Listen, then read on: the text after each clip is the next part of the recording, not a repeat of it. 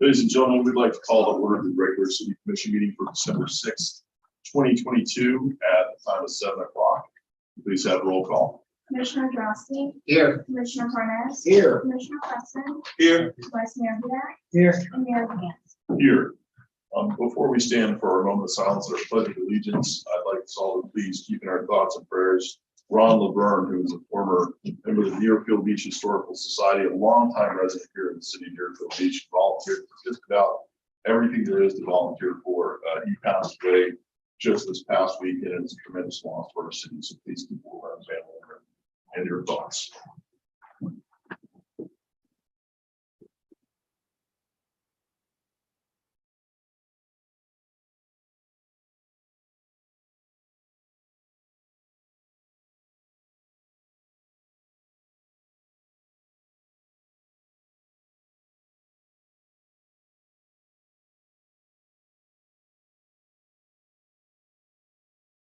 Pledge allegiance to the flag of the United States of America and to the republic for which it stands, one nation, under God, indivisible, with liberty and justice for all.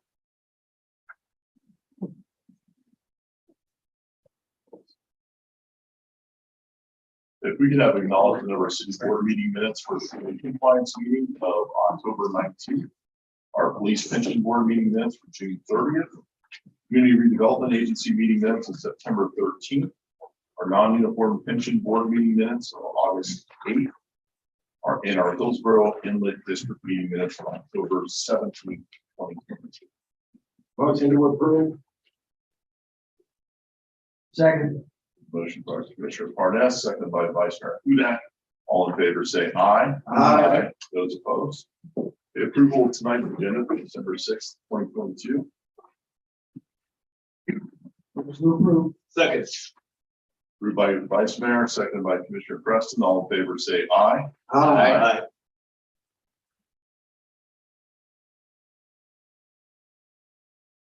Madam Clerk. For anyone wishing to provide comments during tonight's meeting and are connected online via Zoom video, cover your mouse at the bottom of the computer and click the participant tab. On the right, select raise hand, and you will be connected via audio. You will be connected and recognized by your profile name. You may also be active on your business.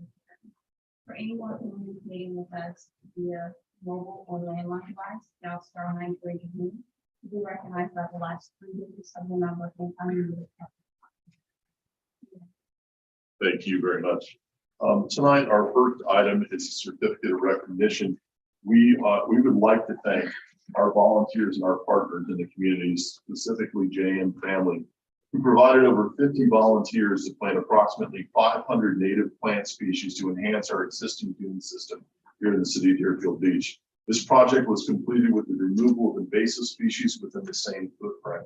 These dunes provide pivotal protection to the city's infrastructure and provides habitat for our multiple species that we have here on our beach. For the volunteers that came out, for this great partnership that we have with JM Family, including our representative from the state, Mr. Chip Lamarca, and his wonderful wife, Ms. Eileen Lamarca, who are out there very early in the morning, working very hard on this project. On behalf of the city of Deerfield Beach, we would like to thank JM Family for their dedicated volunteer efforts in the planting of native species for the city's dune restoration project and protecting the city's natural resources and fostering coastal resiliency. We would also like to thank South Florida Audubon Society for their participation. Of course, Chip and Eileen Lamarca. Thank you so much.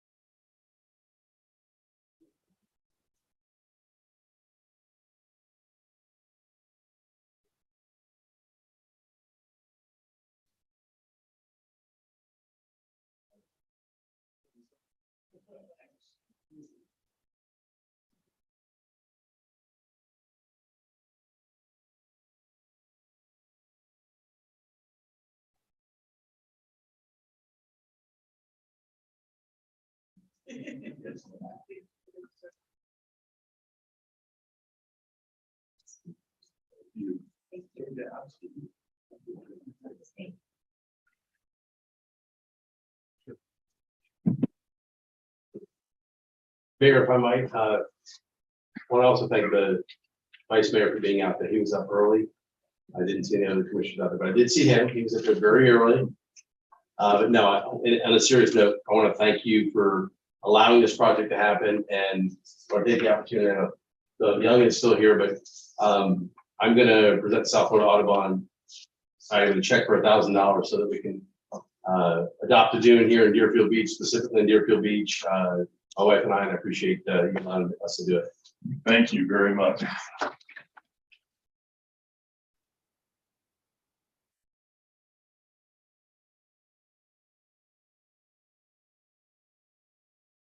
We want to congratulate you on being reelected and supporting us and representing us up there. We're very proud to have you back. Thank you so much. Vice Mayor, let's sit you. I would. Thank you very much, Mr. Mayor. This was a great project. You know, when I first got elected, there was a lot of pushback on in putting the dunes on the beach.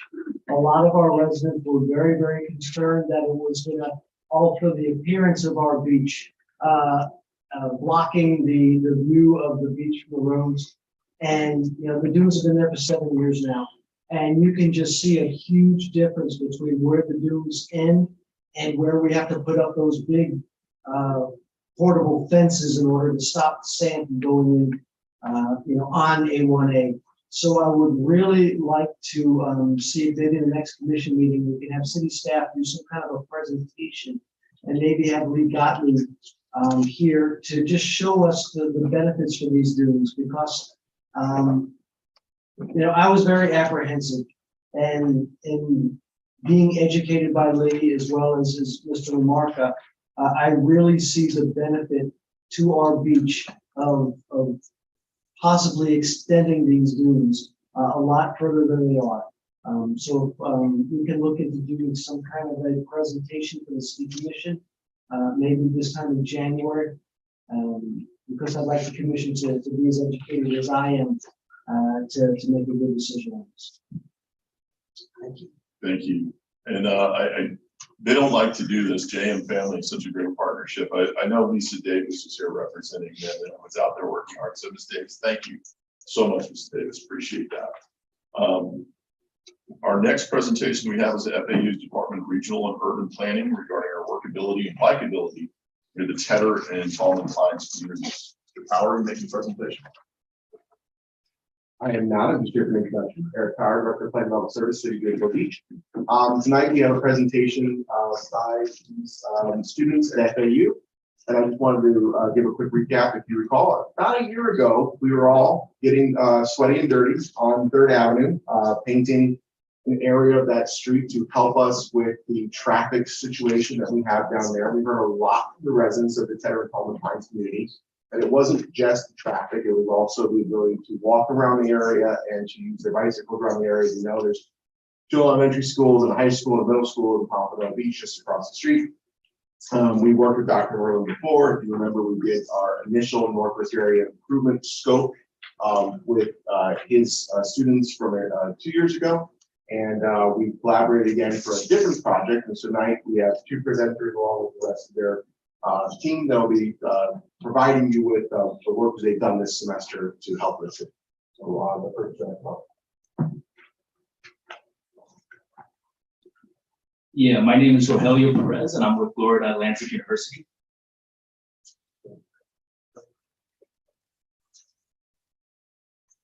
My name is Jonathan Kramer. I'm also for Atlantic University Master of Regional Planning Program.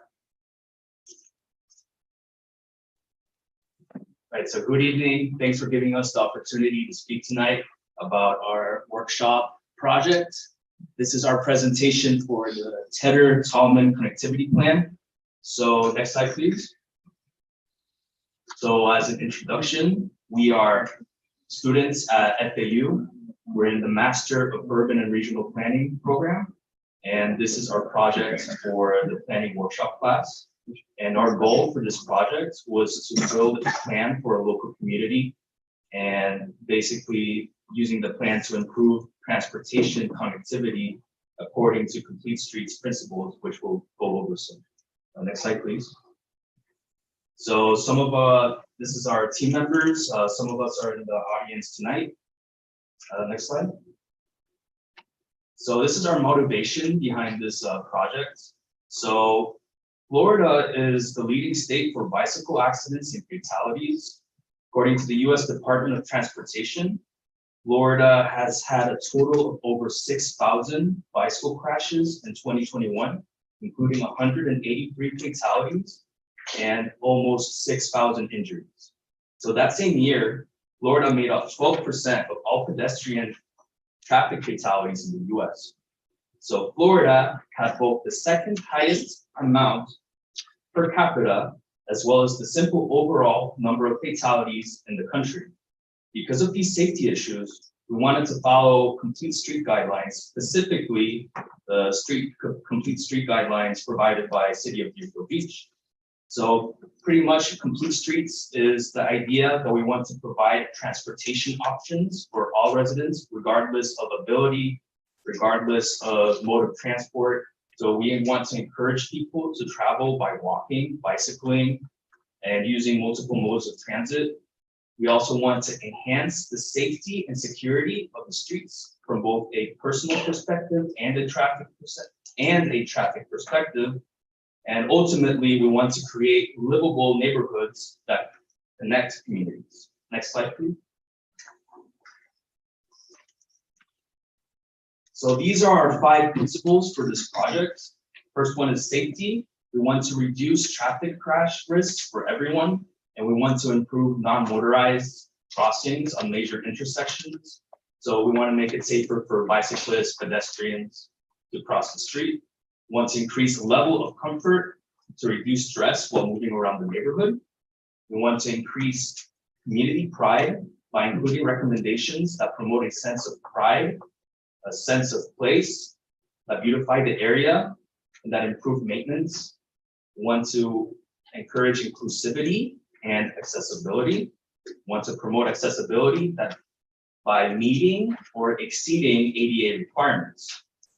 And we believe that recommendations should improve accessibility for everyone. We also want to incorporate the Complete Streets principles so that pedestrians, bicyclists, motorists, transit riders, anyone of any age or ability can be able to enjoy the community. So to meet these key principles, our proposed recommendations utilize the Complete Street policies as adapted by Broward County and the City of Deerfield Beach. Next slide.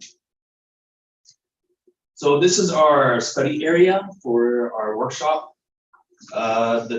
Basically a combination of the Tedder and Tallman Pines neighborhoods. They're within the City of Deerfield Beach, bordering Pompano Beach to the east and south. To the north, we have Northeast 48th Street. To the south, we have Sample Road. To the east, we have Dixie Highway, and to the west, we have I-95. So the estimated population is over 6,000 residents according to the 2020 census, and it's predominantly single-family homes, but we also have multi-family trailer park. We have like trailers, and we have some commercial buildings along Dixie and Sample. And major internal corridors include Northeast 3rd Avenue, north-south, and Northeast 44th Street, east-west. The next slide. So this is our scope of work. Our team decided that the scope of work and research methods for this study would include community outreach.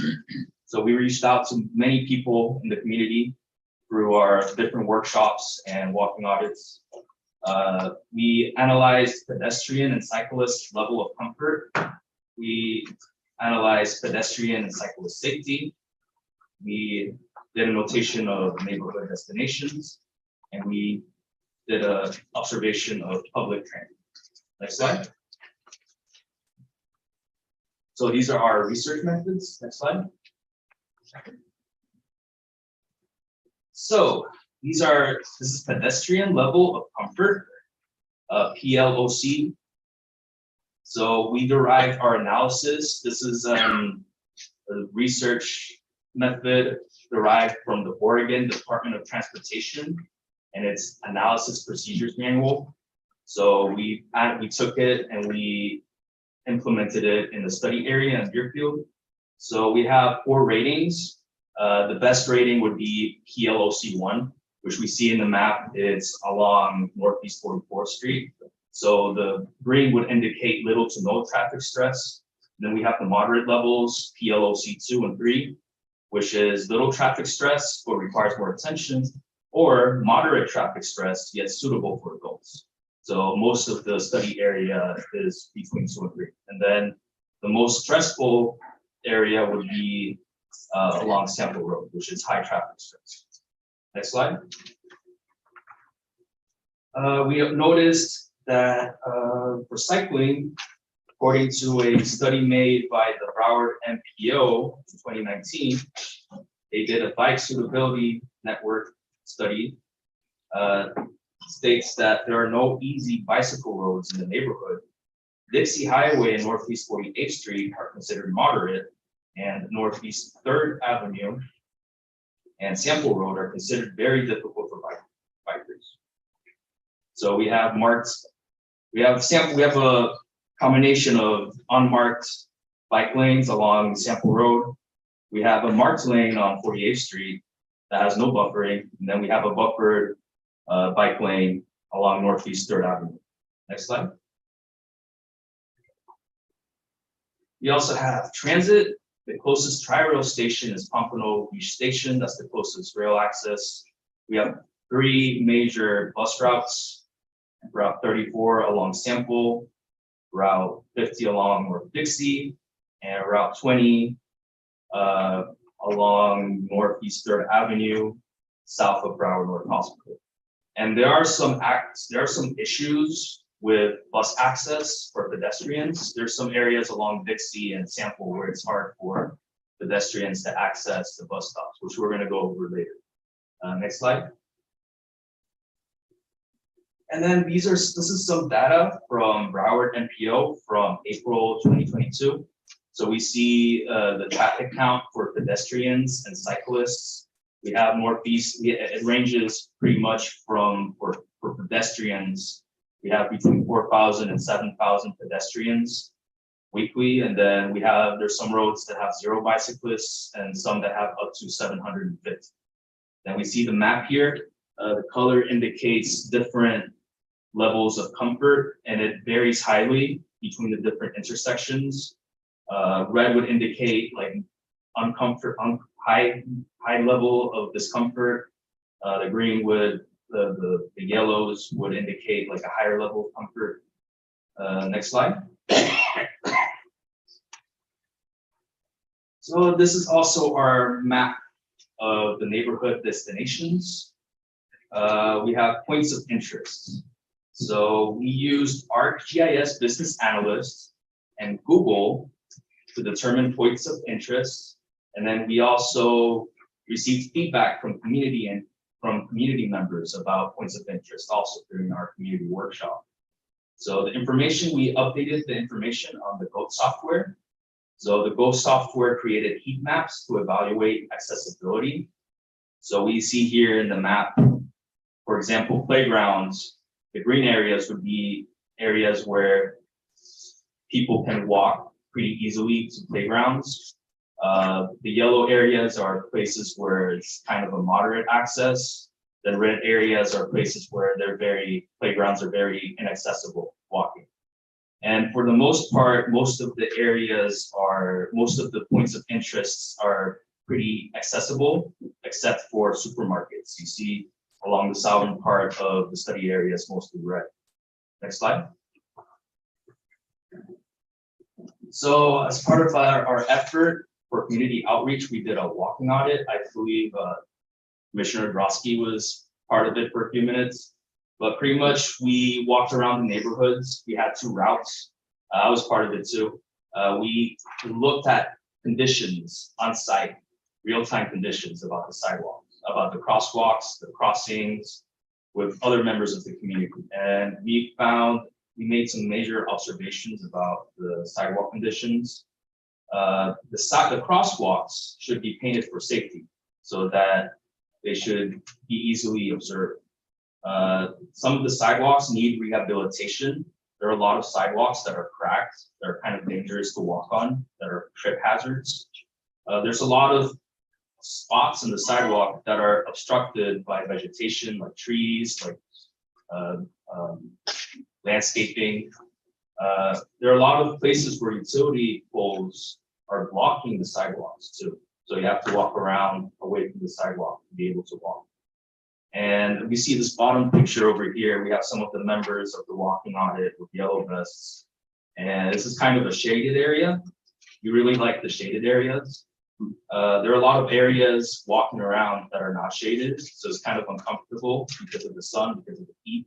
So we recommend a lot of people encourage the shaded areas for walking and cycling. So next slide, please. So the next section of our presentation, I'm going to give it off to John. Thank you, really. So over the course of our study and analysis and all of the observations we were able to make, we came up with two primary proposals. Previous slide, I think we skipped over proposal one.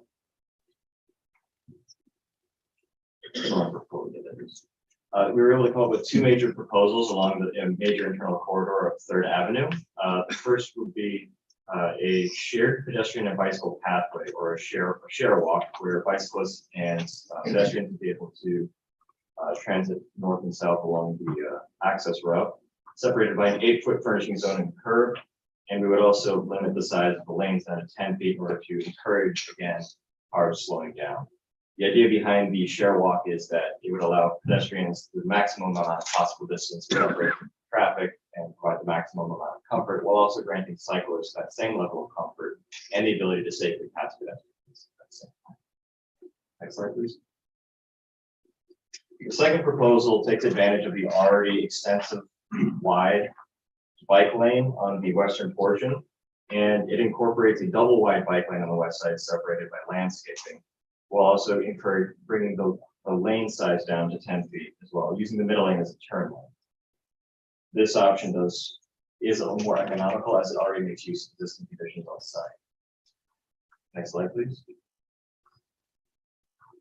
So in addition to the redevelopment of 3rd Avenue, we also noticed some key intersections where we could also encourage traffic slowing. So this would be 44th Street and 41st Street using a raised intersection. This would act as essentially a gigantic speed bump.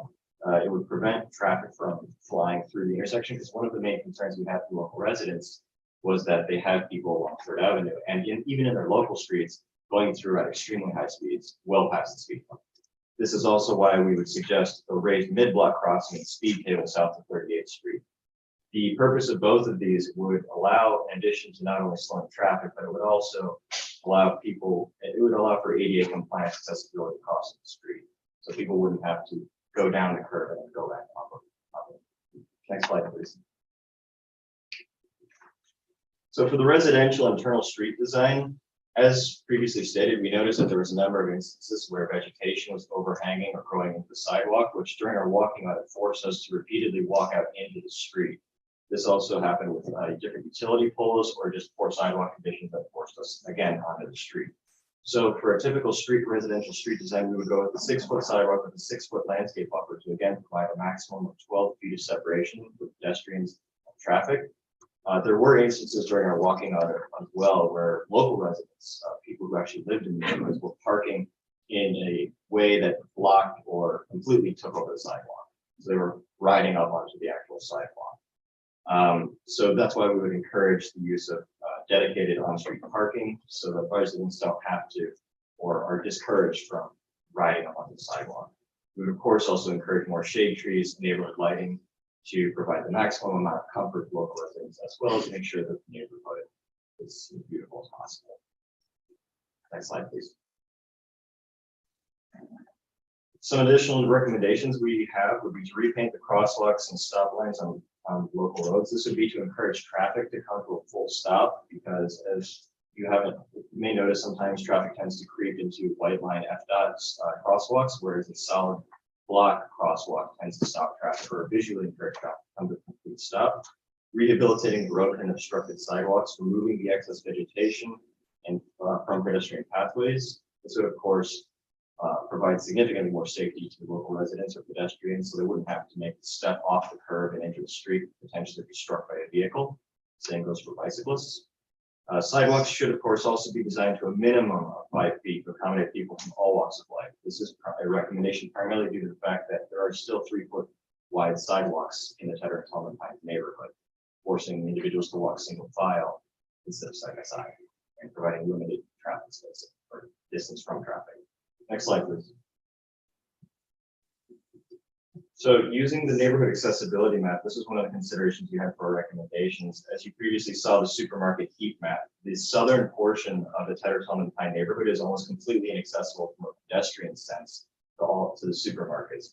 There are a couple of amenities accessible to the southern portions of it. However, a new supermarket located in existing commercial zones or encouraging development of a new supermarket would allow local residents the ability to walk as opposed to having to drive every single time they need to go get groceries. We would also, of course, encourage the new development of a playground and fitness station on Northeast 46th Street to encourage community health and wellness, and activating the commercial plaza in front of the community center by encouraging, again, new development. Next slide, please. So for a road and pathway proposal, we noticed that there was a few roads in the neighborhoods that were disconnected from North Dixie Highway. So by building a new vehicular connection east of Northwest 3rd Avenue and North Dixie Highway, this would allow traffic to flow out quicker onto a major access road, allow people to get where they need to faster. And as well as for pedestrian connection to the southern Sample Square Shopping Center. We wanted to encourage the building of a walkway or bridge over the Deerfield Highlands Nature Preserve so that individuals in the central portion or north central portion of the development would be able to access that more easily on foot. This would also, of course, encourage or require the development of pedestrian access to the Sample Square Shopping Center directly from north-south. Next slide, please. Why this is important is because, to reiterate our 5 principles, we want to encourage safety in the community. We want to make sure that any recommendation or any proposal we come forward to the commission with would enhance neighborhood safety, increase the level of comfort for pedestrians, bicyclists, multimodal transport users, be it buses or taxi or any other form of transportation. We wanted to provide a sense of community pride or ensure that the community would be proud to have any development that we propose developed in the neighborhood. We want them to be very proud about that. We want inclusivity and accessibility as one of our core principles as well. And that's primarily because we want to take whatever the neighborhood brings to us with their suggestions or concerns. We want to make sure that those are incorporated into our recommendations. We also want to encourage access for all walks of life. We want to make sure this all happens using complete streets design that's laid out by Broward County and Deerfield Beach. Next slide, please. I, of course, want to take this time to thank Eric for all the resources and all the work that he's been able to provide us. I also want to thank Commissioner Grusky for coming out for the walking audit. I want to thank the commission as a whole for giving us this opportunity to present to you this evening. It's been an incredible learning experience for all of us. I think we can all agree. The city has been wonderful to work with, and I hope that we've been able to be as wonderful to work with for you guys. I hope so anyway. And if you have any questions, be more than happy to take them at this time. Excellent. Commission, any questions? Yes, sir. Of the 2 options that you presented, which of the 2 is the more resident friendly and while at the same time safety conscious? I would have to say to provide the maximum amount of pedestrian safety would be the first option. It's going to provide the absolute maximum in both directions, so north and south. You wouldn't have to cross the street. It would provide the absolute maximum separation for bicyclists as well as pedestrians from traffic, and that's the main concern. Do you think the resident could basically assimilate this relatively easy? I think so, yes. Richard Grosky. excuse me, thank you, Mayor. First of all, Dr. Merlin, thank you again for partnering with the city of Deerfield Beach. This is at least 2 projects in a row now, so thank you again, and we hope to do it again in the future with you, so thank you so much. As far as this particular project goes, the MPO had Third as a temporary, I'm not going to use your exact terminology, so pardon me, but as a temporary project, what elements of that temporary project would you use as a permanent project that you're recommending? I heard you mention, repainting. Were you talking about the repainting of that street, which is starting to fade a little bit? And what other elements would you keep and what elements would you get rid of? A few elements, for example, if we were to go, if the second proposal was to be used, for example, the western portion of the bike lanes is essentially floating in the middle of Third Avenue. It's disconnected from 48th and Sample, and we would. Oh, yeah, please. So one of the complaints we got from residents was the pole being knocked down. It's great as a tactical urbanism, as we call tactical urbanism project. We would, if you saw in both of our proposals, we were recommending some kind of permanent barrier between the bicyclists and the road. So like a curb, something like a curb or some landscaping. So that would be both more beautifying for the neighborhood and also more durable, easier to maintain, but also increase safety.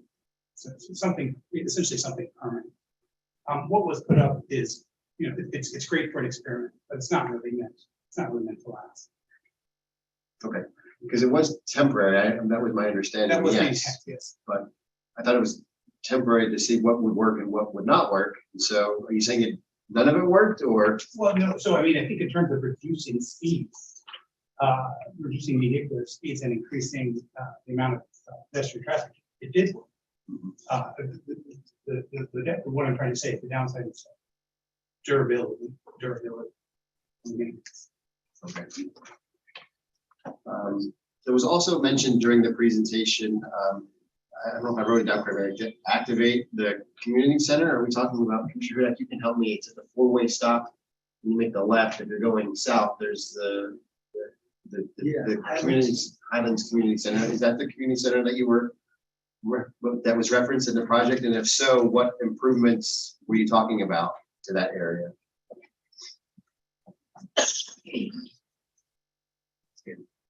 We're gonna put everybody on the hot seat today.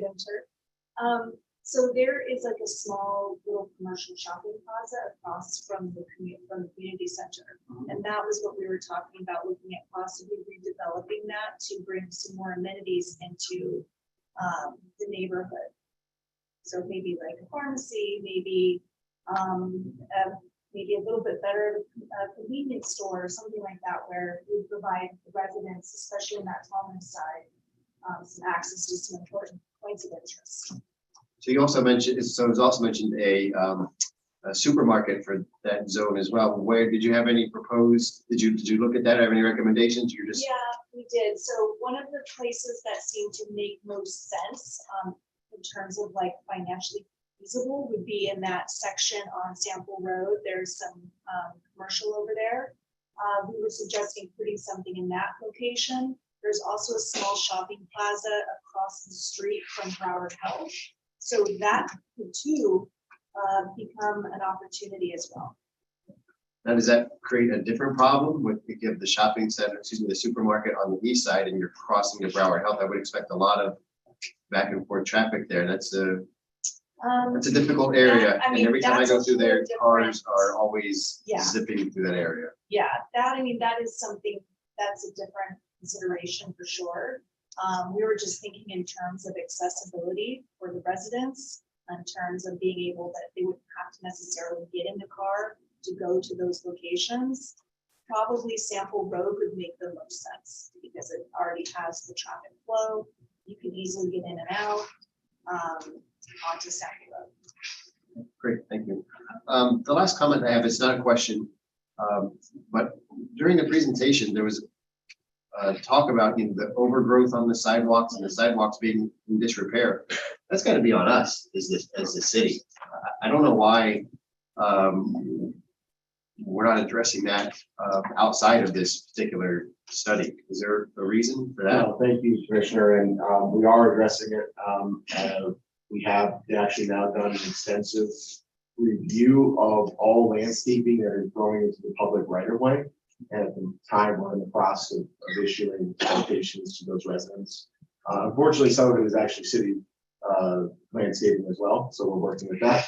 We have identified areas that were either broken curb or situations where need to be repaired, and we'll go through that as well. So it's one of those things where, when you're driving, sometimes it's very difficult to notice, but when you're walking it, you notice it immediately. And it's the benefit of being able to go out and do an audit like that and walk in the neighborhood with the residents, where the residents know exactly where it is, but you may not see it as you walk by or you drive by.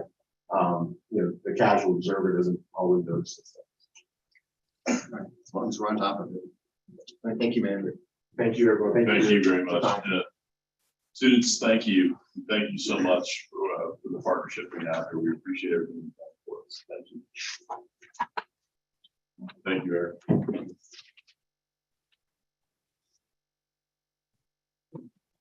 Item number 3 on tonight's agenda is a resolution of the City Commission of the City of Deerfield Beach, Florida, approving the program year 2021-2022 Consolidated Annual Performance and Evaluation Report, CAPER, for housing and community development programs, authorizing submission of the CAPER to HUD and providing for implementation and effective date. City Manager.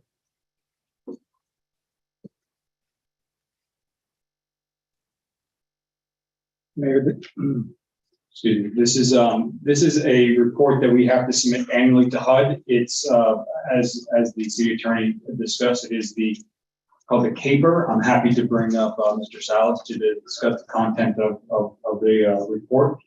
Mr. Salas, thank you. Good evening, Mayor, Commission. Jonathan Salas, Director of Human Services Department. And tonight I have a presentation. You guys hear me?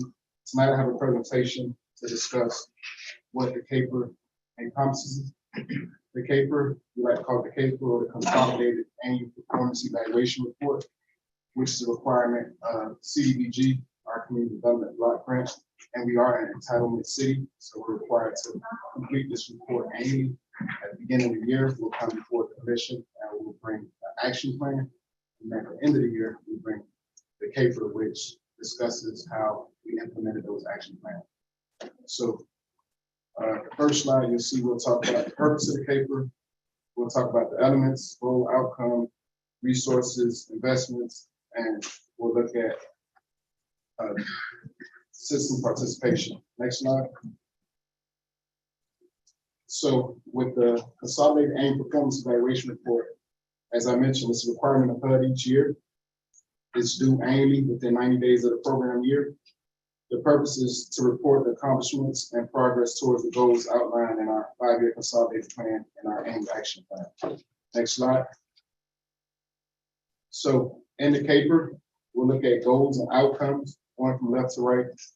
Racial and ethnic composition, which with HUD, Deerfield Beach, we're a very diverse community. So they pay close attention to our racial and ethnic composition to make sure we're accommodating our services to encompass our entire community. Third, we'll look at resources and investments that are utilized. Along with CDBG funding, we typically leverage CDBG with SHIP, which is funding from the state, as well as HOME, which is another family program. So we'll look at the affordable housing component of this. We'll look at our homeless and other special needs population. We'll look at public housing, other actions, how we monitor these programs, and then we'll look a little more into the CDBG program itself. Next slide.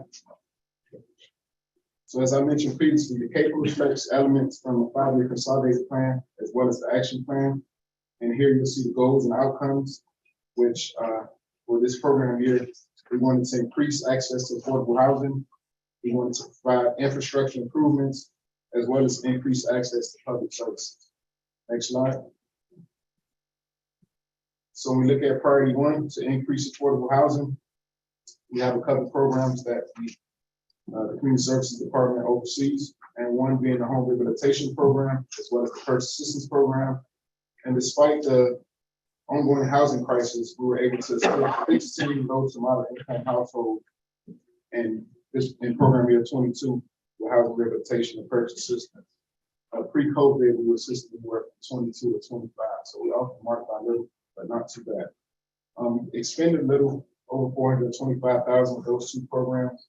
And then we have our rental and utility assistance program, which we were able to implement as a result of the COVID-19 pandemic, which we received a special allocation of CDBG CB funding, which is our coronavirus funding with CDBG. We assisted only 3 applicants within this program year, just totaling a little bit close to $3,000. So we didn't help much in that capacity. So as you look at priority 2, provide infrastructure and improvements. Next slide, please.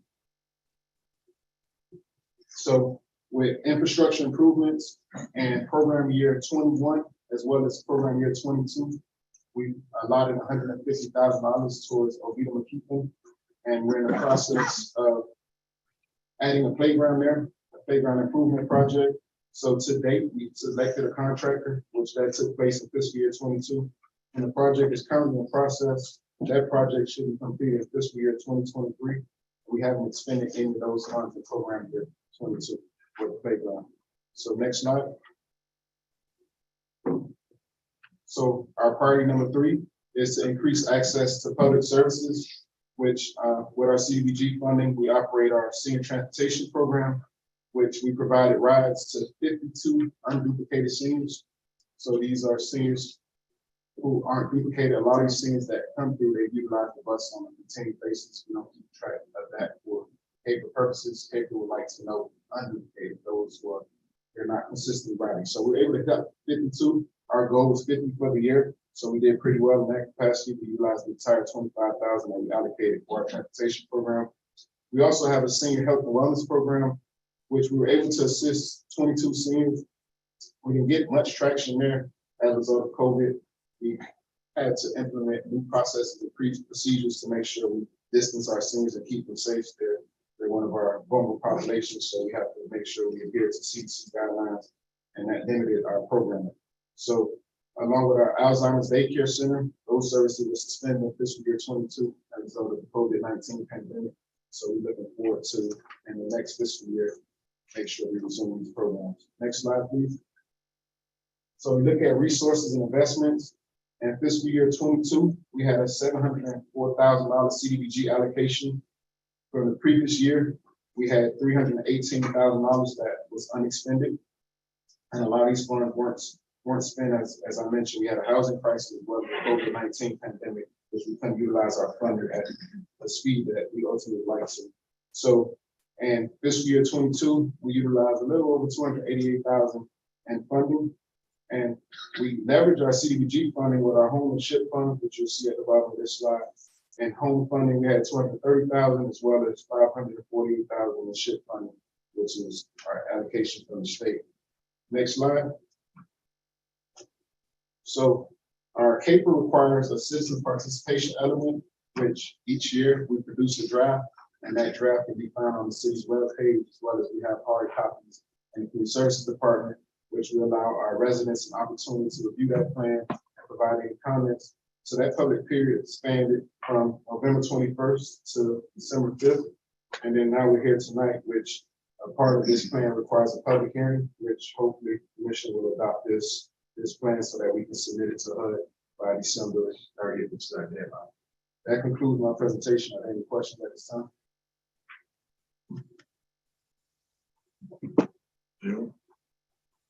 No.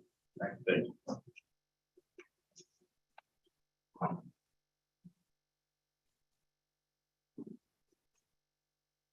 Is there anyone from the public who care to comment on this item?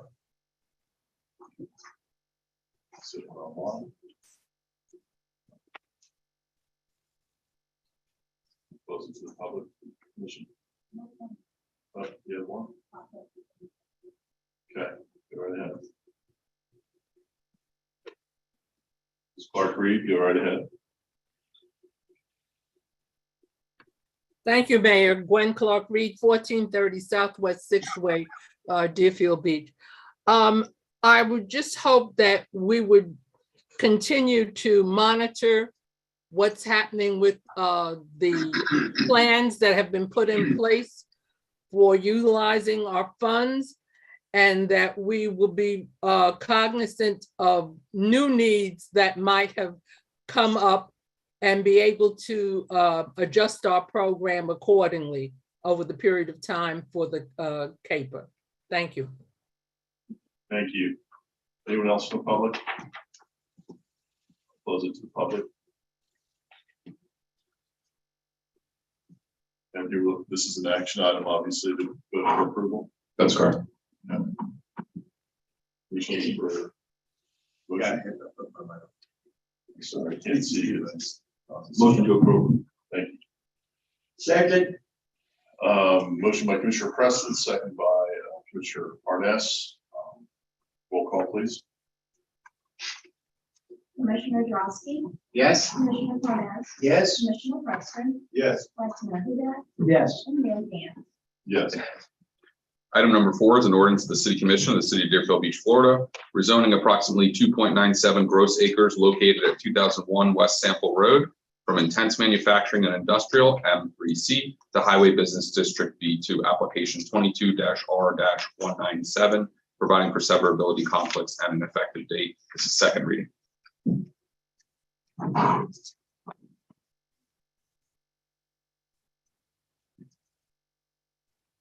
Mayor, this item was brought before you at the last commission meeting during first reading. Since this is second reading, I'm happy to provide staff a brief summary or address any questions that you may have, but we do not have a presentation on this item for this evening.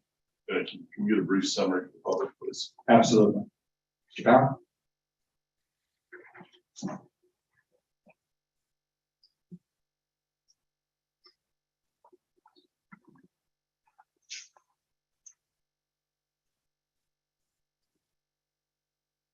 Good evening, Eric Power, Director of Planning Development Services, City of Deerfield Beach. The project is a request from the applicant, the owner of the property, to rezone the property from a county land use designation of industrial to a city land use designation of commercial. The property does not meet the requirements of industrial. It is an office building and should have office related uses. The intention for the zoning change will then allow for uses like medical office and things like that to be within this building, which is appropriate. And as you know, the city is in an ongoing quest to change the land use and rezone the property of any property that has a county designation. And this applicant is coming forward doing that request for us. Thank you. Is there anyone from the public that would care to comment on the side? Close it to the public. Commission.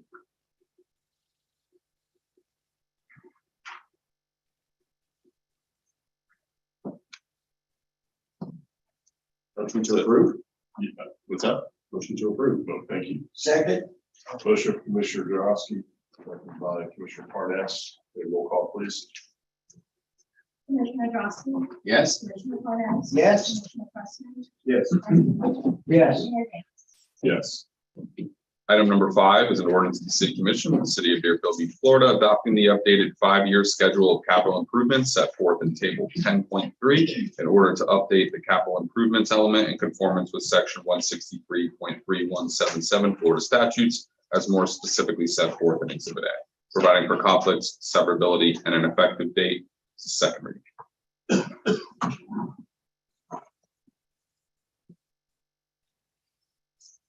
City Manager. Yes, as again, this being second reading, we do have a presentation for this item, but consistent with what the city attorney said, this is the annual update to the CIE within the city's comprehensive plan. The 2 changes made this year for the capital improvement element that reflects the current capital improvement plan in the fiscal year 23 budget, as well as the changes that were made in the evaluation and appraisal report that was approved by the City Commission on April 19, 2022. Anyone from the public here to comment on this item? Not seeing anything else, closes the public. Commission. Motion to approve. Second. Commissioner Parnas with the motion, seconded by Vice Mayor Hudak. Let's do roll call. Commissioner Drosky, Yes. Commissioner Cornell. Yes. Commissioner Preston, Yes. Vice Mayor Huda, Yes. and Mayor Hill. Yes.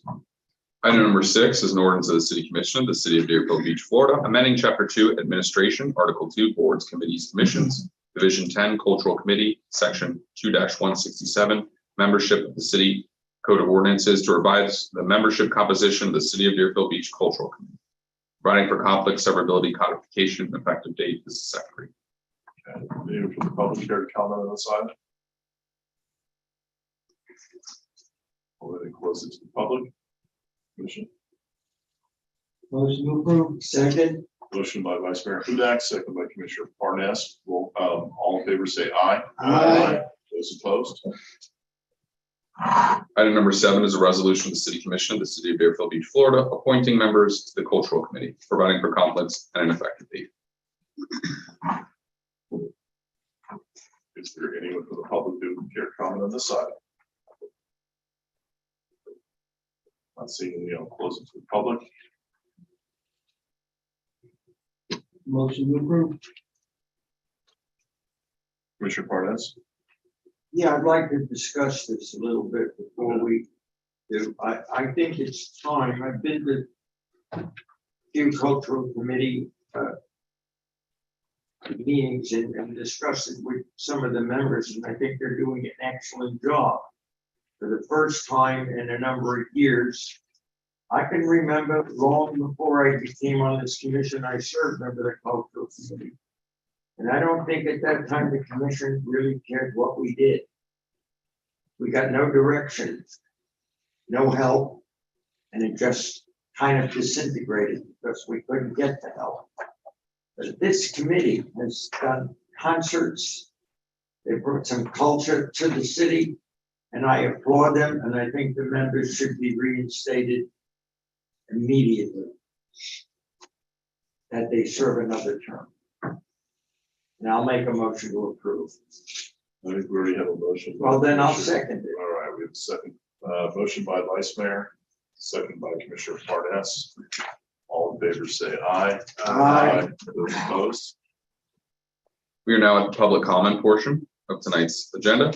Persons addressing the commission shall state his or her name and address and may speak for 3 minutes unless extended for 1 additional minute by the mayor. This is the time for public comment on items that are not on tonight's agenda. The time for public comment on an item that is on the agenda is after we read the title into the record, and the public comment period is open for that item. As a reminder, no comment shall be made related to the personal life or personal qualities of any person, and no language which would offend persons of ordinary sensibilities shall be permitted.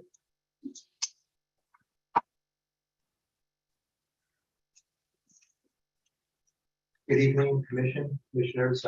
This is Daniel Shinetsky, 34 Keswick B, Deerfield Beach 33442. I'm on the Deerfield Beach Cultural Committee. Just want to give some updates since our last meeting. We got passed 2 new initiatives that we're very proud of. One of the initiatives were proposed by committee members Stella Lamar and Ashley Gomes. It's for 2022 Kwanzaa celebration, and it's going to be from December 26th to January 1st. Basically, it's going to be 7 key points, a kickoff celebration at the local churches and a video presentation. It's also going to be the community is going to do a service project. Also, the third thing is going to be a pop-up shop supporting Black businesses. They're also going to have motivational speakers. They're also going to have a Black art display. And finally, they're going to have a New Year's celebration for the 2022 Kwanzaa celebration. So I just wanted to bring that up. We're very proud of that passed. The second initiative, the proposal that we got passed and we're very proud of, is going to be honoring the Brazilian community of Deerfield Beach. I know I see a lot of Brazilian citizens that are citizens of Deerfield Beach. I really don't know them, but they do a great job being part of our community. So we're going to honor them or interact with them on January 28th at Village of Hillsborough Park. We're going to have a Brazilian concert, a known group called Brazilian Voices. They actually played at Carnegie Hall. It's going to be January 28th. It's going to be about 2 hours, and we're going to have a lot of Brazilian community you're going to be there. So we're very proud of that. So far, we've had 2 concerts for the Deerfield Beach and Broward College Jazz conglomeration, and it's been very successful. We had it at Village Park. The second concert was where they had it. Waterford Homes. Waterford Homes. And our third concert, so Commissioner Preston, please be there. It's going to be in your district. It's going to be Oviedo McKeithen Park. It's going to be on December 15th, 6:30 to 8:30. So please be there. They're getting better and better. The Broward College Jazz Band, they're awesome. Finally, we're very proud. We're working to make the Pioneer Day and the Art Festival the weekend of February 18th to the 20th. We're working on making that a success. And we hope it's going to be a great day for Deerfield Beach. And again, thank you for your support, the commissioners, and also our city manager, David Santucci. Thank you so much, our Parks Commissioner, and of course, our event staff. Thank you very much. Thank you. Anyone else in the public?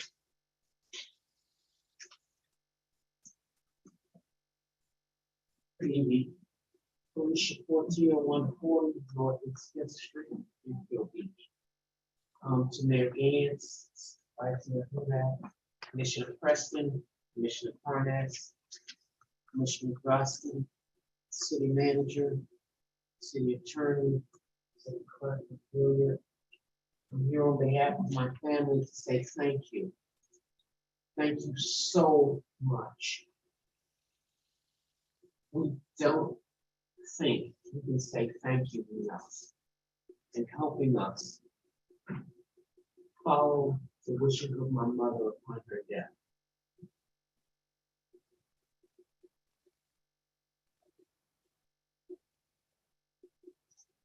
I know that she loved the city. She wanted to make the city a place that everyone who lived here loved. And I thank you all for respecting and honoring her love for the city. I wish I could thank each and every staff member by name that helped us. But I know I can't. But to Mr. Santucci, your staff, or Commissioner, but Mr. Santucci, your staff coordinated with us and our church to help make a nighttime funeral, which is unusual, a safe and successful event. So I would like to thank the Director of Public Safety, Mr. Brimlow, Parks Director Terry Renaud, I hope I'm pronouncing that correctly, Assistant Parks Director Sherry Wilson, Ms. Liz Ritchie, Administrative Special Events and Athletics, and Operations Manager, Mr. George Sullivan, and everyone who helped make my mom's wish for Thursday night funeral happen. I can't say thank you enough. Thank each and every one of you. Thank you. Thank you, Bruce.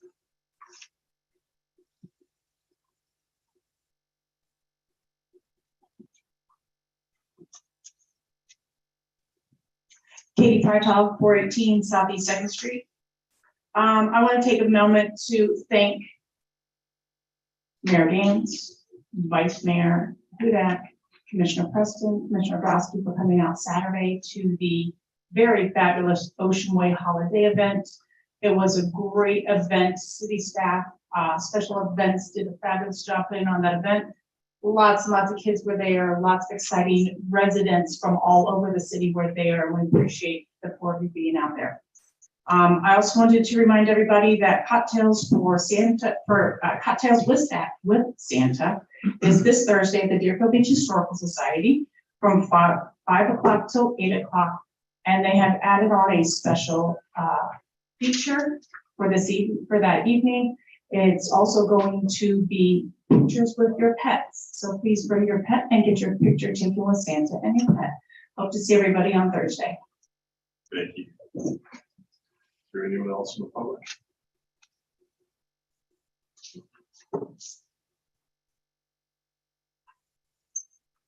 Joe Chansey, 4250 Northeast Fourth Avenue. Station how you got going. Everybody well, getting ready for the holidays. I have one concern again. I don't know if it's the school board or if it falls on the city or sheriff department, or it could be all three, I'm not sure. But FAU research, Harvard Boulevard and Southwest 15th Street, or should I say Brook Pride, thanks to Commissioner, been there. The school has closed off where the fence normally would back against Third Avenue. Historically, it's always been where kids from the Tallman Pine to the homes community would walk and cut into there. So they closed it, I believe, last year or the year before due to some safety concerns. So it's like an extra 10-minute, maybe 15-minute walk for them to walk around the stadium where the intersection of FAU and Southwest 15th Street. So I'm not sure if anybody's been there, but it's like a chaotic situation in the morning. And I know there's certain proposals out there of widening the road and roundabouts, etc. But that's something that needs to be addressed. Again, I don't know if this falls on the sheriff department for safety, the city because of the roadways and the school board, but I hate for something tried to happen and everyone said, well, what happened? So I had 2 kids that I drop off every morning. I see the chaos and it only takes one person to have a bad morning and there you go. So gotta be, if no one can address that and see how that works, thank you. Thank you, Mr. Chairman.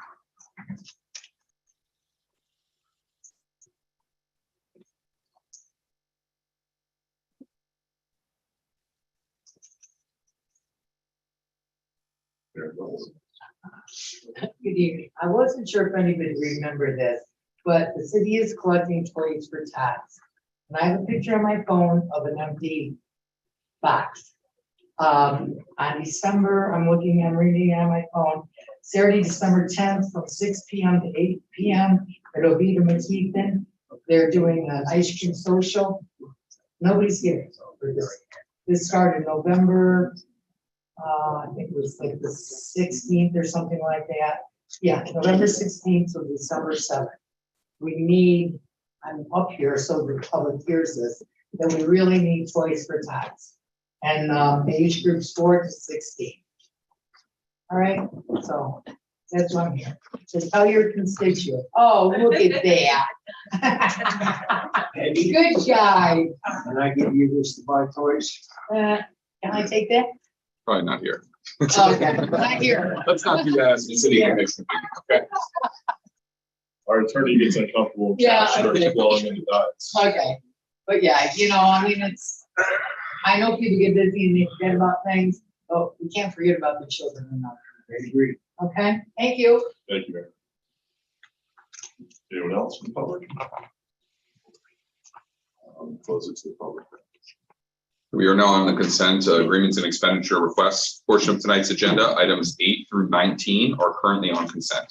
Thank you. Before we get to that, I just want to make sure that staff is going to follow what Mr. Chansey and look into that. We have on that. Thank you. Is there any items under the consent that would be items 8, 9, 10, 11, 12, 13, 14, 15, 16, 17, 18, or 19 that anyone from the public who would like to comment on, raise their hand? Okay, what number? 9. Number 9. Okay.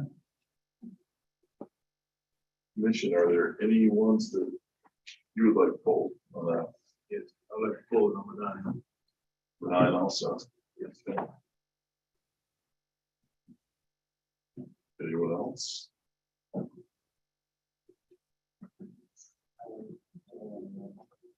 Who's that?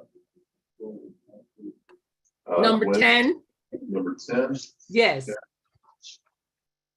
We're gonna pull 9 and 10. Anything else? Motion to accept the rest.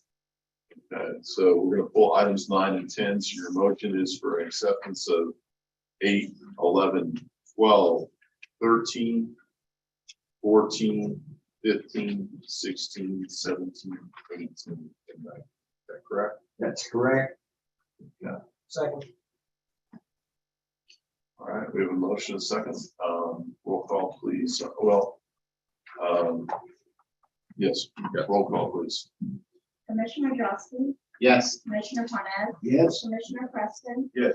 Vice Mayor Huda, Yes. and Mayor Gantz. Yes.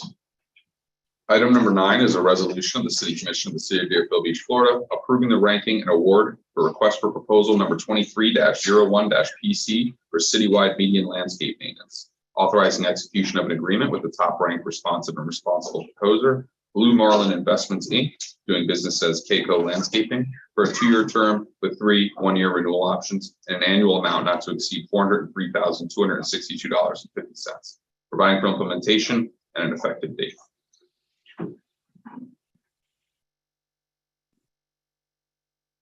Mr. Santucci, any comments?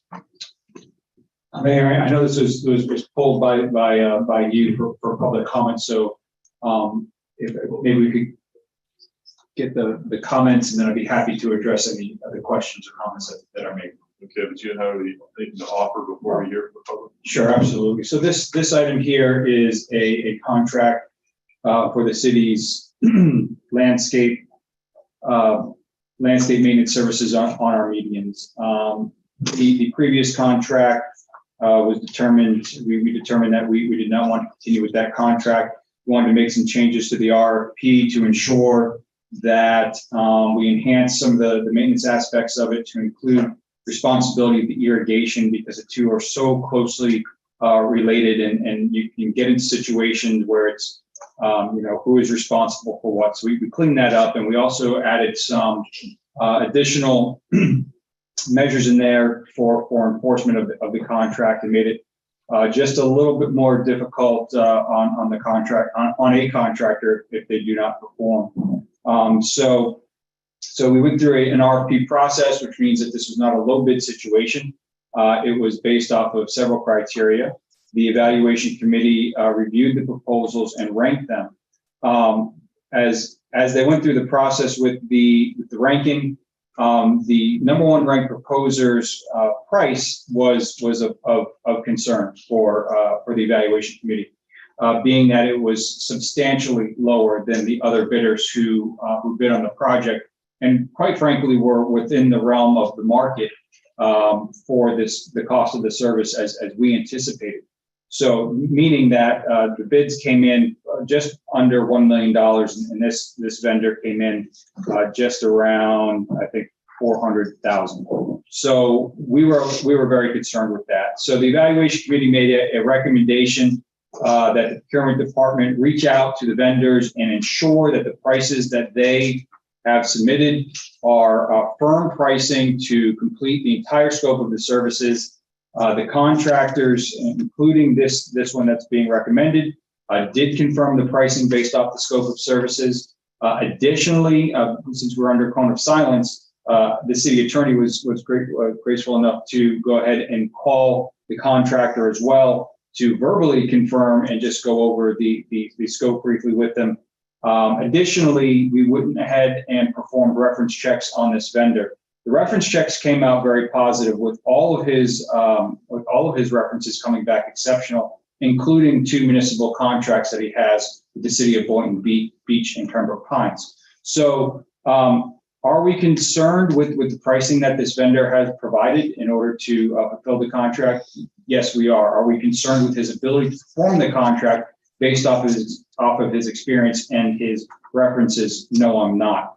That said, we are going to put a provision in the contract of a service test period, just to ensure that we don't run into any issues. And there's also a provision within our procurement code that will allow us to go to the second-ranked vendor within 1 year's time frame should this vendor not perform.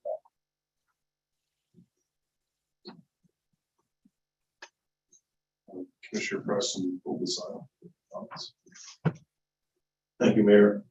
When I began to look at this, the more I got into the backup, the more disturbed I became about what I saw.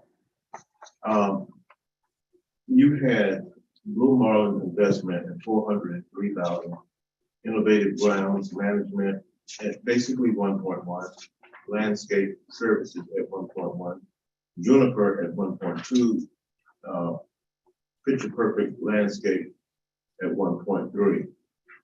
And then I looked at the one at 403,000. And then I looked at the scope of work. If you look at the scope of work, it's unbelievable the amount of work that has to be done. And there are people that I know that are in the business, and I reached out to them. Could they do that scope of work for 403,000? And they all told me, no, that's just impossible. You're not going to be able to do all the work that is being required for that price.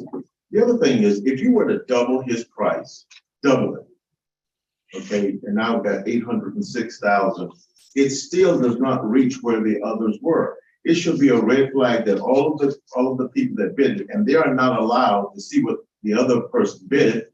They make their bid. They look at the scope of work and they all make their bid. 1.1, 1.2, 1.1, 1.1, 1.2, 1.3, and then one person at 403,000. The other thing is that when we look at giving these contracts to vendors who are going to be doing our median, first of all, when you ride through the city, we can see that we don't have a prestige look when people are entering our city as far as our medians are concerned. And we're going to give a contract to a person who is bidding at 403,000. Now, also, they were saying that the references were from Boynton Beach and Pembroke Pines, I think he said. But what about Delray Beach? I started calling around to get some information on this. And if I understood one of the people that I talked to from the city of Delray Beach, that this investment, it wasn't called Blue Marlin, it was actually the other name that's attached to it. Keiko. They never completed the contract.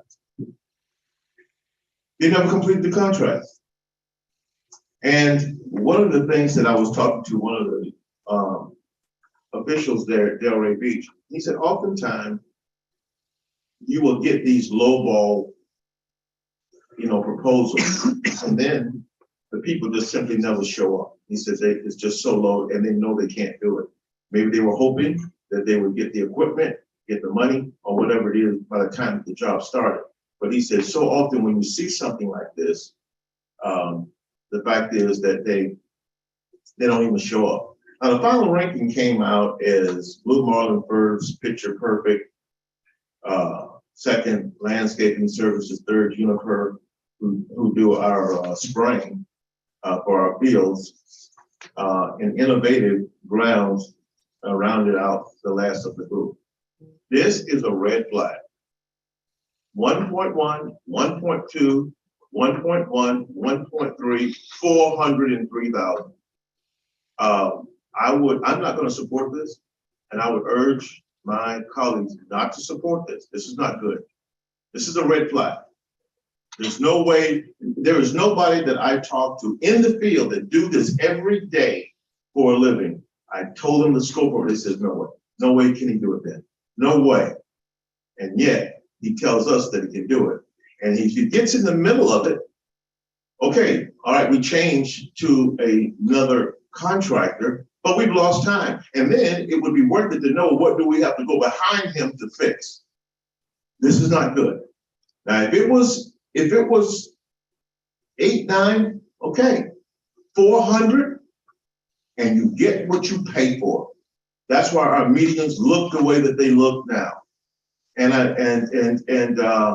it is not healthy for our city to be able to have these kinds of contracts where we don't end up with the kind of look that we need for the money that we're giving these people.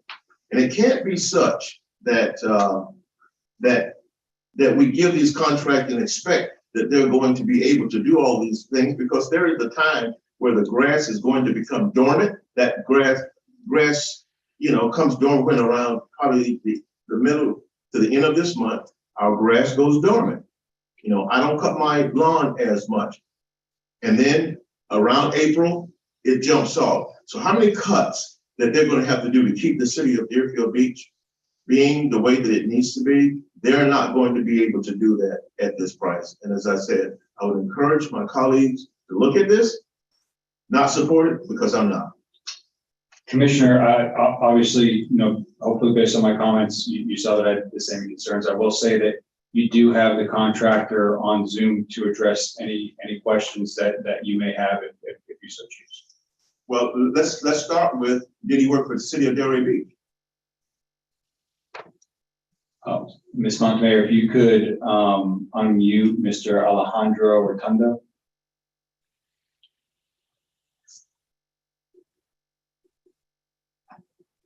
Mr. Rotundo, you know, mute yourself.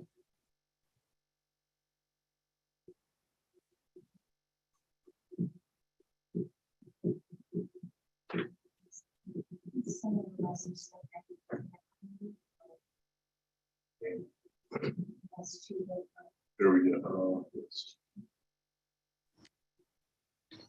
Good evening. My name is Alejandro Rotundo. I represent Blue Marlin Keiko Landscape. My question to you, sir, is that, did you have a contract with the city of Delray Beach? We inherited a contract. We bought the Keiko Landscaping 5 years ago, and we did inherit a contract with the city of Delray Beach that was not priced right, and we decided to let that contract go. But it was something that we inherited when we bought the company 5 years ago. But the point is, you had a contract with it. We did have a contract when we bought the company. The company had a contract with Delray Beach, and the contract was at a pricing that was not possible to be done. And so you terminated the contract, right? Yes. Yes. Okay. And when you look at the number of the scope of work that you have, that the city of Deerfield Beach is putting forth, you're able to do that at such a low cost that it presents you no problem, correct? We have a pretty big operations in Boynton Beach. We have all lift stations, all storm waters, all water facilities, police stations, fires stations, half of the parks. So we have, I would say, we do the trash run. We have probably more than 200 locations. So we know how to do this business. We did go aggressive on the pricing. Obviously now knowing the prices that the other companies bidded, I would have liked to bid higher, but we can make it with this pricing. We really want to work with the city of Delray Beach. We work very well with Boynton Beach. And when we started Boynton Beach, it was similar to this. It was a very tight contract, and we learned how to do it in a way that we are successful. The teams that we have, the machines that we have, we have the right personnel, and the right machines, and the right equipment to do this. All of the people, sir, that I reached out to that do exactly what you do for a living, no one said that you would be able to do this, that your company would be able to fulfill the scope of work. And we're talking about, at least from my position, and I would think that all of my colleagues as well, would expect that the city would get quality work. But nobody said that does the job that you do, said that this was possible. Even though you say you know how to do the job, I would assume that you would know how to do the job, being that you are proposing it, and being that you're bidding on it. And so that's a foregone conclusion that you would know how to do it.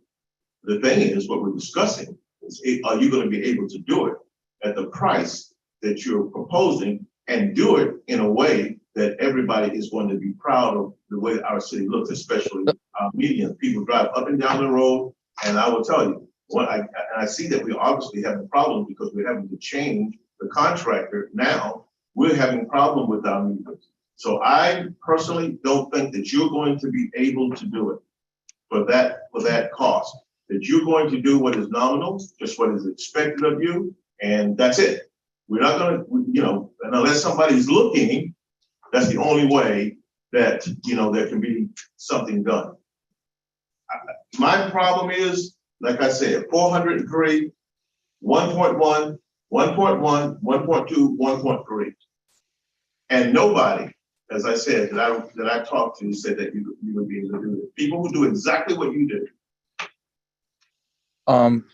The only way that Keiko Landscaping does anything is with high quality. We do not do anything lower than that. We have Amazon as a client, Restaurant Depot as a client. We have the biggest asset managers of the country as clients. Morgan, all of them. ZRS, all of them. So we know how to do high quality, and that's what we do. When we started with the city of Boynton Beach, the contract was 200,000. Now we have a contract for over $1 million. It's $1 million something. So this is how we grow in the cities. We start with a first contract, and then little by little we start growing within the city and with the services. With Boynton Beach, we do the mowing, we do the tree trimming, we do irrigation, we do trash management, we do everything. And this is because we have won it after many years of working with them. So this is the only way we do things. We do it right.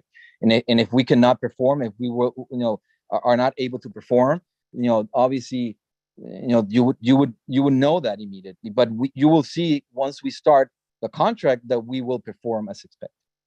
Well, what you just told me is that you start at 403 and then you're going to gouge the price up. That's what you just told me.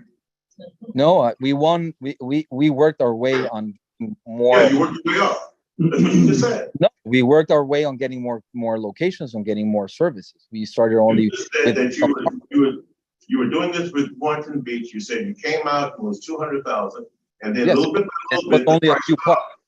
It was only a few parts. Now I have 50 lift stations, for example. I didn't have it before. We have 20 storm water facilities. We have all the utilities facilities. We didn't have that at the beginning. We didn't have the trash run. We have the trash run right now for all the bus stops. So yes, sir. This is what we do. We like to increase the services. If you believe that we are doing a right job, we would expect that you give us an opportunity to grow our business with you.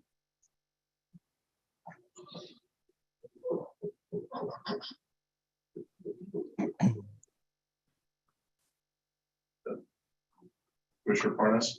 Yeah, I have a question to the Parks Department. This contract, we will be able to cancel if they do not perform. Simple yes or no. I'll take that one. Go ahead. The answer is yes. We will generally have a termination for convenience provision. Now, you can terminate with 30 days notice for any reason, but then in addition to that, you would have a termination for default. And as the manager mentioned previously, pursuant to City Code Section 38-141, we do have the ability, in the event the contractor breaches the contract and does so, and we terminate the contract within 1 year of the bid, to go ahead and award the contract to the next ranked responsive and responsible firm. Of course, if that were to occur, that would come before you for approval before that happens. So what I see is the only thing we have to lose is time.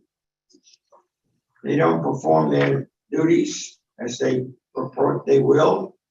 We can terminate them and go to the next bidder. But the difference is over $600,000. Not talking chicken feed. Now, I'm not saying the other bidders are gouging us. I'm not saying that at all. Maybe they're right. But just maybe they overpriced. We're in tough times and they need money. We don't know that. I would say give them a shot. Because if Delray wasn't happy, we're not happy, they'll be out of South Florida. But if they do perform, we save $600,000 to $800,000 a year. I think it's worth a try. Parks Department is recommending it. There's nothing wrong with the contract. All we have to lose if they don't perform is the time it takes to fire them and get the other bidders. And for between $600,000 and $800,000, I'd say take a chance. If they don't work out, we move them. They do work out, we save a lot of money. We're not talking pennies here.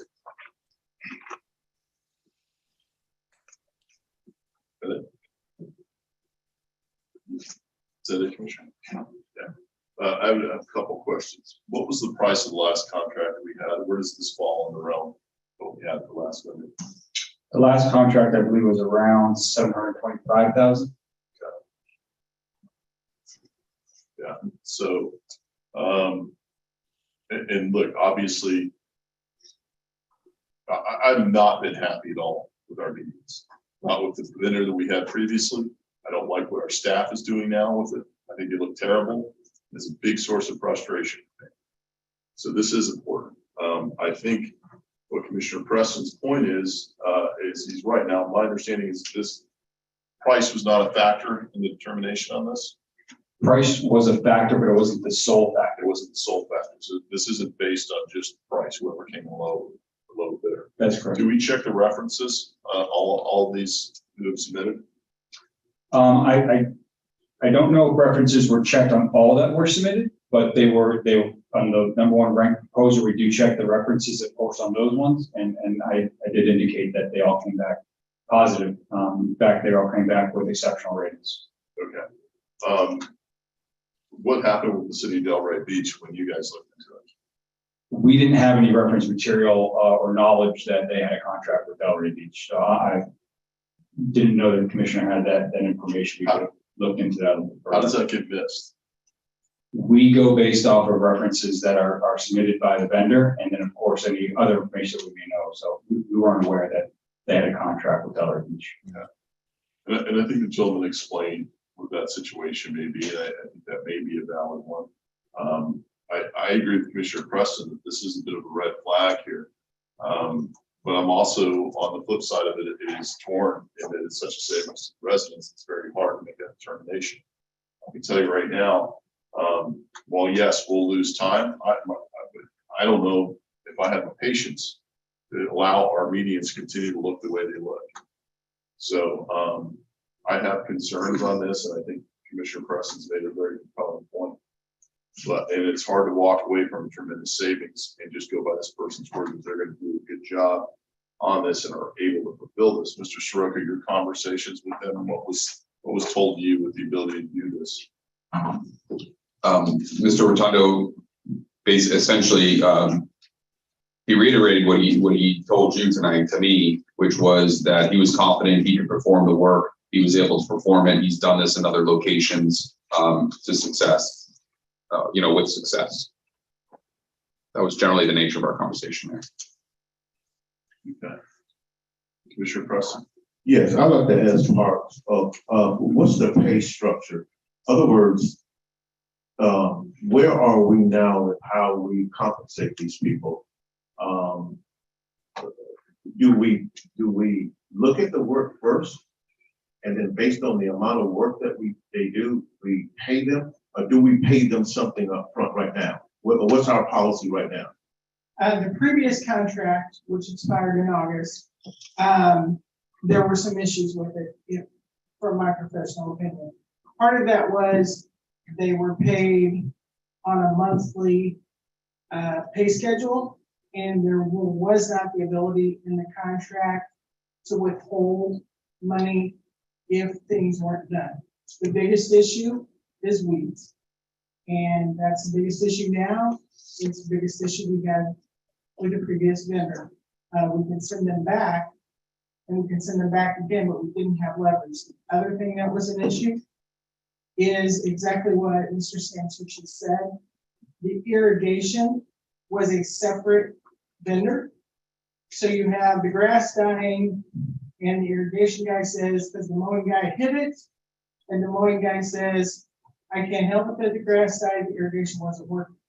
So there were a lot of issues with that contract, including the performance that we were seeing, that caused, me to put together a different contract. So the previous contracts, I think it was 778, did not include, the irrigation piece, and also we added 4 more cycles, what I call one cycle, right? So we used to only do 39 pets a year on the medians, now we'll do 43.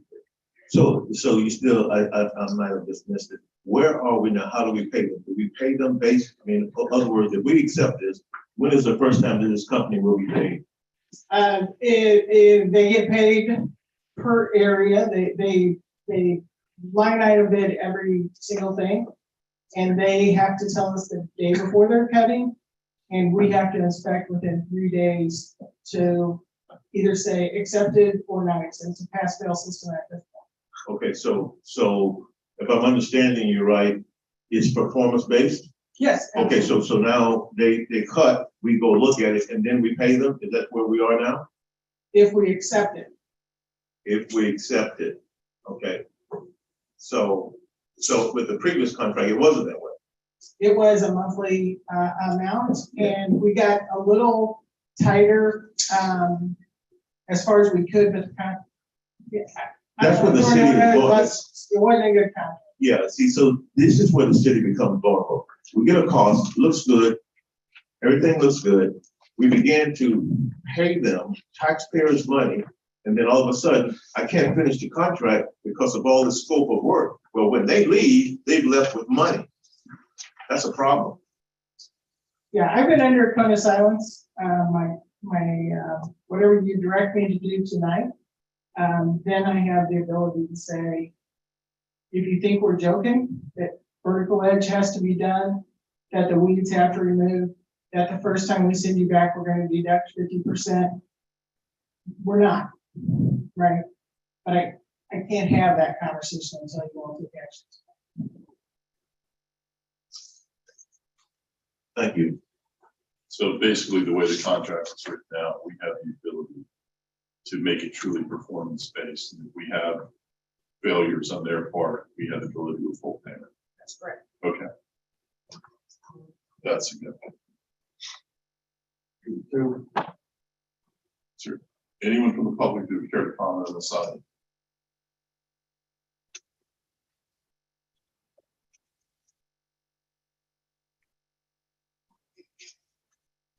Katie Freitag, 418 Southeast Second Street.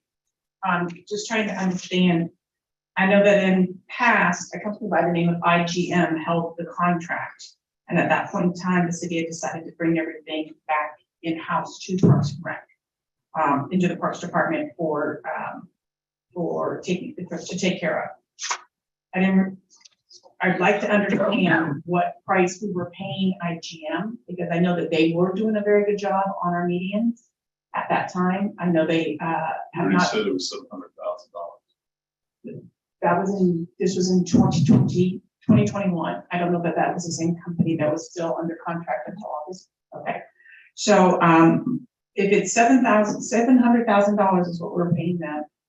Now we're adding on the sprinklers, and we're basically increasing the scope by 40%. And it's a $300,000 decrease in the price. I would also think that it's too good to be true. When or if this company does not go the distance and we have to put it out to rebid, it is not just awarded to the second place person. It is going back out to rebid because everybody's numbers change. Everybody knows what everybody's numbers are at that point. It would have to go out to rebid. We would lose money. We would lose time. We would lose a company having, time in which our medians will again not be as great and as gracious and beautiful as we would like them to be. So I also think that it's something that really needs to be double checked, triple checked, and too good to be. Too good to be. Thank you. Anyone else from the public?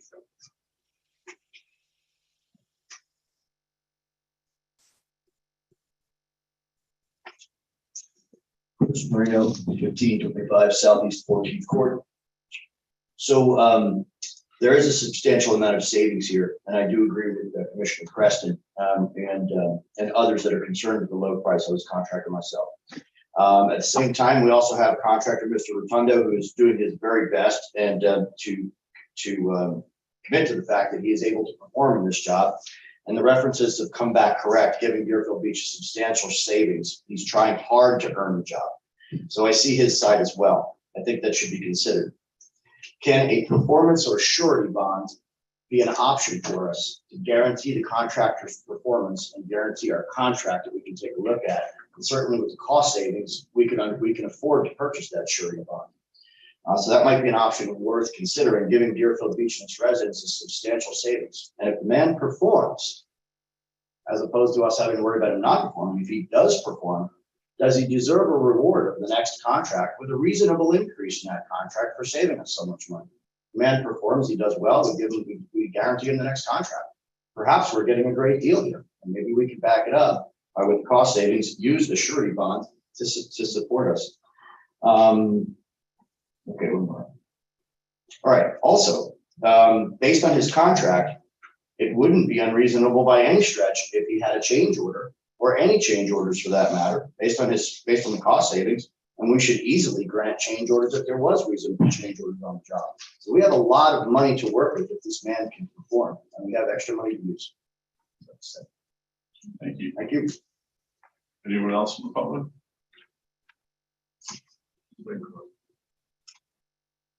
Clark Reed, go right ahead.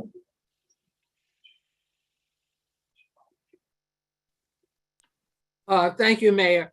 My concern is that if we accept this contractor and he, for some reason, defaults on the contract, then we have to pull our staff in to do whatever is not being done until we get another contractor. Are we paying our staff additional monies for their work of cutting the medians when this wasn't something that they normally would be doing? I have a problem with understanding what happens if this gentleman defaults on the contract and the compensation of staff, of our city staff. Thank you. Anyone else from the public? Okay, I'm going to close it to the public then. Let's go with Vice Mayor Hudak. Give us spoken. Thank you, Mr. Mayor. I understand a lot of the points of view that we've discussed today. And it seems to me that the city has built in stop gates within the contract and the proposal so that if this vendor does fail to perform as advertised, we have options, whether it is withholding payment or going with the second vendor, the number two choice within the next year. Again, the difference between the number one vendor and the number two vendor is $900,000. That is a considerable cost savings. There are plenty of companies that go into new markets and do bid low in order to win that market, in order to prove themselves. This vendor is not somebody who just bought a lawnmower and decided to get into this business. They obviously have history. They've obviously done the reference checks on the cities that we know or that we knew that they had done business with, and they've come back exemplary. So while I understand the trepidation, I am also in support of going with the number one candidate as proposed by the city and the evaluators. Thank you. Thank you. Commissioner Parnas. What guarantee do we have if we have equal contracts that the guy we pay $1.3 million is going to perform any better than the guy that's charging us less? What if he doesn't perform? There's no guarantee the amount of money proves whether or not he's gonna perform his services. It's a gamble any way we look at it.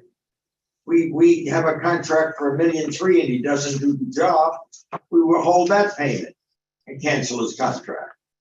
We got a guy with $400,000 instead of $1.3 million and he doesn't, we're in the same boat. So we have, just because we're paying more, doesn't mean we're gonna get service. What can we go on? The fact that Parks Department says that all the inquiries came back very positive for this company. It's a gamble, it's a turkey shoot either way. So why start out paying more money and maybe finding out 3 months from now they're not doing the job? Or paying $400,000 for a year and finding out they're not doing the job. Difference is a lot of money. But what if they do the job? Then we've saved what, $900,000? I think it's worth the gamble. Because we have no guarantee if 1, 2, or 3 is actually going to perform, regardless of the price. I know from contractors that deal in my district that people have said, well, this guy gets $30,000 to renovate my kitchen. And they pay him $10,000, the guy takes the money and disappears. The fact that he was the highest guy around to renovate a kitchen doesn't guarantee that he's going to do the work. Price has nothing to do with quality in terms of whether or not a contract is going to perform. So it's a turkey shoot. And I say I'd rather risk $400,000 than $1.3 million. If it don't work out, we lose a hell of a lot less. Because the guy could do great work for 3 months and then give us nothing. We paid him for 3 months, a lot of money, and then he quits on us by not doing the work. It's a gamble. I'd rather risk less money. They're still going to be in business with $1.3 million. I think it's worth a shot to see whether or not maybe this is the lost leader they're looking for to expand their business. It's possible. And to automatically spend $900,000 on a maybe, no, I can't support that. Okay, thank you, Commissioner Grossman. Thank you, Mayor. I just don't know when saving money became a bad idea. Isn't this the whole basis of competition? Isn't this the whole reason why we put these things out to bid, is to get proposals like this? The one that we're proposing to award it to tonight admits that he underbid it, but that's within his business model to do it. That's his business. That's his model to do it. He's taking that risk. He has the equipment and the staff to do it. There's no challenging the quality of his work. I didn't hear any of that tonight from anybody about the quality of his work. His references were checked out. And the explanation with the city of Delray Beach is that he inherited a contract that he didn't like, which did not fit his business model. So I don't know why we're going to punish him for that. If you look at the rankings by the committee, it really wasn't that close. I mean, it was 1, 1, and 2 they were ranked. But as far as the total number of points go, the lower the number, the better. Is that the number 1 firm received 4 points. 2 and 3 were 7 and 8. So it's almost double. The number 2 and 3 firms had almost doubled the number of points, which is bad in this ranking scenario. And then the 3 and then the 4 and 5 had 13 points. So they were way out of sync.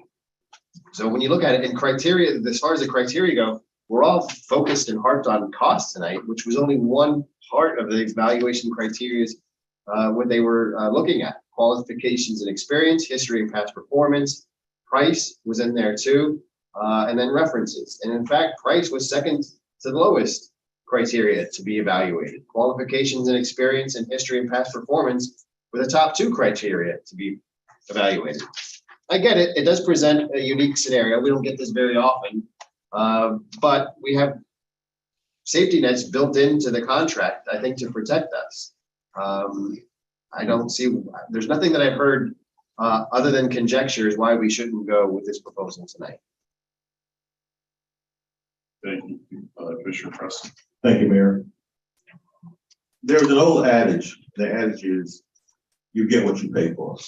None of us would go to a top steak restaurant that they told you could buy that filet mignon for $5, that you would be saying, you know, hey, I want to get a great steak dinner for $5. You would be suspicious.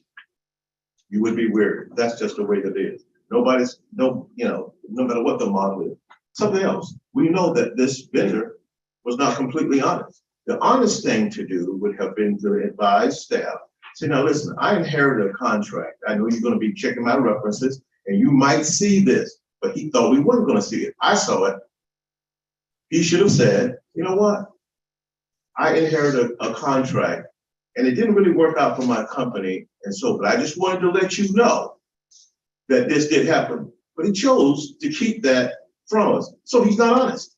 That's the first thing. He's not completely honest. If he had told the city manager would have been able to respond to all of us and say, well, listen, here's really what happened in that situation. But he couldn't do that because he wasn't aware of it. He wasn't aware of it because the vendor decided to disclose that information. So he's not honest.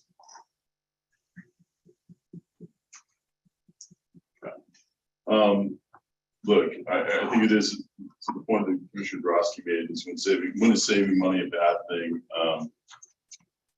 It's usually not. Commissioner Preston's brought up some good points, and this is, put in perspective, as frustrating as it is, let's keep in mind what this is. This is lawn ground maintenance. If this is brain surgery, someone's gonna say, I'll do it for $1 million. So I can say, do it for $250,000. I got a problem then. That's a big red flag. I don't care how good you are, that's a little scary. But this is ground. The contract that we have has built-in provisions to protect us. I don't even think we need to go the route of what we suggest as a surety bond, because I think we can rectify the situation. We paid 700 and something thousand, or we had a contract for 700 and something thousand to the last vendor. They didn't do the job. So certainly to Commissioner Parness's point, what we pay them and their ability to do the job, two different things. We didn't get that in the last one. The savings are significant here. The contract is set up in a way that if this person fails, we're protected and we don't have to pay them, which is, I think, a key point. So I'm okay with moving forward with this. And I have a question for you. Sure. If the person does not fulfill the contract, if we look at time lost and man hours to fix whatever difficulty it is it truly at that point a saving? In other words, we can find ourselves where the appearance is a saving, but not necessarily so. Well, obviously, if there's time and cost that's afforded, that we have to go ahead and reschedule people, what we're doing now. We're experiencing it right now. We have city staff going out there doing that. And no, we're not paying them extra because they're hired to do a job to maintain the city. Where they maintain it is a little bit different. I'm not paying someone extra because we chose to have, it's a silly proposition in my opinion. But if this fails and the person doesn't do the job they're supposed to do, yes, we might lose money in the fact that we have to pivot, put staff in to do that.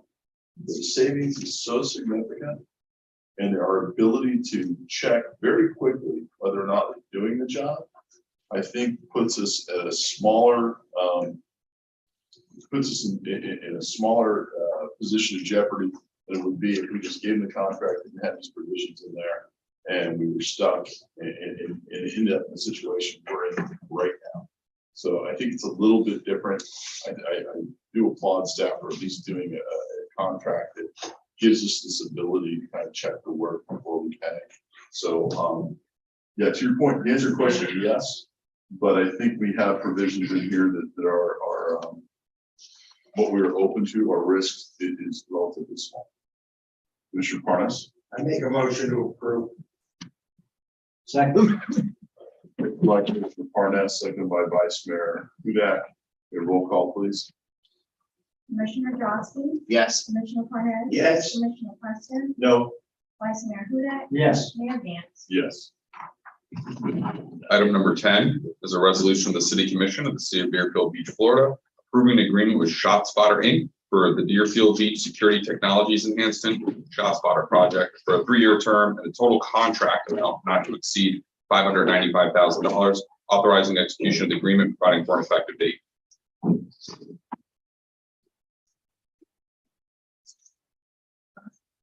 Who asked this item to be pulled? Okay. We'll open it to the public, from the public comment. Mr. Clark Reed, go right ahead. Yes, Mayor. My question is, who decides where these shot spotters are located? Thank you. Is there anyone else from the public who care to comment on this item?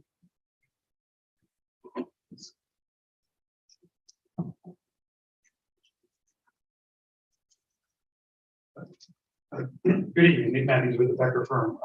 Becker Firm's had the pleasure of representing ShotSpotter for several years at Broward County and many cities in the area. I know former Representative Clark Reed just asked a question, wanted to be here as a reference and to help facilitate communication if there was any needed, but for representatives' information, it's obviously a collaboration between the city and ShotSpotter to help come up with a really strategic area to deploy those devices. And I think there are some proposed area layouts in the contract, which is attached to the agenda item for anyone in the public who wanted to take a deeper dive and take a look. So, but we are here if there are any additional questions from the commission. Really wanted to thank you. I wanted to thank your city manager, Ms. Santucci, and your public safety director, Grimlow, for working on this about a year plus in the making.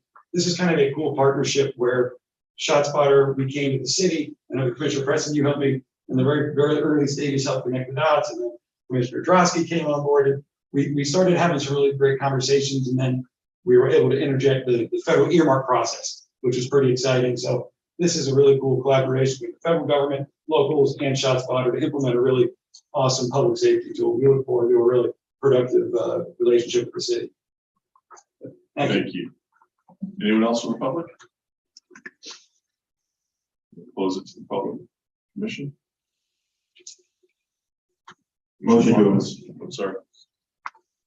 We have a motion from Commissioner Preston. Go ahead. I'll second it, but I want to make a comment. Giving the police the ability, when a shot is fired within our city, for them to immediately to know the location where a crime may have been committed, a gun has been fired within the city limits, is an important tool in the safety of all our citizens. I've heard people say, well, I shoot in the air. Well, that bullet comes down somewhere and that can hit somebody, put a hole in your roof.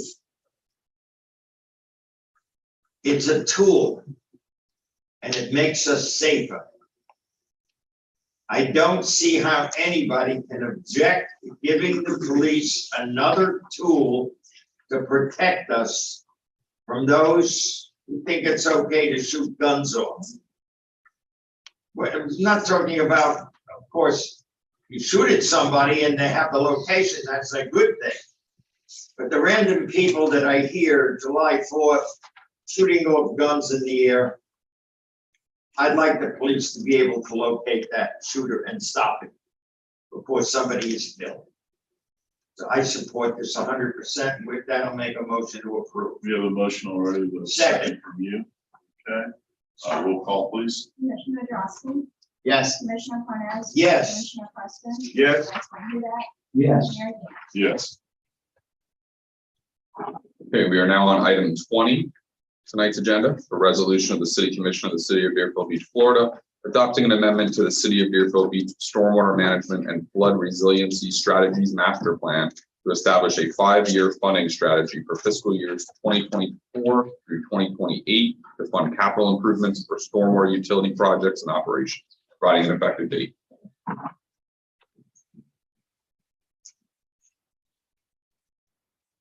Good afternoon, Mayor and Commissioners. With your permission, we'll have discussions on item 20, 21, 20, and 23. Simultaneously, these all relates to the enterprise funds. The enterprise funds themselves are, for the benefit of the audience, they're independent operations that's intended to be supported by user fees not necessarily burdened by the general fund. We took a look, or we're asking you to take a look at all of these and look at the adequacy of the fund, of the service level. And in order to do that, we did a multi-year analysis on these funds, and we're presenting some concepts of long-term sustainability. Some of the steps we took in terms of doing that is to confirm with you, confirm with the public the service levels that you desire to have. With that, determining our operational needs, determining our capital needs, how we're going to fund them, the options for the capital, and looking at a multi-year asset. One of the other critical things that we did is to engage experienced consultants to assist us in the assessment, people who are experienced in these fields, whether it's water, stormwater, or solid waste. We had discussions with you October 27th at your workshop and got some feedback there. And what we're proposing this afternoon is to give you an update in terms of repeating or summarizing some of the presentations that we've done at that time. In terms of the water and the wastewater, it reflects the implementation of the 2019 master plan that you've seen already. The 2020 rate sufficiency study was brought before you in draft already, and you've seen that. And the water and wastewater proposes a multi-year plan that, or at least a rate plan that addresses the needs of the system itself and the needs of the community. In terms of stormwater, we're proposing bringing the presentation to you that updates the ERU calculation. It changes also, we're proposing the methodology for collection, moving it from the monthly billing to the annual non-ad tax collection. It offers a funding proposal for consideration also. And with this, the rate decision would be in the summer itself. In terms of solid waste, the concerns with solid waste, that was the subject of 2 audit findings that you're aware of. There were previous discussions in terms of rate discussions that were deferred or not acted on. So we are proposing, again, a concept to offer corrective steps in terms of the solid waste fund. And we did get some feedback from you at the workshop regarding the solid waste and questions there, and we are prepared with responses and updates. So at this point, we'll turn it over to Priscilla, who will be working with the consultants to provide a brief summary presentation of the stormwater and the water and wastewater utilities. Then we'll come back and cover the solid waste and suggest that the discussion be conducted in that totality, and then we'll be able to ask the attorney to read the items and vote on them. Before we hear from Mr. Gilnick, based on Mr. McHugh's statements and comments on how the staff wants to present them, I'm just going to go ahead and read all of the items into the record now after 20, so that way you can discuss them as a whole, and then we will need separate votes on each individual item. So I read into the record number 20. Item 21 is a resolution of the City of Deerfield Beach, Florida, declaring the city's intent to use the uniform method for collection of special assessments to be levied upon all properties within the city, as more specifically described in Exhibit A, to fund the installation of a stormwater management system and related improvements, stating a need for such levy, providing for transmittal of the resolution, providing for an effective date. Item 22 is a resolution of the City Commission of the City of Deerfield Beach, Florida, adopting the amended schedule of water and wastewater utility rates, providing for complex implementation and effective date. And the final one is item 23 for this presentation. It's a resolution of the City Commission of the City of Deerfield Beach, Florida, establishing the solid waste fund rate schedule for fiscal years 2022 to 2027, providing for implementation and effective date. Go right ahead. Good evening, Priscilla Sigalnik, Director for Environmental Services. Tonight I have a presentation by our consultants for Payson and Sawyer. If I could have Heather, if you could unmute Alan Karnowitz and Elizabeth Ketty, please. And I'll have them delve right into the presentation. What they're providing to you tonight is they're showing you a few strategies for us to fund some of our stormwater initiatives that were proposed in our stormwater master plan adopted back in November of 2021. When this stormwater fee was originally enacted back in October of 2018, it funded our operations and our maintenance only. At that time, we did not have a master plan to identify all of our capital needs.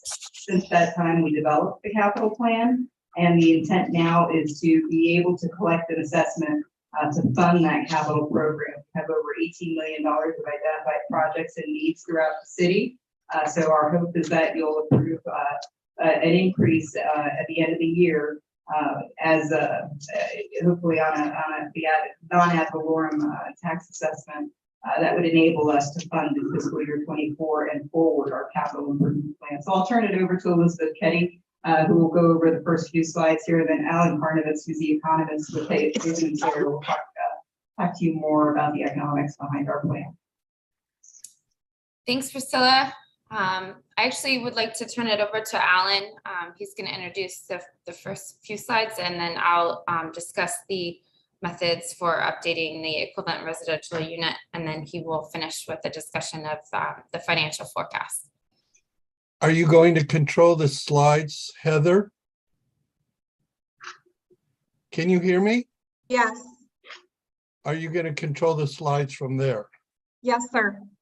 Okay, thank you. Very quickly, my name is Alan Karnovitz. I am the economics lead for Hazen and Sawyer. I am based in Fairfax, Virginia, and I will be joined tonight, as you already know, by Elizabeth Ketty, project engineer based in Tampa, Florida. So tonight, what we're going to do is, you can go to the next slide, please. Tonight, what we're going to do is present the results of our phase 1 study. As was mentioned before, Hazen by Rob Taylor, our vice president, was at the October meeting with you all and presented a detailed look at our methodology and also presented some preliminary results. And we don't want to go over that whole ground again. So tonight, what we'd like to do is focus more on the results than on the methodology. But nonetheless, since not all of you were there, I think it would be worthwhile to cover some of the key assumptions we used and also an overview of some of the methods that went into producing the results. So the presentation overview, and we'll try and keep it brief so we have time for questions. We'll look at the chronology. We'll talk about the method and results of the GIS work, which was to update the ERUs for the city. And then I'll talk in detail about our 5-year financial forecast, how we did that, and what we believe would be the rates required to cover all the costs of the stormwater program. And then finally, we have a slide on the next steps. So next slide, please. So just a brief overview of the chronology of your stormwater utility. You all created it back in 2018, at which time you established a stormwater fee of $3.75 per month per ERU. And at that time, that stormwater fee was designed to cover your normal operation and maintenance costs as well as repair. But at that point, you really didn't have a major CIP. You didn't have a CIP at all. And you hired Geosyntec to prepare a stormwater master plan, which resulted in the preparation of a CIP, your capital improvement program. And then in 2022, you've decided to evolve your utility such that that stormwater fee should cover the entire cost of the program, including the CIP, and at the same time, looking at the options for transitioning the bill payments from the water bill to the ad valorem assessment. So first thing we want to do tonight is go over the update of the ERU assessment, and I'll let Elizabeth take that. Thanks, Alan. Could you please go to the next slide? So these next few slides are related to our method and results for updating the equivalent residential unit count. So that really was two parts to update that count. One was to go to the Broward County Property Appraiser's tax roll to update the number of parcels associated with each property classification. And then also use GIS data to identify parcels with new impervious area that increases runoff to the stormwater utility system. So the picture shown on the slide is showing in yellow where impervious area was identified in 2018. And by going through the GIS in detail, we found parcels circled as such in red that needed to be added to the impervious area. Next slide. Please note that we maintain the 2018 billing classification, so we did not change the number of equivalent residential units identified per parcel. This is based on two different parts of the property classification. One is the numbers at the top are based on statistically significant samples of each property classification. So taking the average impervious area and establishing the number of ERUs per parcel for that property classification. The bottom grouping of residential more than 4 dwelling units, non-residential and vacant units, that's based on the actual impervious area measured in the GIS. Next slide. So this slide presents the results of the updated ERU count. So about 500 additional ERU count this year compared to 2018. I'd like to pass it back to Alan. Next slide, please. And go to the next slide. So what we needed to do is take the new total of ERUs and the new total requirements, revenue requirements, and combine those two to determine what a new ERU rate should be. So as I said earlier, the current ERU fee at $375 was established to cover just the O&M and ordinary repair costs. In the CIP that was prepared in 2020, there was an estimate of about 18 million to fulfill all the infrastructure investments to bring the stormwater utility to a level of desired service. Implementation costs, however, are likely to be quite a bit higher because of the inflation over the last few years. So the question was, how did we go about doing the financial forecast? Well, first thing I want to state is we did not go back and reestimate the CIP cost because we were concerned only with looking at the cost of the investments for the next 5 years. That was the time frame for the financial forecast. And we based the expenditure trajectory on the input of the Deerfield Beach staff based on the project management capacity, the budget constraints, and really the ability to fund a reasonable level of investment each year over the next 5 years. Go on, next slide, please. And all this slide serves as to show you that we developed an Excel-based financial model, and that model was transferred over to Deerfield. It has all of the cost and revenues projected for the next 5 years, and it contains all of the different assumptions. And the only thing I'll note here is we've created this financial model such that it's user-friendly, but also that it's totally flexible so that all the assumptions can be modified with changing conditions or depending on changes in policy or your desire to spend more or spend less in any given year. Okay, next one, please. So the first thing we wanted to do or had to do was to forecast O&M cost over the next 5 years. And the time frame was fiscal 24 to 28. So we used fiscal 23 budget as the baseline from which all the O&M costs are escalated. And so from there, we came up with an average annual increase for the two general items in the budget.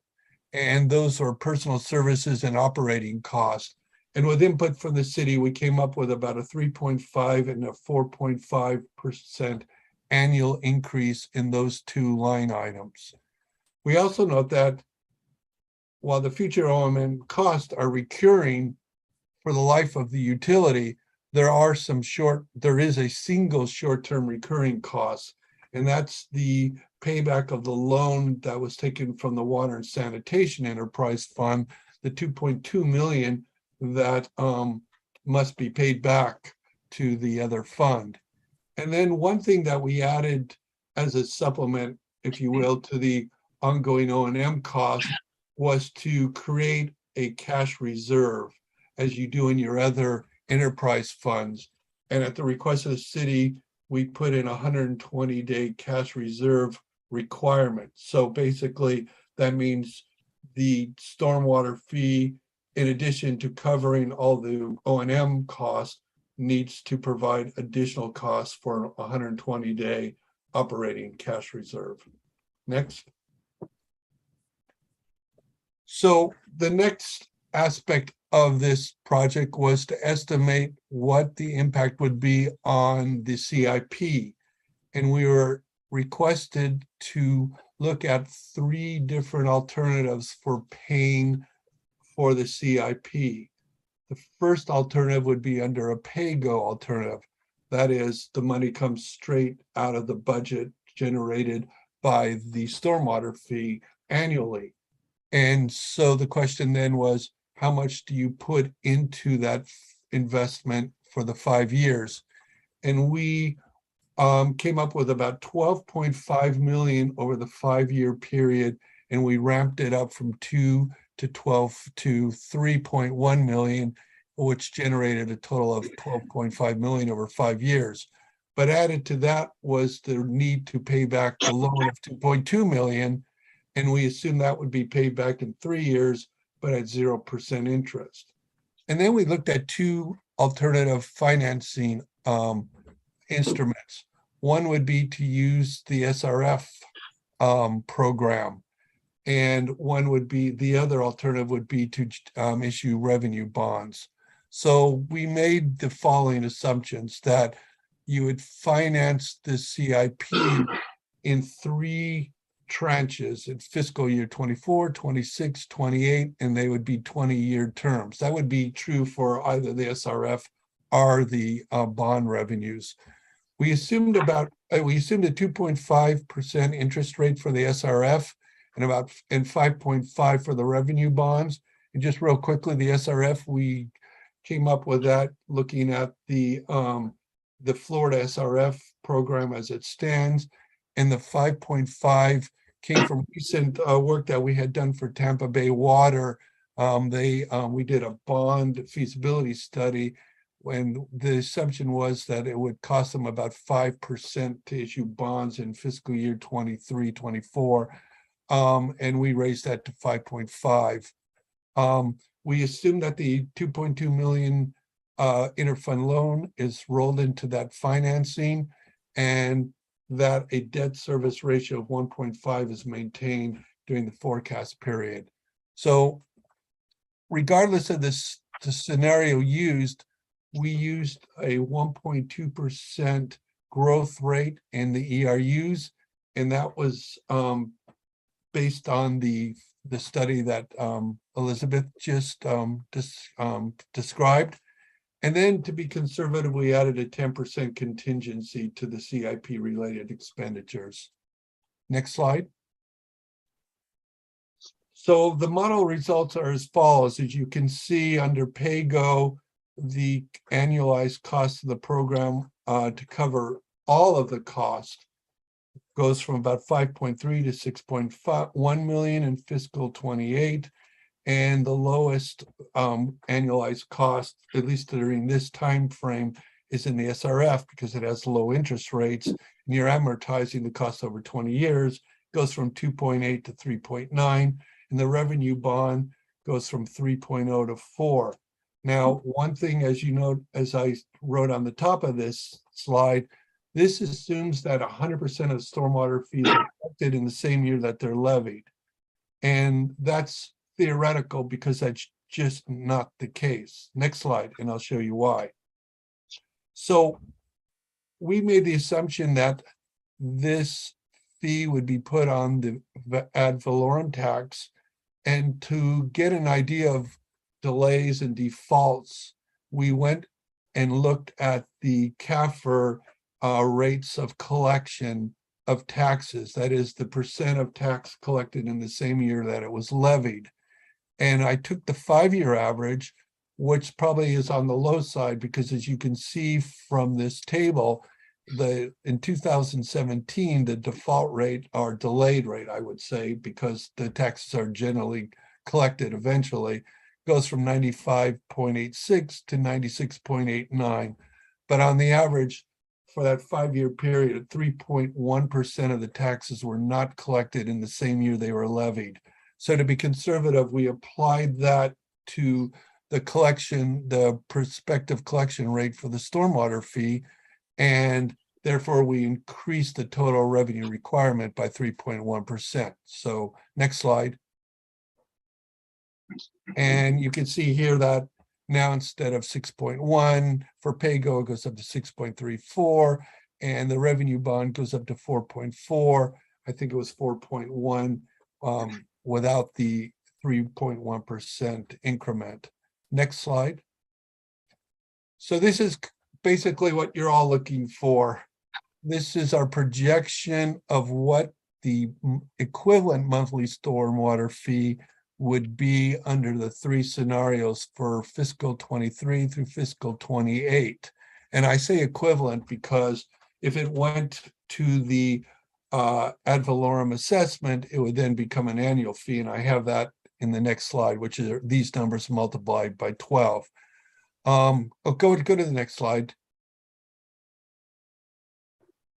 So you could see here under the revenue bond and under the SRF approach or instruments for paying for the CIP, you get $75 and $82 annually for the total cost of the program. Just so you know, you ask yourself, what if interest rates go much higher? So for example, the revenue bond I assumed was 5.5%. If it goes to 6%, that goes up about $5. If it goes up to 6.5, it goes up about $10. So it is interest sensitive, but it's not as if another 1% in interest rates are going to drive these up $10, $20, $30, $40 a year. They will go up, but not substantially. Next slide. So, in summary, what are the impacts of including the CIP expenditure on the stormwater fee? So the PAYGO approach obviously is going to increase that annual fee in the short term much higher than it would for the other 2 financing approaches, because obviously you're going to pay off the program sooner and you're condensing all those fees into a short time frame. Under the financing approach, you're paying longer, but obviously you have a much more gradual and a much more incremental increase in that stormwater fee, but obviously a longer period to pay it off. And just to kind of wrap it up, when you're comparing the 2 financing options, the revenue bond is about 9% higher in fiscal 28 than by going with SRF. And that's assuming that you're not going to have to adhere to a lot of requirements and other bureaucratic requirements under the SRF fund. It's just simply the disparity based on lower interest rates. So actually the disparity could be smaller than what I put here. Next slide. So the question then becomes, okay, your rates are going to have to go up to incorporate that CIP expenditure into the stormwater fee. How does that fee look in fiscal 28 compared to your peer utilities in fiscal year 23? Actually, these rates are fiscal year 22, for your peer utilities here. And you could see that using their revenue bond, where we're expecting in fiscal 28, you're at $6.84 per ERU per month. You're still quite a bit lower than some of your peer utilities, especially City of Palm Coast and Fort Lauderdale and West Palm Beach. And you're right in the middle of where most of the utilities are now. This doesn't assume any increase in these other utility stormwater fees. It's just comparing what we think your fee would look like in 28 compared to what the rest of these group looks like currently. So it would be still in line with current stormwater fees of peer utilities in coastal Florida communities. Next. So what are some of the other benefits that I think should be pointed out by incorporating the CIP into the stormwater fee? And that is, by doing that, you're going to generate a reliable and predictable revenue stream that really creates a truly independent stormwater enterprise fund, because you're not going to have to go to the general revenue or pull money from the water and sanitation enterprise fund to pay for CIP or other unexpected expenditures in your program. It's gonna, with your operation cash reserve and your CIP fund being funded through this revenue stream, you have a good handle on your revenues and expenditures for the life of the utility. So there's stability there and predictability. The way we set it up at the request of Priscilla, by putting in this extra fee, if you will, for a cash reserve, you're building up a fairly substantial cash reserve over the next 5 years. And if you find that that cash reserve is too big for what you really think you need over time, you can always hold off raising future rates or even lowering the rate. And finally, and I think this is really important, is that by incorporating the CIP expenditures into this stormwater fee, you're capturing the total cost of the program in the enterprise fund, and it's literally allocating the cost based on everyone's own impact to the stormwater program.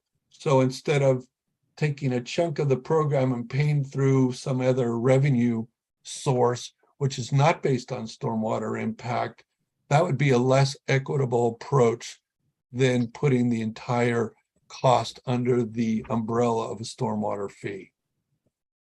Next. So our conclusions are as follows. Deerfield ERUs have increased at a very slow rate, only about 0.5% or 1.2% since 2018, which means you don't have a lot more ERUs to cover the increased costs. So therefore, including the CIP investments is going to raise your stormwater fee. The fee would go from $375 in fiscal year 23 to almost $10 under PAYGO to as low as $623 under SRF financing. And I think, again, to reiterate the last slide, those financial scenarios, under all the financial scenarios, including PAYGO, the projected stormwater fee in fiscal 28 would be in line with current fees of many Florida utilities. So that's our conclusions, but let me go and have Elizabeth talk about the next steps, because we are going into a phase 2 of this program that focuses on the transitioning of the stormwater fee from the water bill to the ad valorem assessment. Thank you. Next slide, please. So next steps, here we are today, December 6th. If you choose to approve the resolution by January 10th, the city needs to send a copy of the resolution by US mail to the Broward County Property Appraiser. And that would complete this first phase. And the next phase, we would request scheduling a kickoff next month, and it would include data review, migration from the current billing for water and sewer to the tax bill, development of ordinance, resolution and adoption, public notification outreach, and we would review the implementation schedule as part of that kickoff. So thanks for your time today. I'll pass it back to Priscilla. Thank you all. And I wanted to reiterate those strategies briefly as far as the funding approach, the PAYGO, the SRF, and the revenue bonding. PAYGO being the most costly option, but of course, I feel like paying for cash for these projects as you go. The revenue bonding is the most secure and conservative form of payment. I believe Alan used the word where we could, project and have that ability for long-term projections as far as what funds were coming in, so we can make more predictive projects in the future. We can predict what projects we'll be able to do in any given year. And forgive me if I'm not saying that the way he said it, but the idea is that we're going to be able to plan these projects in a given year and commit to doing these $2 million worth of projects in every given year, and say we're going to be doing this project in 2024, this one in 25, 26, 27. To be able to have that predictive model, we need to have a known revenue stream. The state revolving fund is a public fund, and it's based on availability of funds. So that is not, as far as conservative measures, that is not a guarantee.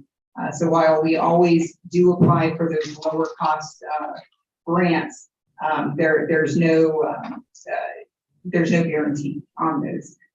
So the approach we would recommend would be the most conservative in order to commit to certain projects in any given year. I just wanted to reiterate that message. The other item of note that we brought before you tonight is that consideration for this to be added to the non-ad valorem assessment. There are a lot of benefits to that with our collections and our administrative costs. So it's a far more efficient and economic form of collection for the city. So it is our recommendation to go that route if the commission deems that as the next step. What would be required is in June, we update this tax roll, and at that time, we will come back to you as far as what the fee will be that will be assessed on that tax roll bill.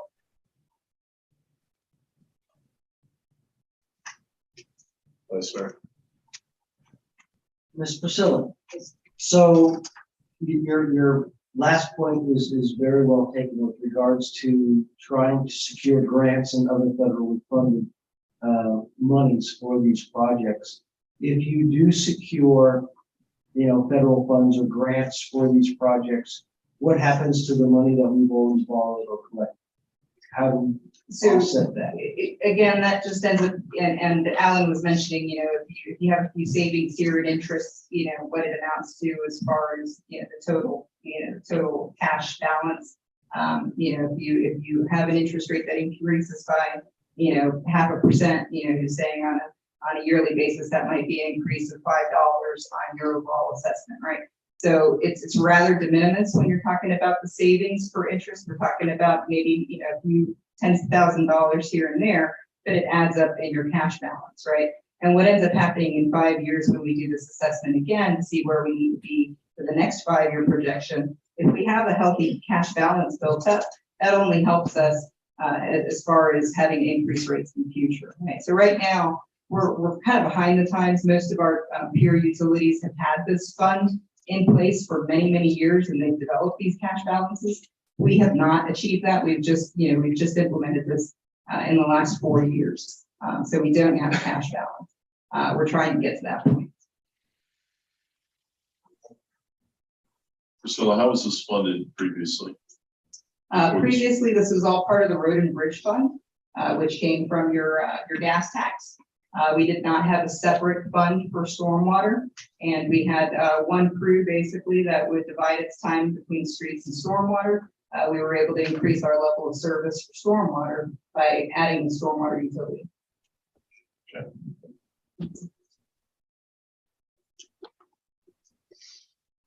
Good question, Commissioner Grassi. Yes, the way I understand it is that we're asking for the increase to fund these $18 million capital improvement projects. I think when we approved the capital improvement plan, I don't remember any dollars being associated with that, at least not to this specificity. Do we have a list of what those $18 million in projects are handy tonight? Because maybe we just need to pare down that list of projects. So all of that is in the stormwater master plan. It is element 5, I believe, of the master plan. And forgive me, I don't have that slide immediately available, but there is a summary of all of those projects. And they're broken up as far as flooding projects, water quality projects. And so what we've done is we've identified basically a need at this time. However, many of those are studies, and the studies just mean that there's a greater need. It just means we're going to study this portion and tell us how much we need to expend.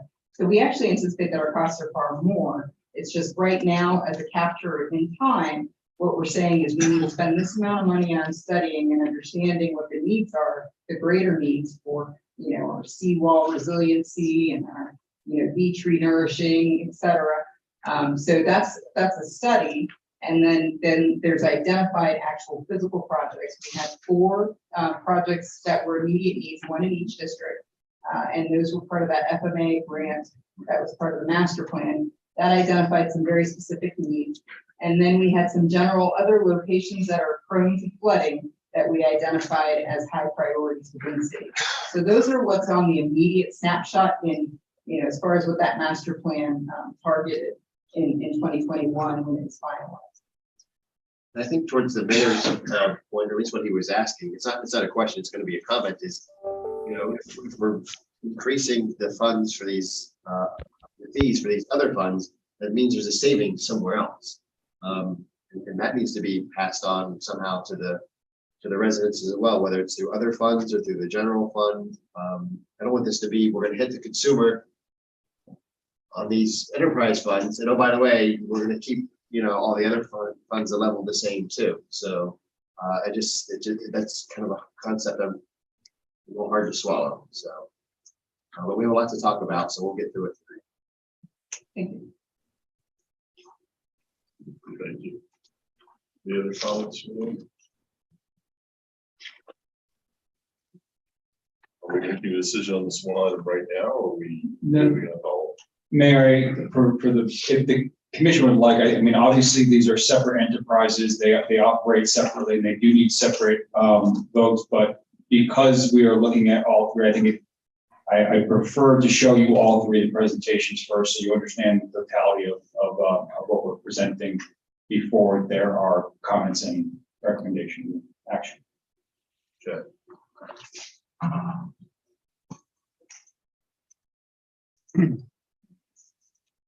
So I have one other enterprise fund to discuss with you all tonight. And I do have our consultants in the room tonight with Corolla. I have Chuck Sinclair and their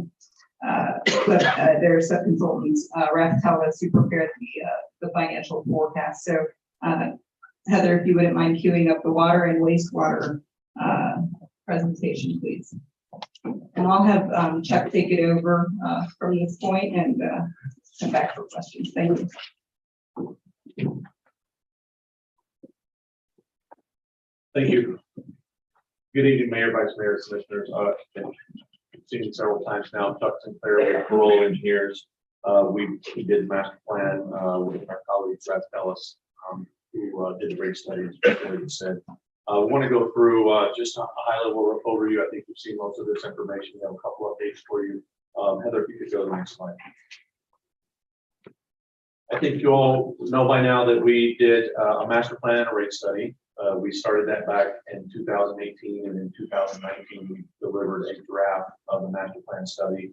The scope of that study was to evaluate existing conditions and performance of the utility system. We identified system and integrity needs to meet future demand. And we recommended a list of projects for capital improvement programs. In March of 2020, we delivered a rate sufficiency analysis and draft version of that study. The scope of that study was to develop a financial forecast to fund the water and wastewater system through 2040, utilizing the short and long-term CIP program that we did in the master plan. They evaluated the revenue available to fund the operational and CIP costs and recommended a plan to fund those costs, including a rate increase if necessary. And as I shared with you before, we delivered that study in first week of March in 2020, and then the very next week, we all shut down because of COVID. And obviously there were more important priorities for the city to address at that time. So this kind of sat on the shelf and there was no action taken in terms of a rate increase. Next slide, please.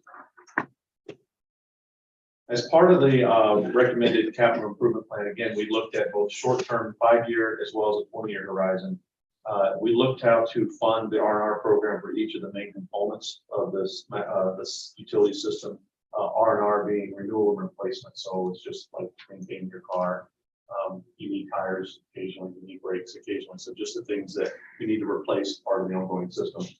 We again estimated those costs for short and long-term capital projects.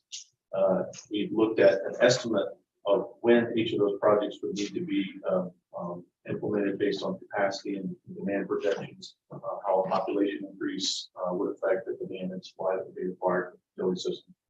And then that CIP was sort of the basis of the revenue and rate sufficiency study. In other words, this is how much money we're going to need to keep the system operating, and then how much revenue we need to be able to operate the system. Next slide, please. And we put that all in this this complex spreadsheet that, as you can see, it's not intended to read the details of this, but we listed all of the capital and R&R and operations needs, and we actually programmed them over a 40-year period. And we identified those by the type of project funding categories, whether it be the water or wastewater fund, and timing and duration of the funding that would be needed. So there's a little bit of an iterative process there where we can kind of look at swinging some of the projects over a 2 to 3 year period to make sure that we would manage our cash flow better. Next slide, please.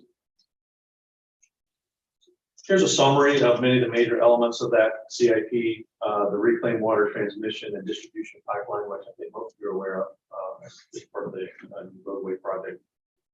We also looked at replacing a series of your water supply wells, lift stations, automatic meter reading, some water main and force main, sewer main rehabilitation and replacement. One of the largest projects was a new ion exchange treatment system, which would be required to improve the water treatment plant, and then other replacement and renewal projects related to your water plant, refurbishing some existing systems and building renovations. You go to the next slide, please. And go ahead and hit, I think, advance one more. There you go. So when we first did this, we looked and we recognized that there was a deficit in revenue in the short term immediately. And that was a concern. Then again, when COVID hit, we did not have the opportunity to increase the rates, but that deficit did continue, and actually this past fiscal year, the city's had to dip into cash reserves to cover some of its operating costs. So next slide, please. So we came to you last spring, and actually in April, you approved an interim or short-term immediate rate increase. And we felt comfortable that that rate increase of 7.1%, which is what we came up with back in March of 2020, was a reasonable number and was justified based on the latest information we had. And we knew we needed to go ahead and start generating some revenue to cover some of the shortfalls in utility. And this initial rate increase would just be the start of what we would come back to you with in terms of a multi-year plan to increase rates to recover costs and mitigate the impact to the customers. Next slide. And there we go. So what we propose for the fiscal year 2023 financial forecast is to propose a 7.1 increase, cover short-term rehabilitation and capital needs. And this is over the 7% increase in each of the next 5 years. It would help you rebuild cash reserves and maintain debt service coverage for existing home Go ahead and advance one more. I think we missed one. Can we go back to one? Oh, it shows up on my printout. Try one more time, see if it just advances one more. Oh, okay, I'll tell you what that bullet says. It says that, well, actually what it says is that we actually divided that 7.1% is a composite of 5.25% increase for the water system and 9.25% increase for the wastewater system. And you recall in earlier presentations, the reason wastewater is more primarily is because you send all your wastewater to Broward County, and they have continued to increase their rate to treat your wastewater each year. But you have not increased your rates accordingly, so that has created quite a deficit in our wastewater rates. So what does a 7.1 increase look like over the next 5 years? You can see over the previous 5 years, both for the water, which is on the top, and wastewater, which is on the bottom chart, everything's been relatively flat. And if you advance one slide, one click. Heather, one more. There we go. So you can see the rate increase that we did earlier this year started the curve moving up a little bit. And over the next 5 years, that 7.1 annual rate increase will generate revenue that we will need to do some of these short-term capital improvement projects. And then you can kind of tell that the line does sort of flatten out after that. And our initial model projected that would be in the neighborhood of about 4 to 4.5% increase on an annual basis to cover inflation and just keep the system operating. But I think staff will come back to you in the future in 5 years to evaluate what that rate increase might need to look like. We have a lot of work to do in the next 5 years. Next slide, please. So the question is, what does that look like? And when we came to you in April, we showed you that for the average residential user, which uses approximately 6,000 gallons of water a month, that their monthly bill, which had been the same for 14 years at $58.14, would increase by just over $4 at a 7.1% increase that you approved. Next slide. And similar to what Alan and Elizabeth just showed you, we showed that as a comparison to where that rate fell into other similar utilities in South Florida. And you can see that the average of all the utilities in this chart is around $83. And your rate increase before you increased it in April was $58, and it went up to $62. You can see that we showed that it was still well below the average of other utilities in here. Next slide. So recommendations and next steps. We reported when we presented to you in October that we were going to update the master plan. We had updated the master plan and revenue sufficiency studies. We revised the population projections, and I was happy to get good news that we were initially concerned that population projections and demand were going to increase, but our latest modeling showed that in fact it was actually going to decrease slightly, but essentially it was going to be the same. We then updated the financial data. We went also and met with your staff, and I reported earlier that we had looked at all the work that had been done in your previous CIP and discovered they'd done a lot of work at much less budget than originally projected. So that was good news. And then of course you have utilized over $10 million in ARPA funds that have helped offset as well. So we're here tonight to, I think there's another advancement in this slide. There we go. Adopt a 5-year rate schedule that allows to plan capital and operational needs. And then one more, allow consideration of financing alternatives, including revenue bonds, loans, and matching funds, etc. Next slide. So what does that look like over the next 5 years to your average user, your average residential user, again, that's 6,000 gallons a month? You can see that in 2023, it will continue to increase this at $4.42, and then incrementally over the next 5 years to $5.82. So the last column there, your increase since 2022, since you increased the rate in April, would go up roughly $30 for the user on a monthly basis. Then one more slide. How does that compare to other utilities? You can see that your existing rate, as of today, $62.28, even increasing it at 7.1% over the next 5 years, puts you at the $87.84, which is slightly higher than what the other utility averages are today. So we know from history that it's likely that all those other rates are going to increase. So that black dash line is going to continue to raise as compared to the other utilities in this area. So your rates will still be below, undoubtedly will be below what your neighbors are. In Southport. And I think that's the last slide. Turn it back over to Priscilla. Be happy to answer any questions. Thank you all. I don't have anything to add at this point. I'll take questions. Thank you. Commissioner, any questions? One quick question. Right now, about 30% of our residents are paying the Broward County rate as opposed to the city rate. What is the Broward County rate that they are paying? It's actually on that last slide. Heather, if you can bring that back up. I'll find it here.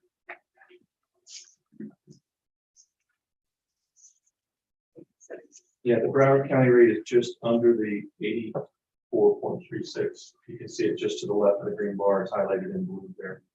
Yeah, I just didn't know the actual number. I think it's about $79. Thank you. So $79. Our resident, so 70% of our residents are paying 62. Is that 28? 62.28 today is what Right. the residents of Deerfield Beach are paying. With the exception of 30% of them that are paying 79 something. Okay, That's right.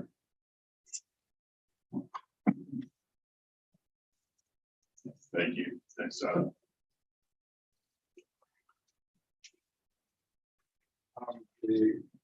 like to recognize Chad and his group of sustainability management, as well as Alex, who participated in the preparation of this third presentation. And Heather, if you'd call it up for me, please, and run through it pretty quickly. This is a solid waste. Commissioners, this you had seen before, so I'll briefly run through it. I'll start on slide 5. Which talked about slide 5. It's good. Excellent.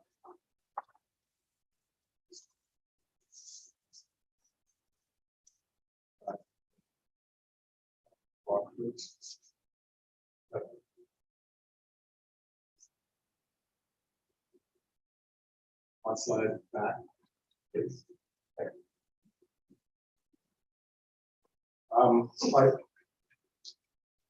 Slide 5 had talked about the personnel shortages and some of the challenges within the industry, including the increase in cost of disposal, the increase in steel for the containers that are used, the capital equipment, and the increase in fuel, which are high areas that are used by the within the operations.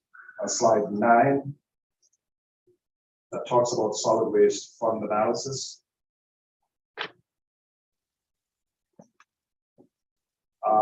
Just like to point out that we were the subject of 2 audits, and these were quotes from the audits themselves that we had talked about previously.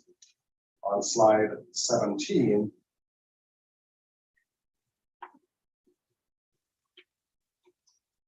it talks about the study background. Some of the issues that brought us to this point was what we did in terms of the rates, and we identified it here and talked about it a little bit.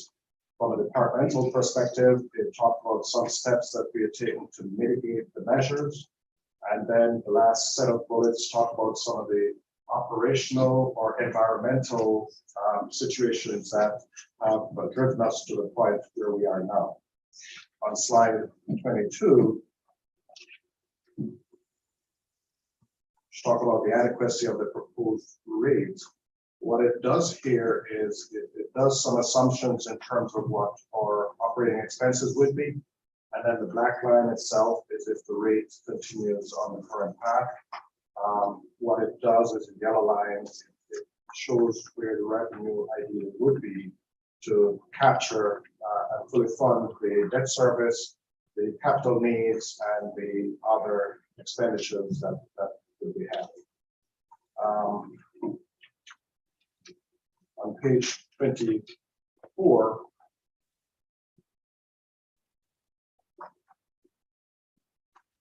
I'll put up some rate comparisons also, where we are currently in 2022 and where we are in the proposed rate in terms of 2023. This analysis was done based on the other municipalities' rates in the summer. That's been since updated. The next slide is slide 25, which shows the proposed increases that we had offered at the workshop. This reflects in year one, 2023, a 13% increase or somewhere in that range, and then a 6% increase 24, 25, 26, and 27 for the average single-family residential. On page 30,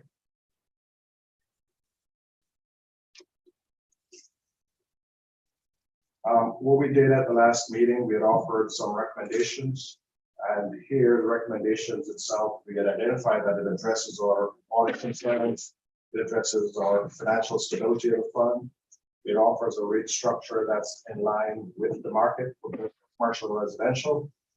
It maintained the service levels, and it addresses the concerns with the external market conditions to the extent that we can predict it.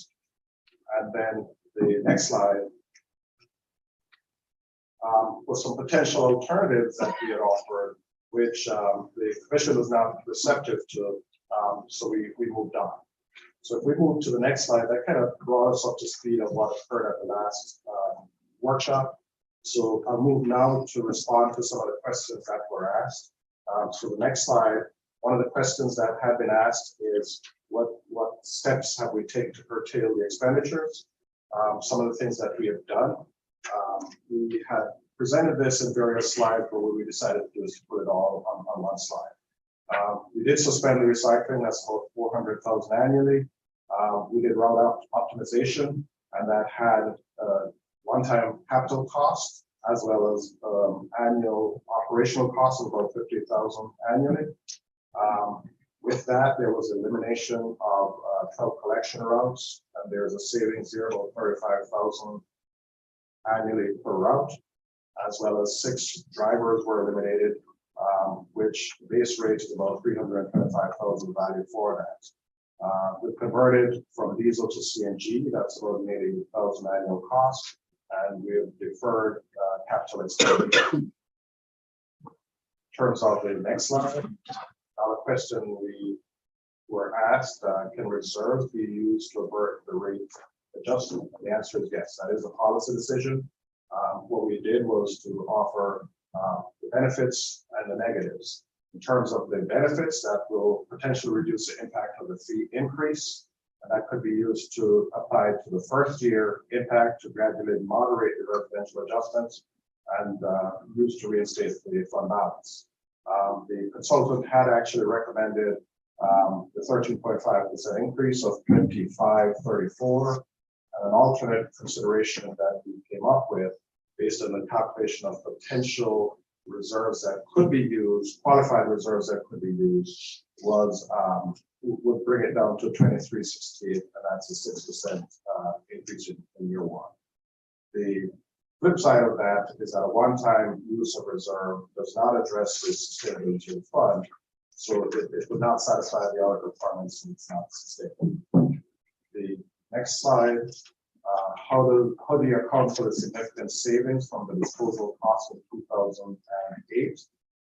Disposal represents about a quarter of expenditures, and the costs were reduced by about 30%. Since then, disposal costs have been reduced. The tonnage have been increasing 3% annually.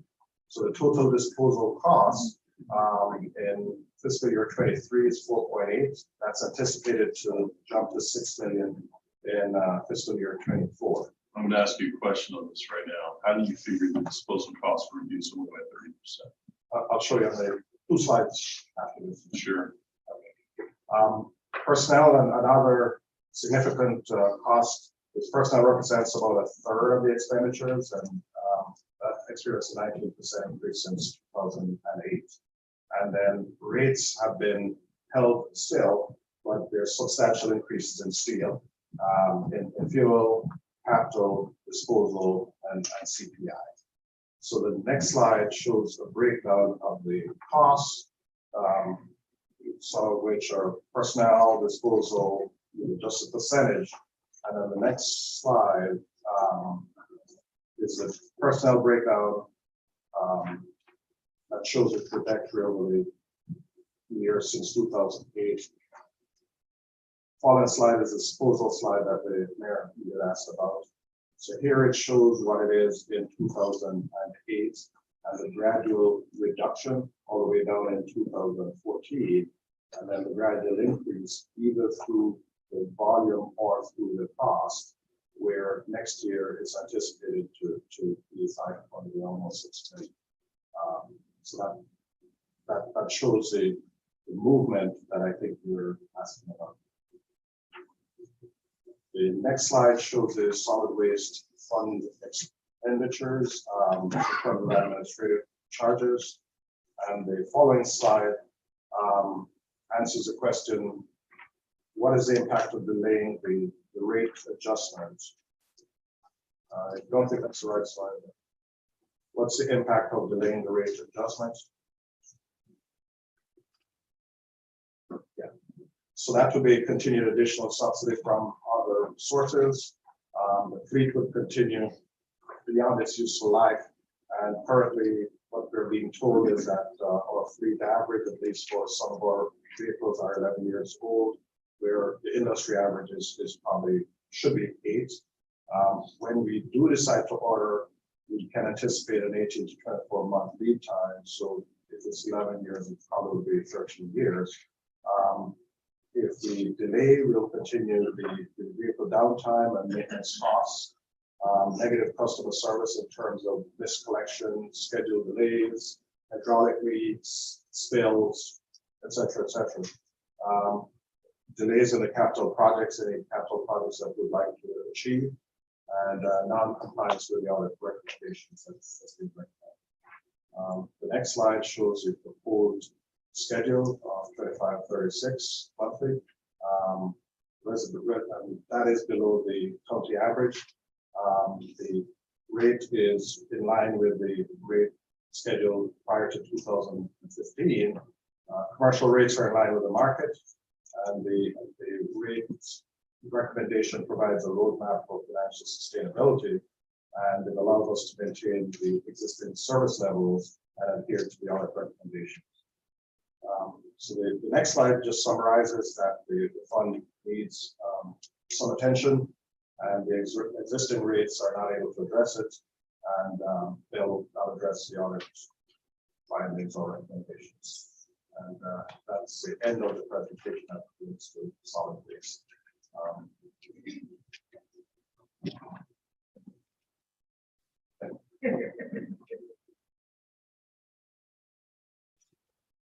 Question?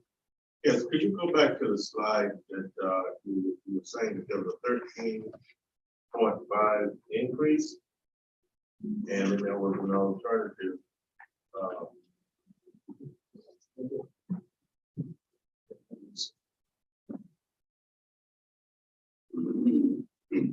We go back to the slide.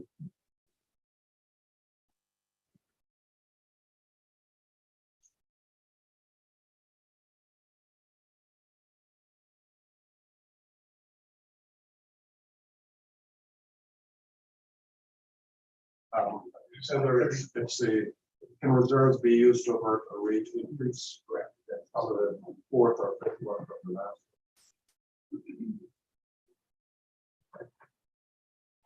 Very important.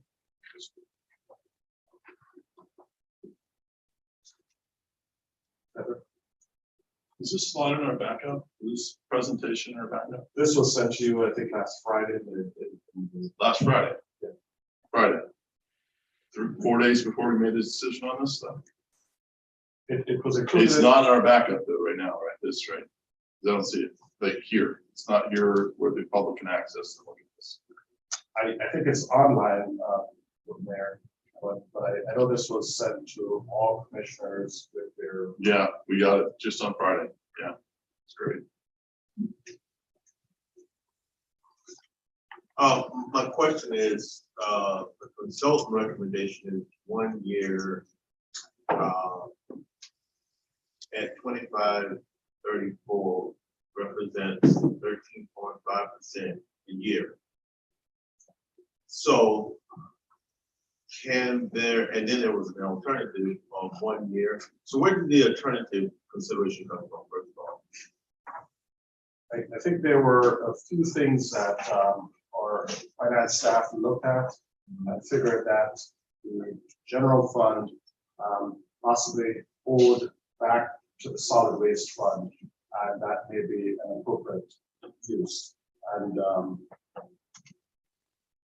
if you want to go ahead, Mr. Chairman.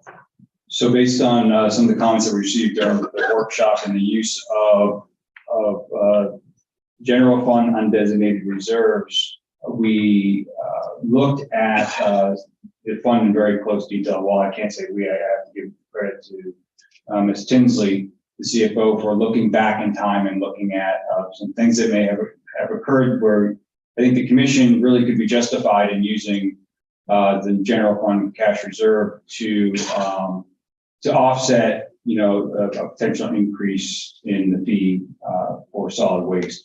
The first one is the RRB settlement dollars that were provided to all municipalities through the lawsuit and the disbandment of the Resource Recovery Board. And the city received close to $900,000. So that monies was placed into the general fund at the time. But as you look at it, the monies that the city was contributing to the Resource Recovery Board was coming through the solid waste fund. So the commission can look at that and say, that $900,000 should have gone to the solid waste fund to contribute to that. There's nothing wrong with the fact that it went to the general fund. But again, I think it's just a justified number to look at. The other one is there was a period of time of approximately 4 years ending in fiscal year 21. So it was, I believe it was 17, 18, 19, and 20, where the general fund for the general fund operations was not paying for solid waste expenditure, meaning, for instance, the garbage that's picked up here at City Hall, there's a charge for that, and the general fund was not paying the solid waste fund for those fees. Those monies amount to approximately $900,000, and we looked at that as an eligible expense.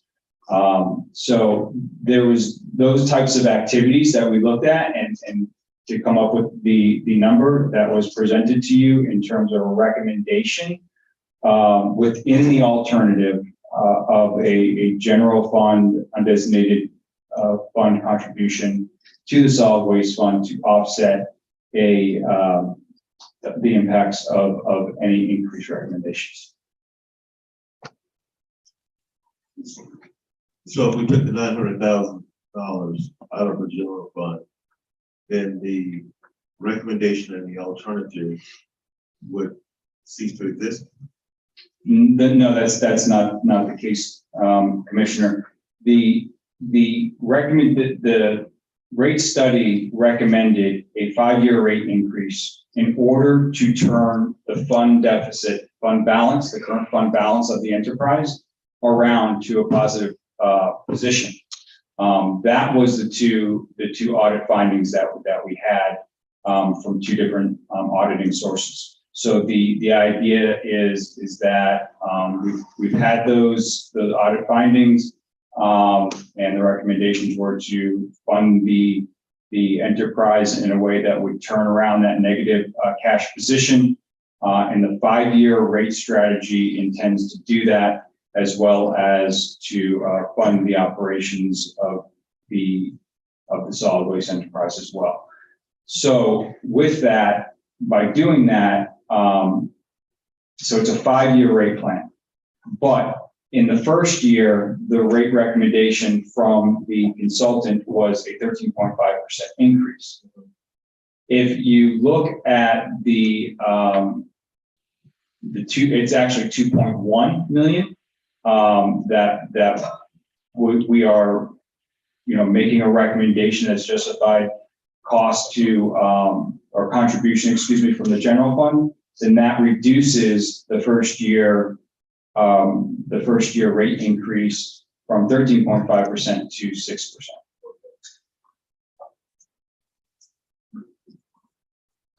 Let's start with that. My question is, what happens in year 2 if we go with the alternative consideration?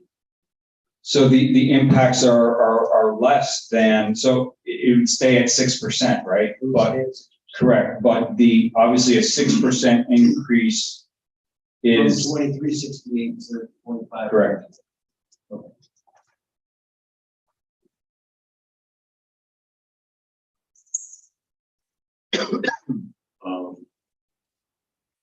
Look, I'm gonna be honest with you. I don't know what the point of me even being up here is.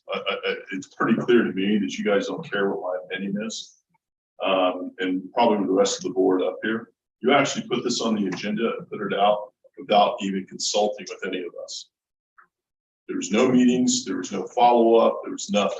You just put this on the agenda without anything. The general public was able to view this at the same time the people making the decision are. So in my opinion, you have your mind made up on what you want to do. All you've done in the second part of it, which you jumped around ridiculously, and we just got the presentation for this to follow along on Friday, which I think was probably just a regurgitation of what we went over back on October 27th.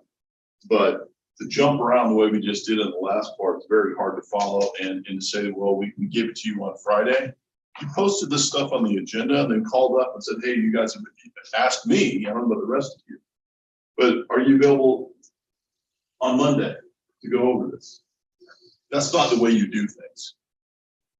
So why don't you tell me how to vote, since you guys don't seem to care what I had to think about this? Just tell me how you want me to vote. Go right ahead. It doesn't seem to matter. This is not the way it should have been done.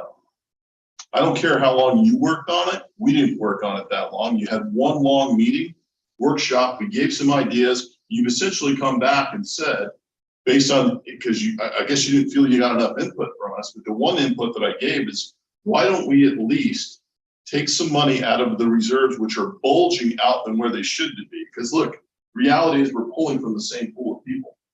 It's the people's money that we're dealing with, however you want to call it. Why don't you put some of that to give us a fresh reserve base to start with, put in a more gradual increase in this particular department, and then see where we're at. Can we do that? All you did is went and pull out money that should have been going into that account in the first place. That's all that's happened. So I don't get a version of what I suggested to even look at to see why that should or should not happen. So just tell me how to vote, because that's clearly what you're looking to do. This is very frustrating. I have a hard time with, especially with solid waste. I'm going to go back to this because I beat it like a dead horse. The truth of the matter is it needs to be, because there's a lot of BS surrounding it. We had a 62.5% savings on our tipping fees when we got that change from the Resource Recovery Board when we went with Sun Bergeron. We did a 9% savings to the residents, which is reluctant to even get that to go forward. We did a 1-month credit. And then we hired a group of 5 people that were supposedly going to go around and help us solve some of this bulk trash or the illegal dumping that we were doing. I don't know how that amount right there eats up a 62.5% savings that we initially got.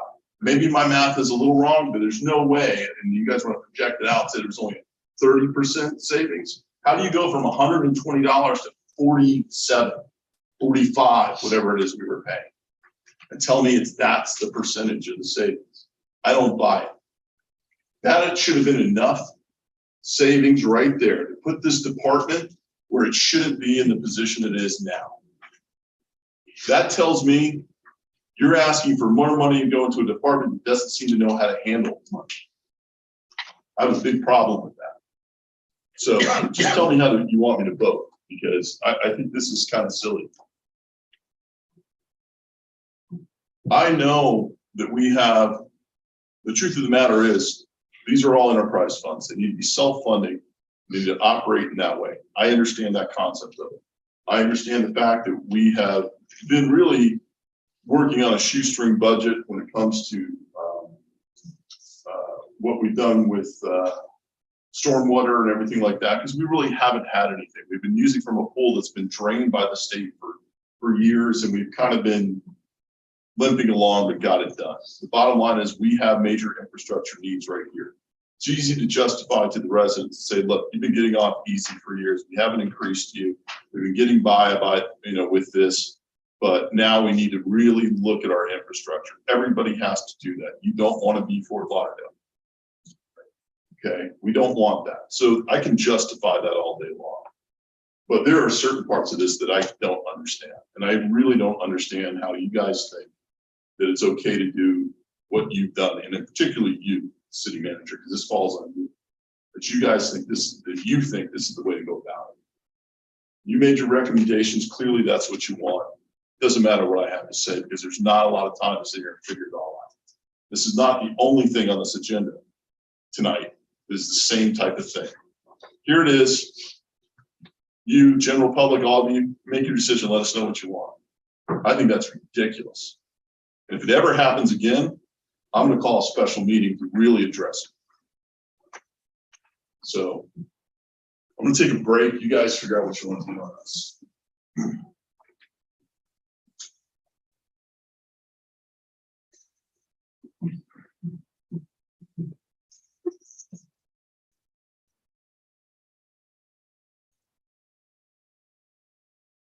Vice Mayor? Yes, sir. Being that Mayor feels, and I can't disagree with him, that we really haven't had enough background on this, I would make a motion to postpone this.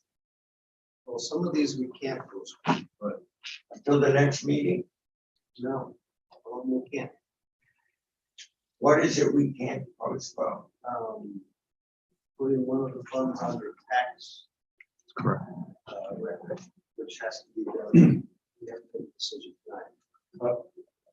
Commissioner Parnas, I get to disagree with the mayor. What we did on October 27th at the workshop is talk through some of the similar issues and presentations and presented the materials. At that time, we proposed coming back in November, and we provided a roadmap for coming back to November/December with all of these. One of the things that we mentioned was that in order for it to be on the ad valorem assessment, a decision would need to be made by you and sent to the county appraiser's office by the end of December. So that was articulated to you all. I don't know if I think you may have missed that, but that was publicly stated, as well as a number of the materials that have been presented here. So that's one item that we've been looking to get a decision on. Some of the other things we try to do is kind of paint the needs and the costs and where we are. Some of the things we also communicated to you is a justification for the expenditures. So I'm sorry that it was received in that manner, but that's what we tried. Well, let me ask you this, what would happen if we did not vote on this tonight? If the sky fall, what would happen? I'll go ahead and address that. So let's look at the action items separately, Commissioner. Let's start with the stormwater one. The item which is number 21. Yeah. Want to make sure I'm looking. Yes, item number 21. really just allows us to submit to the property appraiser that we intend to place the stormwater non-ad valorem tax onto the property bill. Okay, it wouldn't be until June that the city commission would actually make through adoption, a fee recommendation. The item number 20, which is the adoption of the stormwater master plan and the funding strategy, really is an adoption of just that, the master plan and the funding strategy, but you're not adopting a rate at this time. What you would be doing with, again, item number 21, is you'd be allowing staff to move forward with placing this on the non-ad valorem tax assessment for the next fiscal year. And so the rate would actually be set based on every fiscal year, and you would be having to make a recommendation very similar to the way you do the fire assessment fee. You do an initial rate adoption in June, and then the second reading with the budget in September. So that's 20 and 21. Nobody answered my question. What if we postpone this to the next meeting so we can get more backup on it? So with item number 21, we have to get that to the property appraiser by January 10th. So this is the meeting in which we would do that, or excuse me, January 1st. So we in October explained that we would need to do that, and that would be coming back with this item in November. Again, we held off to try to meet with each commissioner regarding these issues, but item number 21, if you postpone it, then virtually you will not put this on the tax roll. You'll just maintain it simply as an existing fee on the utility bill. So if we voted on the 15th of December, that would be too late to notify them? Let me speak to this. So item number 21, there's a specific procedure, there's a specific statute with respect to that, and there are specific notice requirements.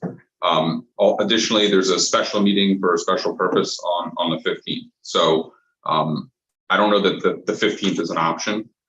Keep in mind, it's my understanding, that is the notice that we send to the property appraiser of the city's intent to put it on the property tax bill beginning October 1, 2023. To the extent at some point later on, within a couple of months, if you decide not to, you can rescind that, if that helps your decision. Well, I will say this, since I have the floor. I don't object to putting it on the tax bill rather than hiding it in the electric bill, because many people don't notice it. I think they should be aware of what they're being taxed and why. People pay their electric bill. I don't know about anybody else, but I don't look at it item for item. It's pretty much the same every month, and I pay it online. I think by having it listed on the ad valorem tax bill, the property appraiser's bill from the tax collector, I think people should be aware of what it is and what it is for, rather than hiding it in the electric bill. But that's my opinion. But I'm just also point out that item number 22, per state law with the wastewater utility rates, this water and sewer, when you propose water and sewer increases, there does need to be notices that go on the utility bill. And so those notices were provided in anticipation of this meeting. So just keep that in mind. So it may not be the very next meeting if you didn't take action on that. We may need to just make sure that those notices go out. Okay. So is somebody gonna make a motion? Well, we got a lot of people that want to talk, so yeah, we have a lot of things to do. Commissioner Preston. All right, we find ourselves in a situation where it's not playing itself out the way perhaps we would like it to, but we are obligated to do what's best for the resident of Deerfield Beach. Though, in this presentation and the information that's being presented to us, is not necessarily the way that it would ideally come forward, but in the end, what do we do now? We to postpone it. I don't see that that becomes a benefit to the resident.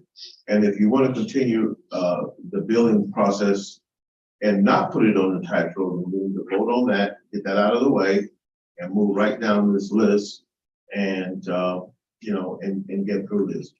The accountability part of this, we can all look at and say, you know, there were mistakes made in terms of the communication, making this information available to us, but we'll still put in the situation. Because even after we got it, you know, I'm sure all of us had questions.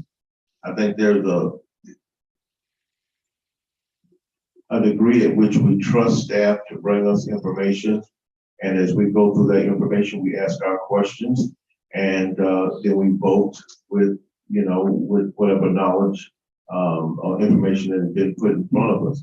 And so, you know, it would be my suggestion is that we look at each and every one of these with the information that has been given to us. And if we can vote on it tonight, and I think that we can, to make it better for our residents, even though there has been some setbacks in terms of the way that this information was presented to the commission.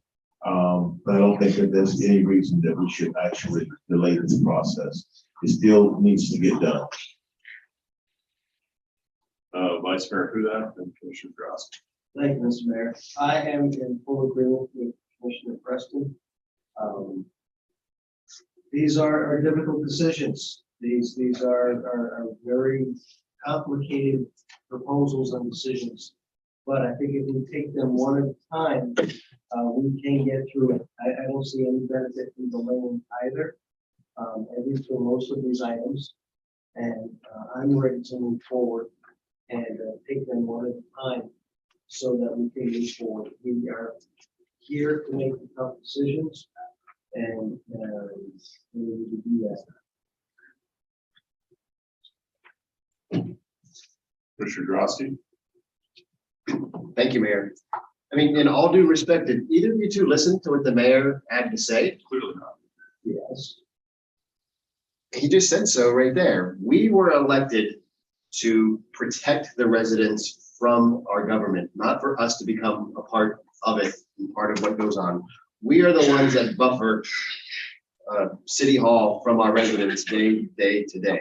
We were elected to promote the best interests of Deerfield Beach, but how can we do that if we're not educated? One of my colleagues is saying he doesn't have the information. He was provided a report on Friday for a meeting on Tuesday. We all have day jobs too, so how are you going to assimilate that without all the kind of comments? I think it's well put. You two are up for election next year. Are you going to go tell your residents that you were fully informed when you go to vote on these issues? That's up to you and your call, you know, but I don't want you to go out for re-election with not voting on something that you had all the information or all the arguments to. So, you know, I'm hearing this for the first time tonight, but I think it's well, you know, well put. And I think there are some very serious concerns. As far as number 21 goes, you know, this stormwater fee was enacted in 2017, went into effect 2018. You know, it could have been put on the tax bill then, and it wasn't for whatever reason. So I don't know what the rush to do it now is. I know there's collection issues associated with it, which makes, you know, help for administrative purposes. But I don't think the residents know that this is coming. I don't think they know that this is going to be on their tax bill as opposed to their water bill. I disagree with Commissioner Barnes. I think they do look at their water bill and they're going to see it's not there. They're not going to know it's going to be on their tax bill coming up. So I don't think there's been a lot of education on that perspective. I'm not against it, but I think now maybe not the best timing for it. But we're lumping all of this all together, you know, kind of one big push. It seems like, okay, let's talk about enterprise funds and this and that. Let's just make one big push and get it over with. Some of these things haven't been addressed since 2008. I get it, and we don't want to become the next Fort Lauderdale either. I get that too. That's So absolutely the point too. One at a time. He's got the floor. You can go. I get that. I totally get it. We don't want to become the next Fort Lauderdale. We do have that responsibility too. So we're on this tightrope between what do we do, what's in the best interest for our residents, so we don't become the next Fort Lauderdale, but how do we protect them, knowing that we're voting with the best information and knowledge that we have? It's a very tight rope to have, but I think you have to err on the side of transparency.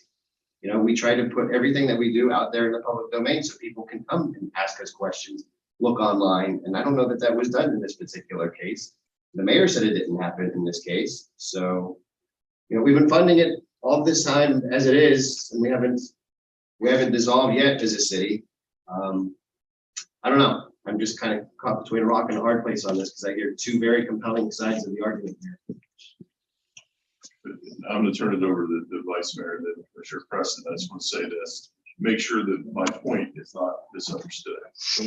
It's not a matter of us not basing on a decision. It's a matter of how this is presented.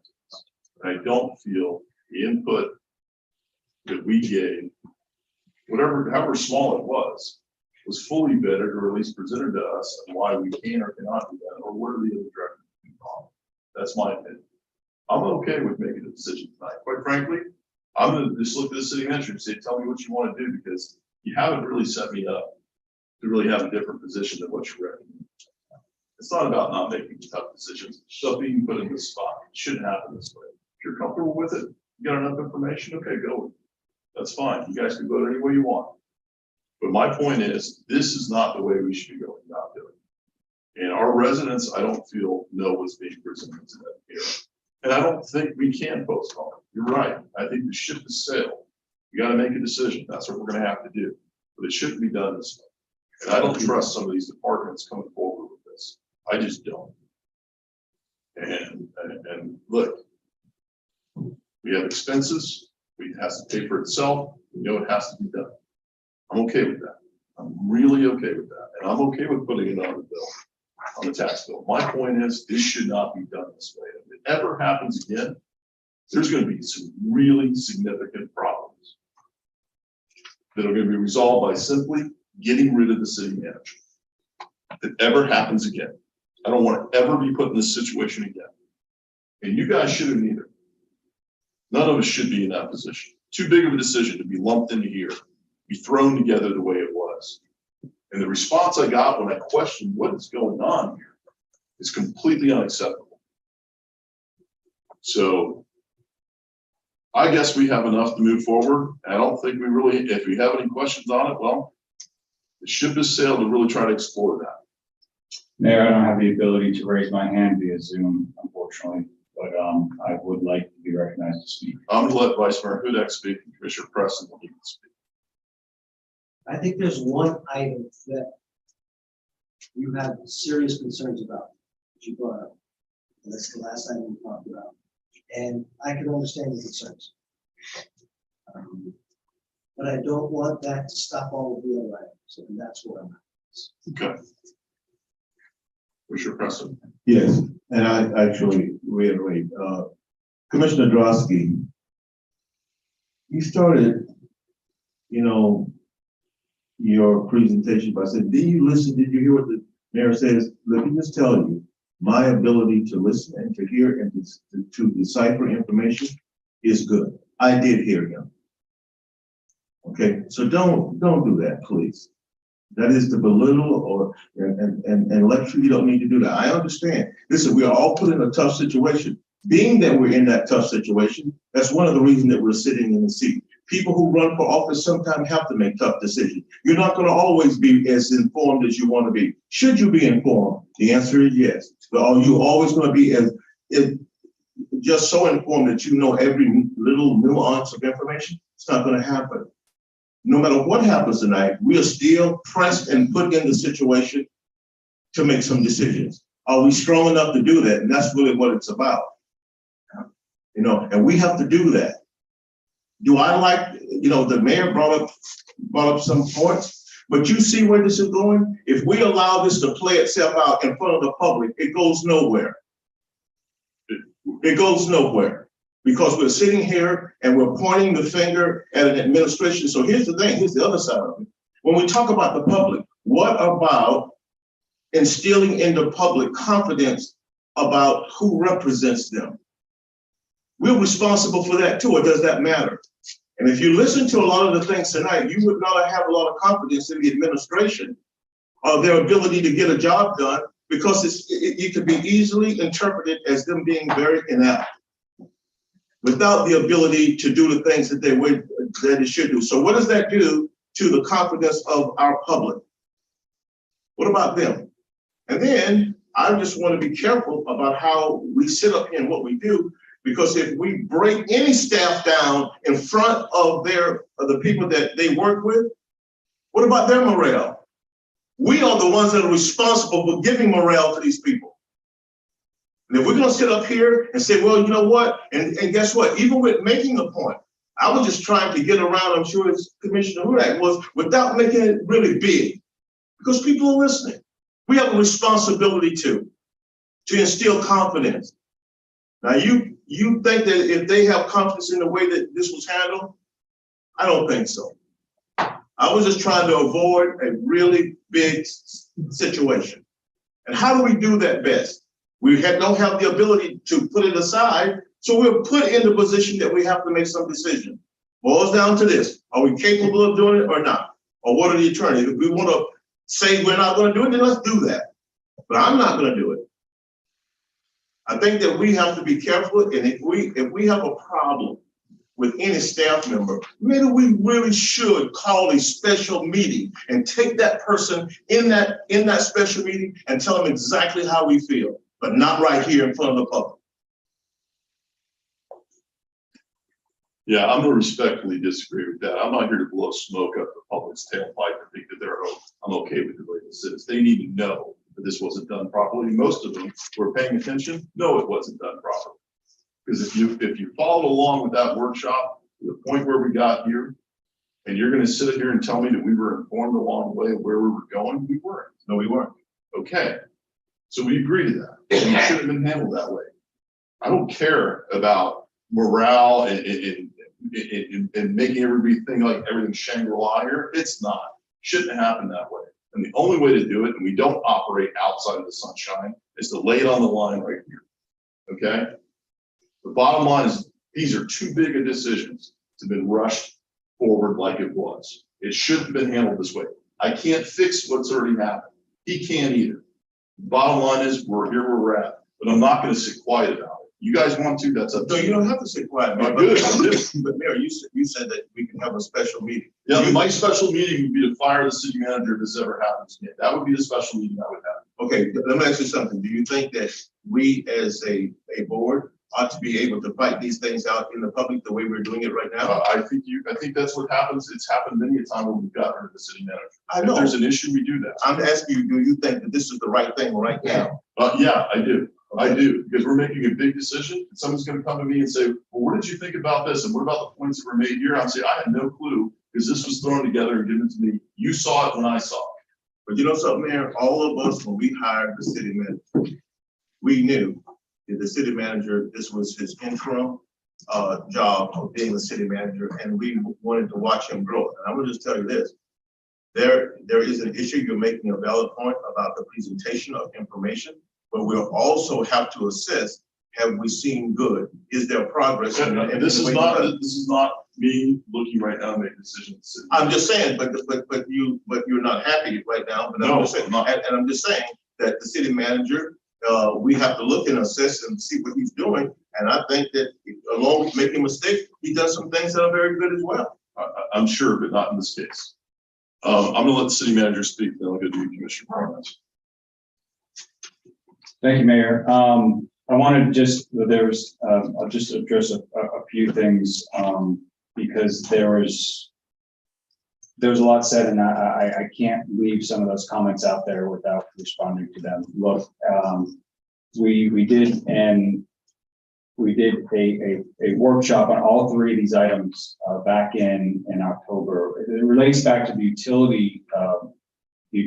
water utility discussion. We've had several conversations with that. We've presented the information in the same manner consistently on several occasions.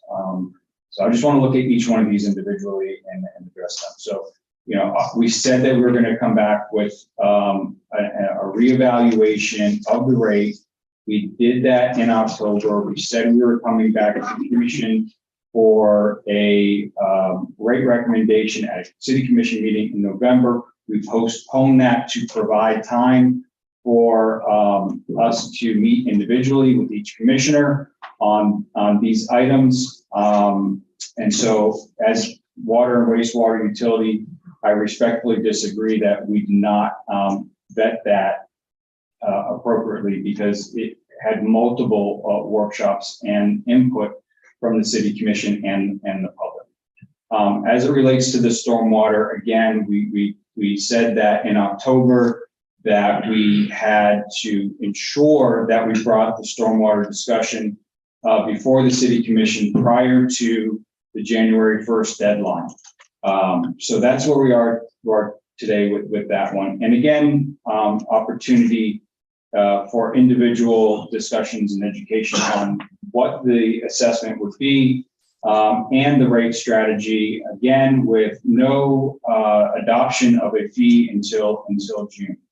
With solid waste fee. Again, discussing that in October, we got some feedback from several commissioners, questions that they had. It's apparent that the consensus really is that we have not appropriately addressed the questions and or the concerns related to the solid waste fee, and I will take that responsibility. But I'm happy to individually meet with any commissioner that has questions related to any outstanding questions or comments that they have, or if they feel that the public has not been validly informed about this to the workshops that we've already had. I'm happy to host another workshop in relation to those. So I'm trying to, I know we had all three discussions on these together, but I'm trying to, separate each item here just a little bit. Commissioner Drosky, I respectfully disagree that it is the commission against City Hall. That is not the philosophy of management that I have, nor that I instill into my directors, that we are out to in some way not do what's in the best interest of the residents. I understand that these are tough decisions with an impact to them. I also recognize that the impacts of these fee increases directly relate to our ability to provide quality services and operations to each and every one of them. So I'm sorry that you feel that, and as you stated, it is protection against City Hall, but that is not my intent nor my philosophy from a management perspective. With that, I know, Mayor, you asked how do I want you to vote on this? I want you to vote in the way in which for each individual item, how you see fit. You obviously have the recommendation on each item that the staff recommendation. I've offered an alternative for the solid waste item, which I thought was consistent with what you had discussed at the October meeting, which was the use of undesignated fund balance. Those monies that I did discuss, those are monies that would be sitting in the undesignated balance. I'm happy to go over that with you a little bit more one-on-one, and or try to determine if there are other nooks and crannies that we can uncover that might be justifiable uses of undesignated fund balance. But I think based on what you're saying here is that you've probably got a little bit bigger of a nut that you're looking for from the undesignated reserve to influx. And that's all I have as far as comments at this time. Commissioner Parnas? After all is said and done, I make a motion to approve because we have no choice. Now let's go to that. We're going to open to the public. Okay. Anthony, can the public talk on all items, or do we have to? So in particular, item number 21, Mayor, I would suggest a separate public comment query for that, because that is a public hearing pursuant to statute. Okay. I'm sorry, say that one more time. Item number 21 by statute is required to have a public hearing. So I would do that one separately with respect to the public comment. Okay. But I think it's okay to get the public comment So on let's the go other with ones. So we can do 20, 22, and 23 as public comment for all three? That's correct. Okay. So we're gonna open up 20, 22, and 23 to the public. The public, please come up.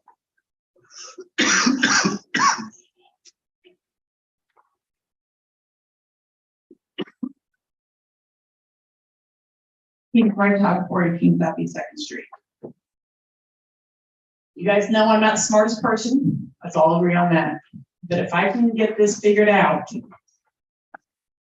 22% rate increase average for utilities for every single household in the city of Deerfield Beach.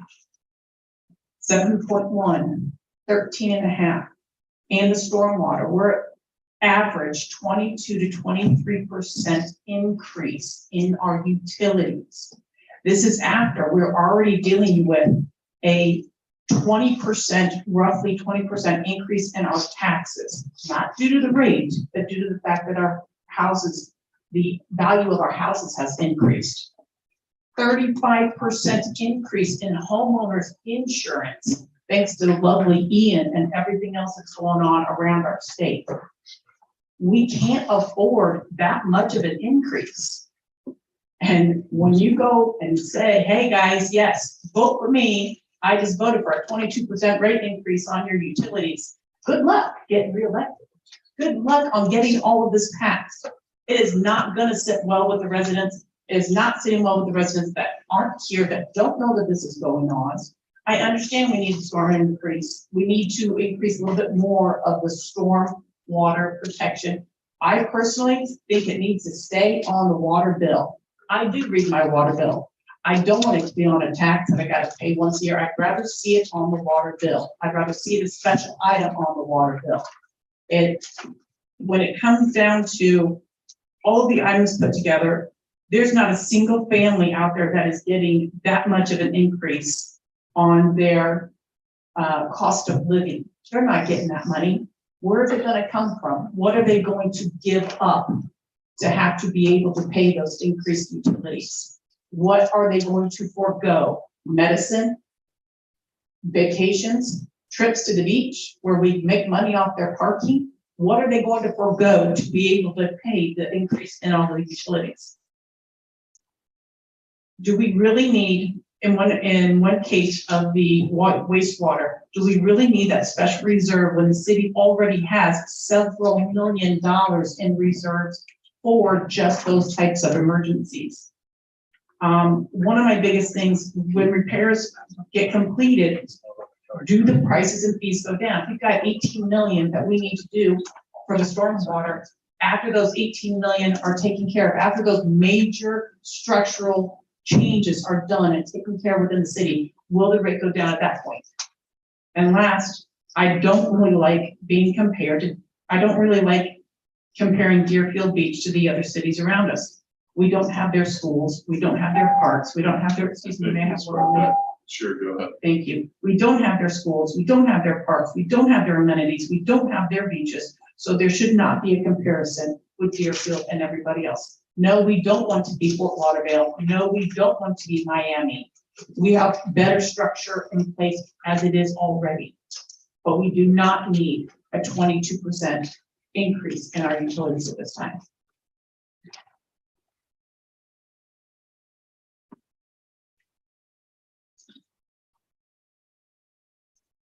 Page 4140 Northeast Fifth Street. It's amazing. I was sitting there and I was like, how long will it take me to pick up the jargon of the vernacular of these meetings again? It's been a while since I've been here. And I thought I was mishearing.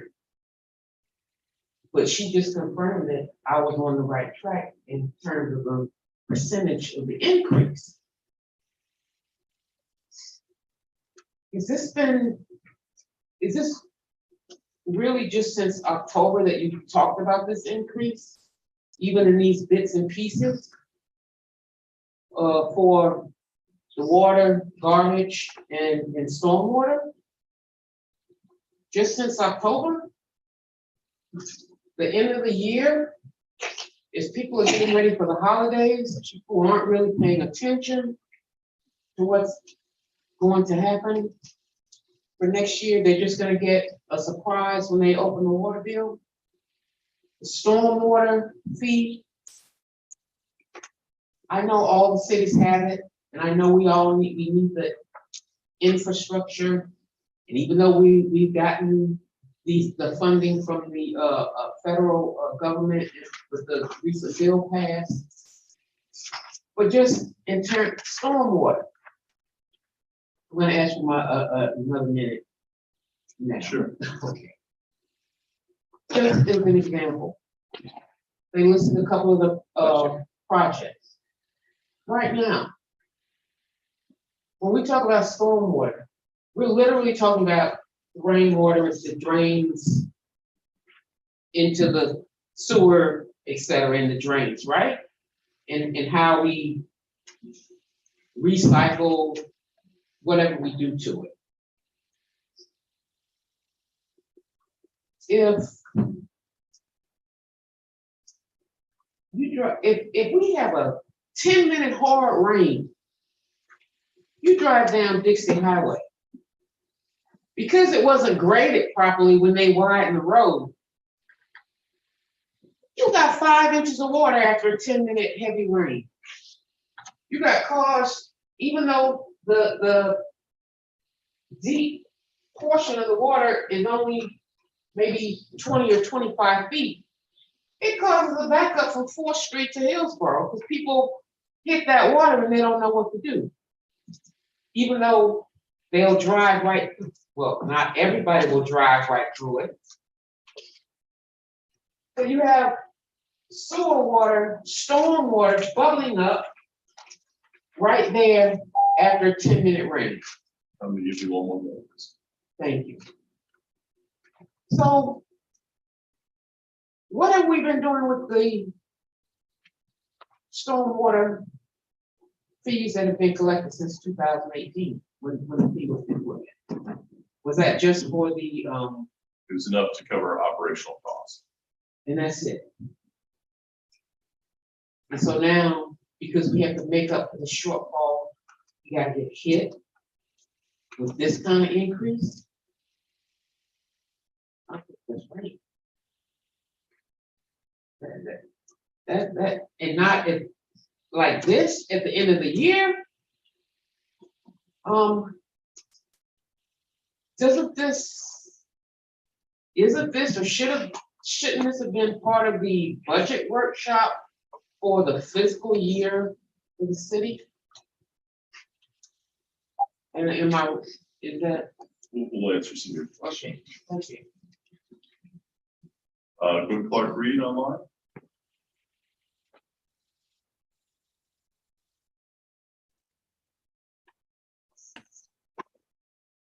Mayor and commissioners, as you said, you're elected to make the hard decisions.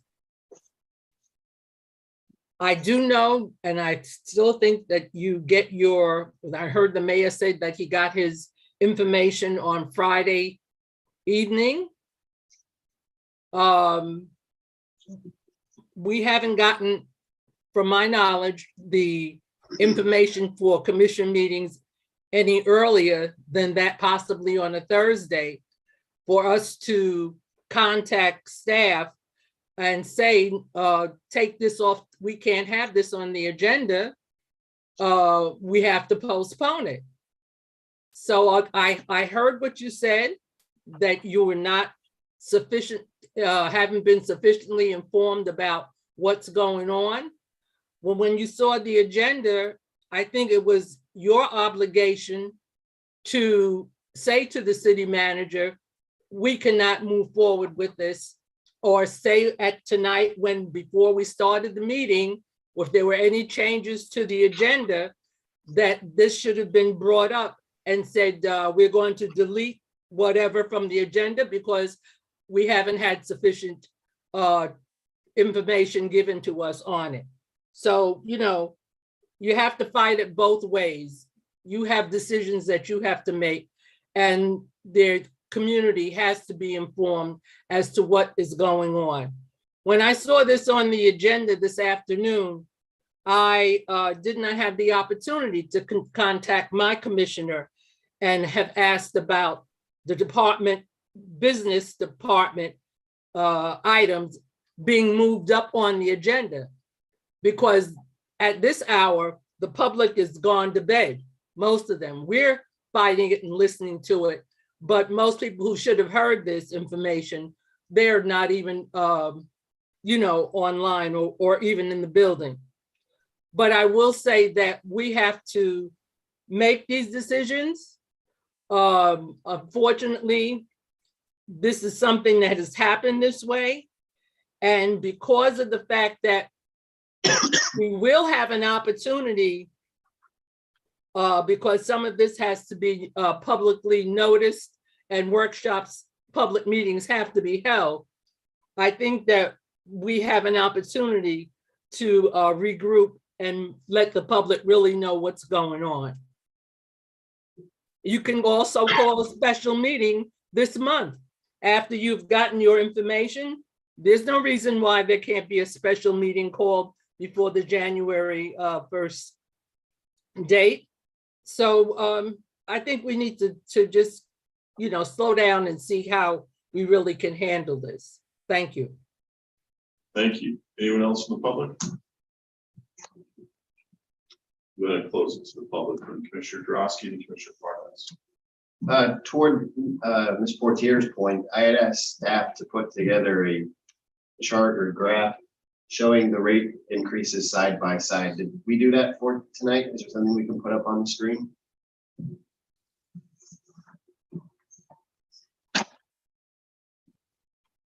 It's not on the screen, Commissioner, but I had sent it to you and the other commissioners. I mean, is it something available that we can show the public? Because I think it's important. That was Ms. Portier's comment. I'll email this to have her ask her.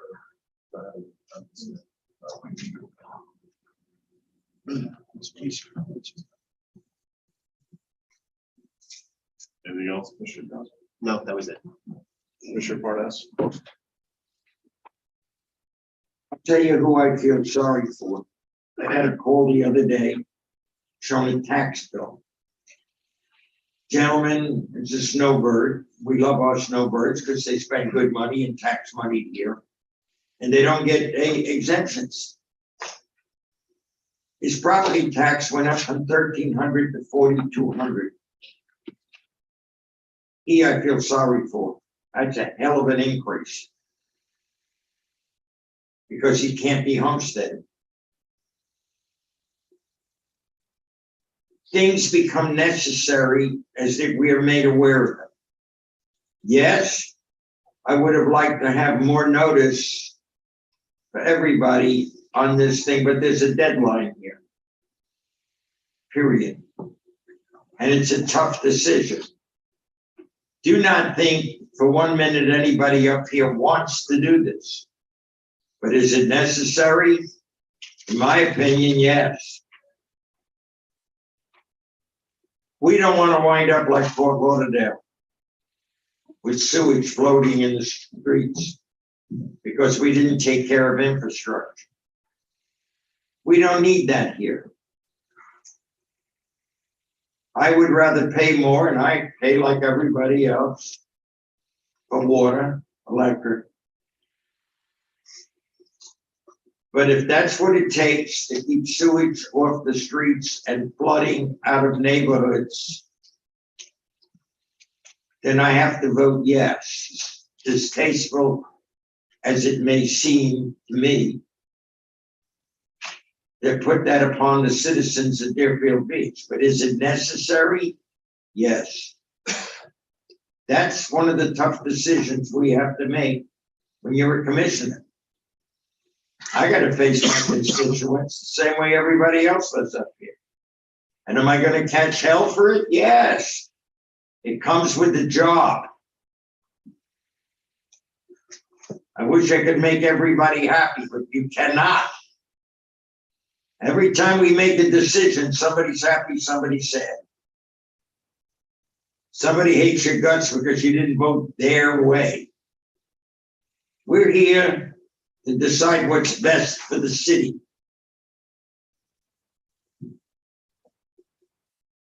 You've determined that 2 terms is enough, fine. I'm in my last term. That doesn't mean I'm gonna stop doing my job until the last day I'm on it.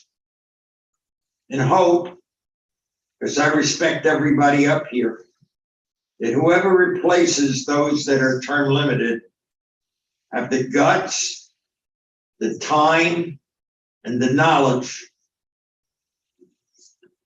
to take care of the city. We're not a little town anymore.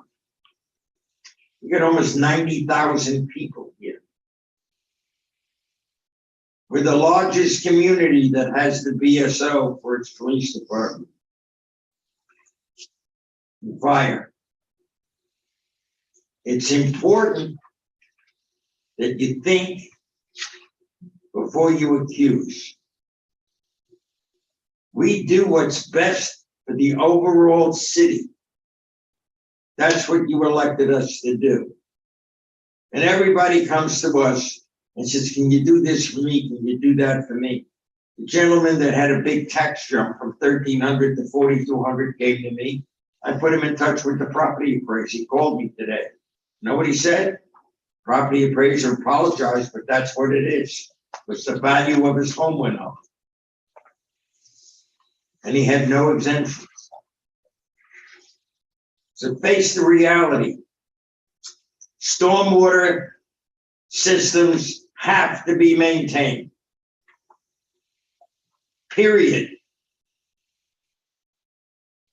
It's cheaper than getting your house flooded out completely and having an insurance company say, sorry, too bad.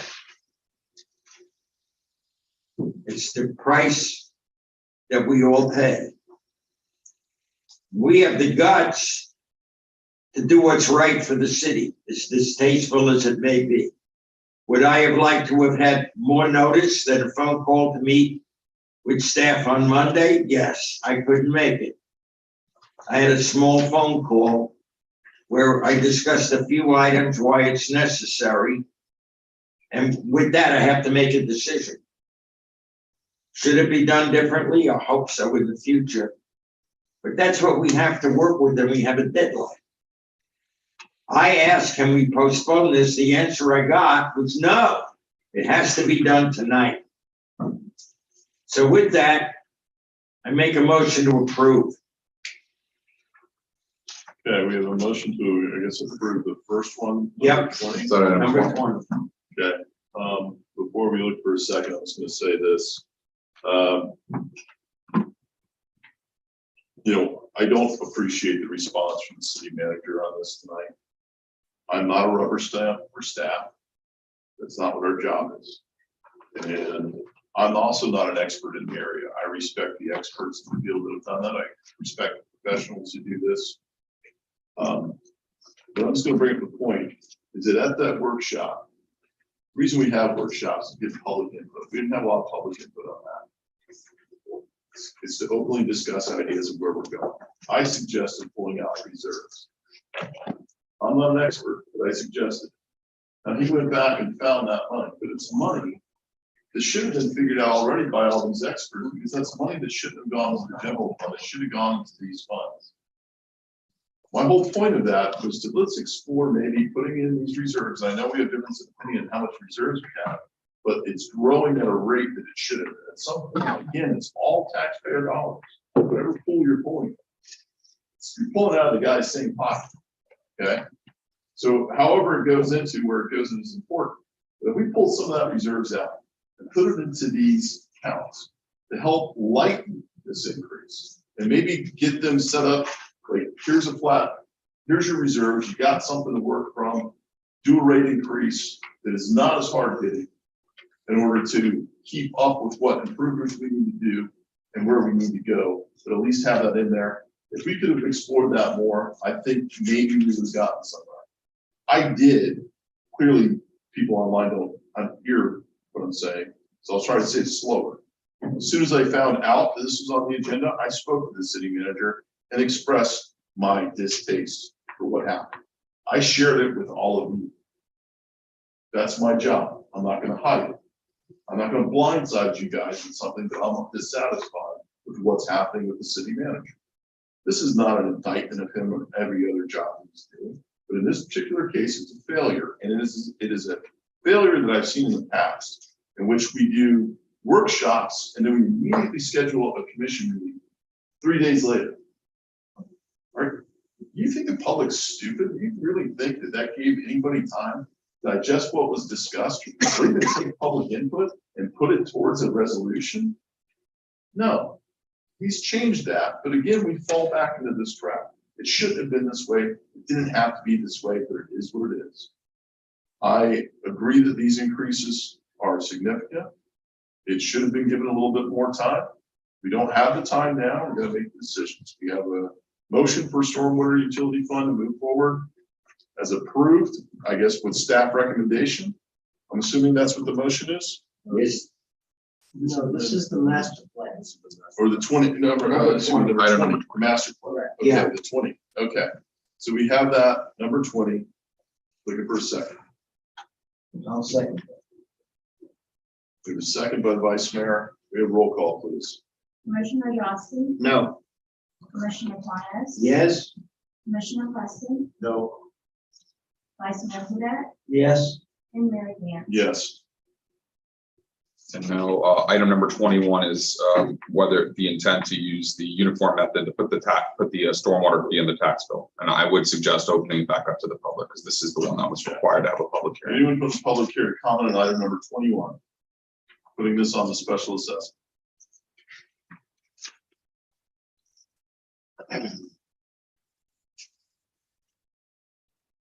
85-418 Southeast Second Street. I do want to reiterate again, keeping it on the water bill as opposed to putting it on the ad valorem. I want to write, correct? Correct. Okay, so making sure. Keeping it on the water bill as opposed to putting on the ad valorem tax, your tax assessment. You're more likely to pay attention to it. You will see it once a month as opposed to your tax bill that you look at once a year and you file away or trash. You're at least looking at it, you're paying attention to it. So when that increase, that 6.16% increase becomes, the 13.5% increase becomes a 6% increase, at least you'll be able to say, hey, look, it's gone down, we're good. But when it doesn't go down, and it doesn't go down, and it doesn't go down, and it doesn't change, it keeps you engaged in the taxes that we're paying and the fees, because it really is, it's a fee. It's not really a tax, it's a fee. It's not a tax. And I really think it needs to stay on our water bill. Thank you. Anyone else from the public? Gwen Clark Reed.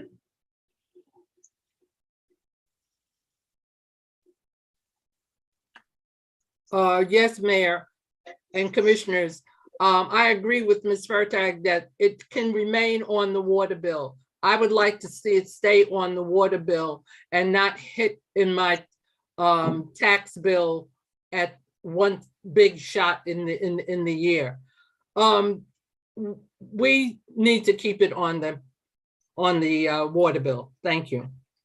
Thank you. Anyone else from the public? Yes. Joe Chancellor, 4250 on Newport Avenue. This is more of a question. So for the residents, Commissioner Hodak's point, the 30% of the residents that don't subscribe to the city and to the county, how would that affect us? So we'll get an answer for that. Thank you. Anyone else from the public?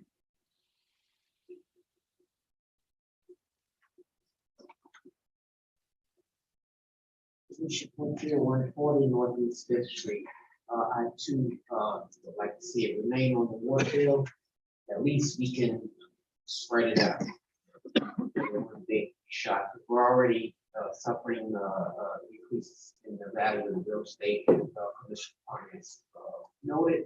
So at least if we can spread it out over 12 months, let's try to get it. Such an increase. Thank you. Anyone else from the public? And close it to the public. I will say, I know the points have been made by staff, but the concern is also, when it comes to collections on this, right? That's the point of big points in this. That's correct, Mayor. The recommendation is based off two factors. One is the rate of collection on the water bill, which has a delinquency rate of approximately 10%, whereas the delinquency rate on the property tax bill currently is less than 5%.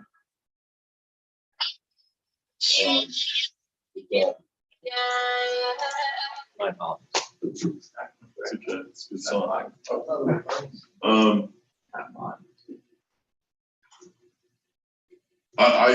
My tendency on this would be to put it on the tax bill, but I realize it hits people differently. And listening to the public's input on this, I would probably keep it on the water bill. Do that. Commissioner Drosky. I think the chart which supports the comment Mr. Portier was making is available now. I know we're going to go rapid fire, so I just want to bring that up before we start voting on these other items. No problem. We'll circle back to that. So item 21, we have a motion. Do we have a motion? I'll make a motion to deny. Yes. Second. We have a motion by Commissioner Parnas, your comment? Yeah, I'm gonna agree with you to keep it on the water bill. Okay, Agree with the public. well, we have a motion and we have a second, so let's go ahead and do roll call.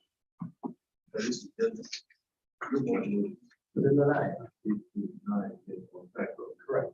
Okay. Yeah. So for clarification, a yes vote on the motion is denial. Yes. Correct.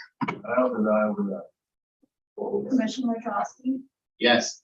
Commissioner Parnas. Yes. Commissioner Preston, Yes. Vice Mayor Huda. Yes. and Mayor Dan. Yes. We do listen to the public. Still sometimes. We're on 22, the amended water and wastewater utility rate schedules.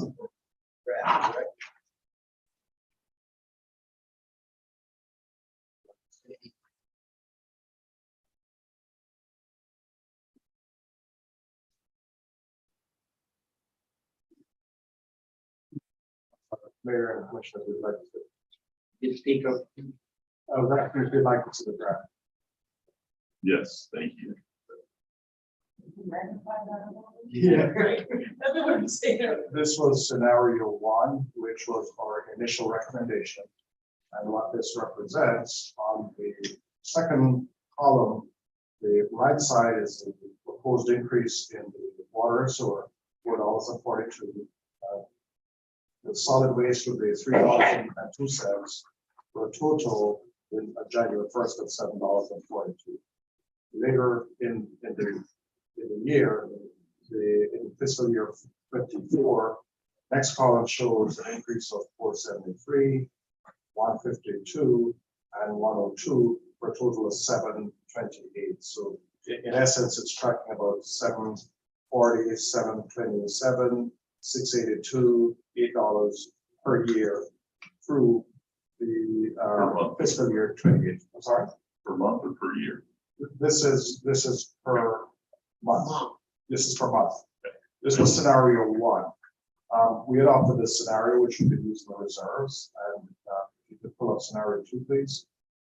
This shows a less increase for the solid waste. So if you notice, year one, it's $1.34, which is a lower increase for a total of $5.76 per month. And then this tracks continued on 717, 672, 791, all the way down to 89 cents in the year. Show us one more time, looking back and forth real quick. Scenario one, please. Yeah. Scenario two. Thank you. Yeah, so we were able to provide some relief in the solid waste in year one. Right. And it also adjusted a little bit in year two. Correct.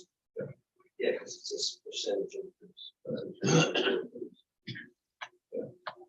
This goes back to my point, why if we had the opportunity to explore putting more money into those reserves, how this would have been a lighter hit.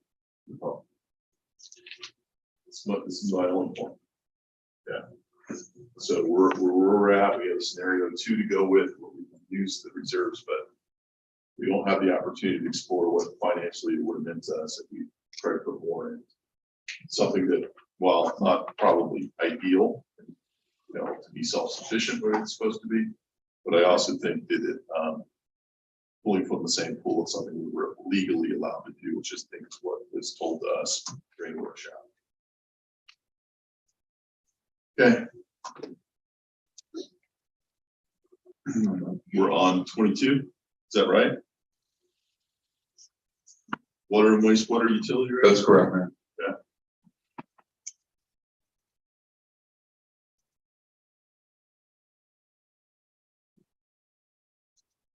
No one wants to make a motion. Motion to approve. Second. Motion from Commissioner Parnas, seconded by Vice Mayor Hudak. Roll call, please. Commissioner Drosky, No. Commissioner Parnas. Yes. Commissioner Preston, No. Vice Mayor Huda, Yes. Mayor Gantz. Yes. Now we're on item 23. This is the solid waste rate fund schedule for fiscal years 22 through 27.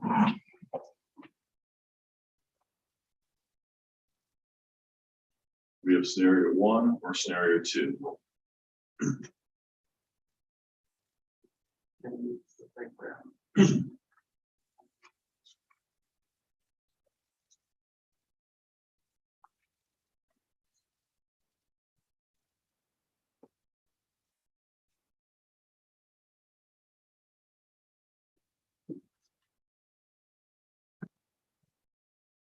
Mayor, thank you.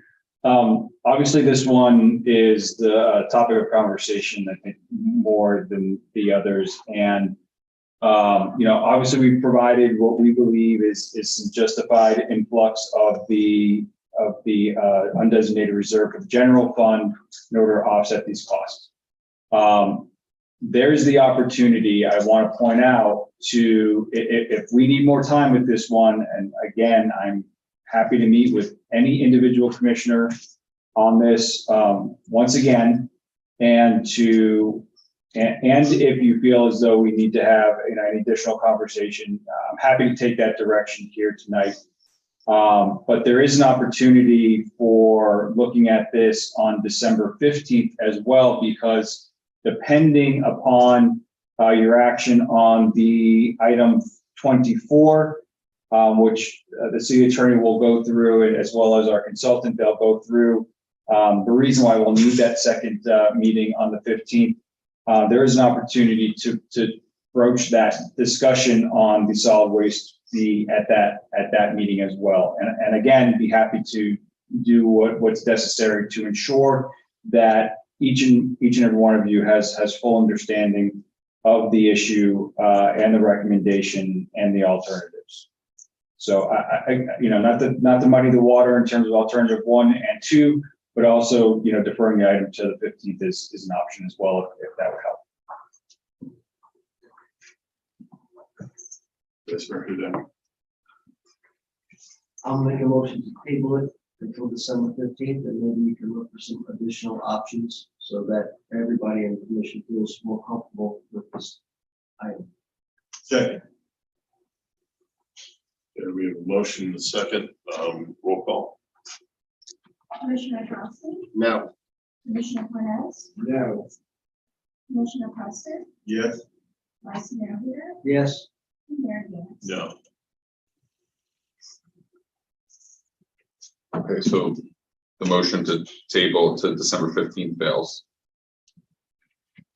So we're Make back a on motion to 23. approve. Option 1 or 2. 1.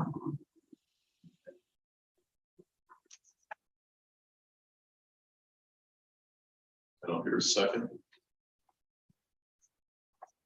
Fails for lack of a second. For a motion for scenario 2. Motion to approve.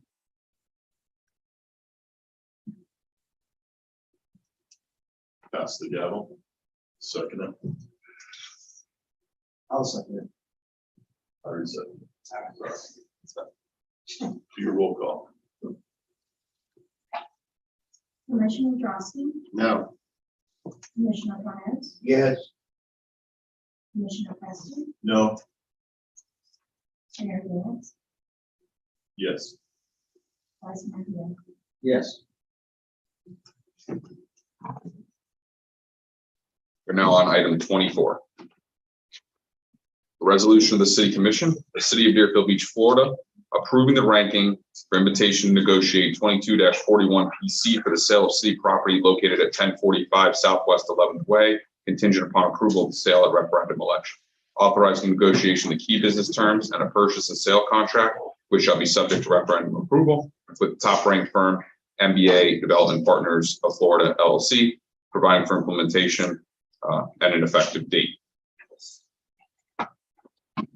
And Mayor, if I could just do a little bit of introduction on this item to recap how we got here today. We went ahead and made a recommendation. Well, first, let me just go back a little bit in time. This was obviously a lease that was through the Florida Atlantic Research and Development Authority. They had held on to this lease for, I think, in excess of probably 2 decades at least. And during that time, we received $1 for that lease of city-owned property, with the intent that Florida, through their sub-leasee, would develop that property into some kind of research and development use or facility. That never transpired up until we were approached by a potential tenant to build an 80,000 square foot facility, in which came with, I believe, a $60,000 lease extension at the time. That unfortunately did not come to fruition, as the potential tenant lowered the bar, so to speak, by half, saying that they could only do a 40,000 square foot facility, but they also sweetened the pot with the lease extension with a price tag of $3.2 million to the city. That $3.2 million would have been, the equivalent of a sale. Not that we would sell the property, but the equivalent of where we are today with the sale of the property. So we would have got $3.2 million for the extension of that lease. And then, of course, we were to receive any tax revenue for the portion of the property that was held in, privately owned and used. The remainder of the property that was still not being used privately would have not been available for tax revenue purposes for the city. That was denied by the City Commission, and the City Commission, I'm thankful that they put some trust into the process and into staff to look towards a professional consulting firm, a commercial real estate broker, to market the property through a competitive solicitation process in order to see what the market could bring to us. And through that RFP process, as you know, with all RFPs, we talked about RFPs tonight, it goes to an evaluation committee that is comprised of city staff, and they make a recommendation to the City Commission for an award recommendation. And that's where we are today. And so we do have our consultant here today to go over the RFP process and the proposals with you, and specifically, more importantly, the recommendation from the evaluation committee for the project.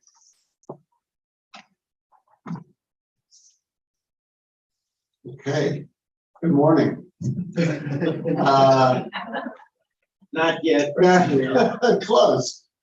Ken Krasnow with Colliers International, Mayor, Commissioners. So we are going to walk you through a brief overview presentation of the process that we went through. If you remember, we were selected in the late spring to put together a marketing package and expose this great site to the market. And here tonight, we're going to bring you the results of that. So next slide talks a little bit about our agenda here. I'm going to talk to you a little bit about the marketing efforts. As City Manager said, an evaluation committee was set up. We went out to the market with very specific evaluation criteria.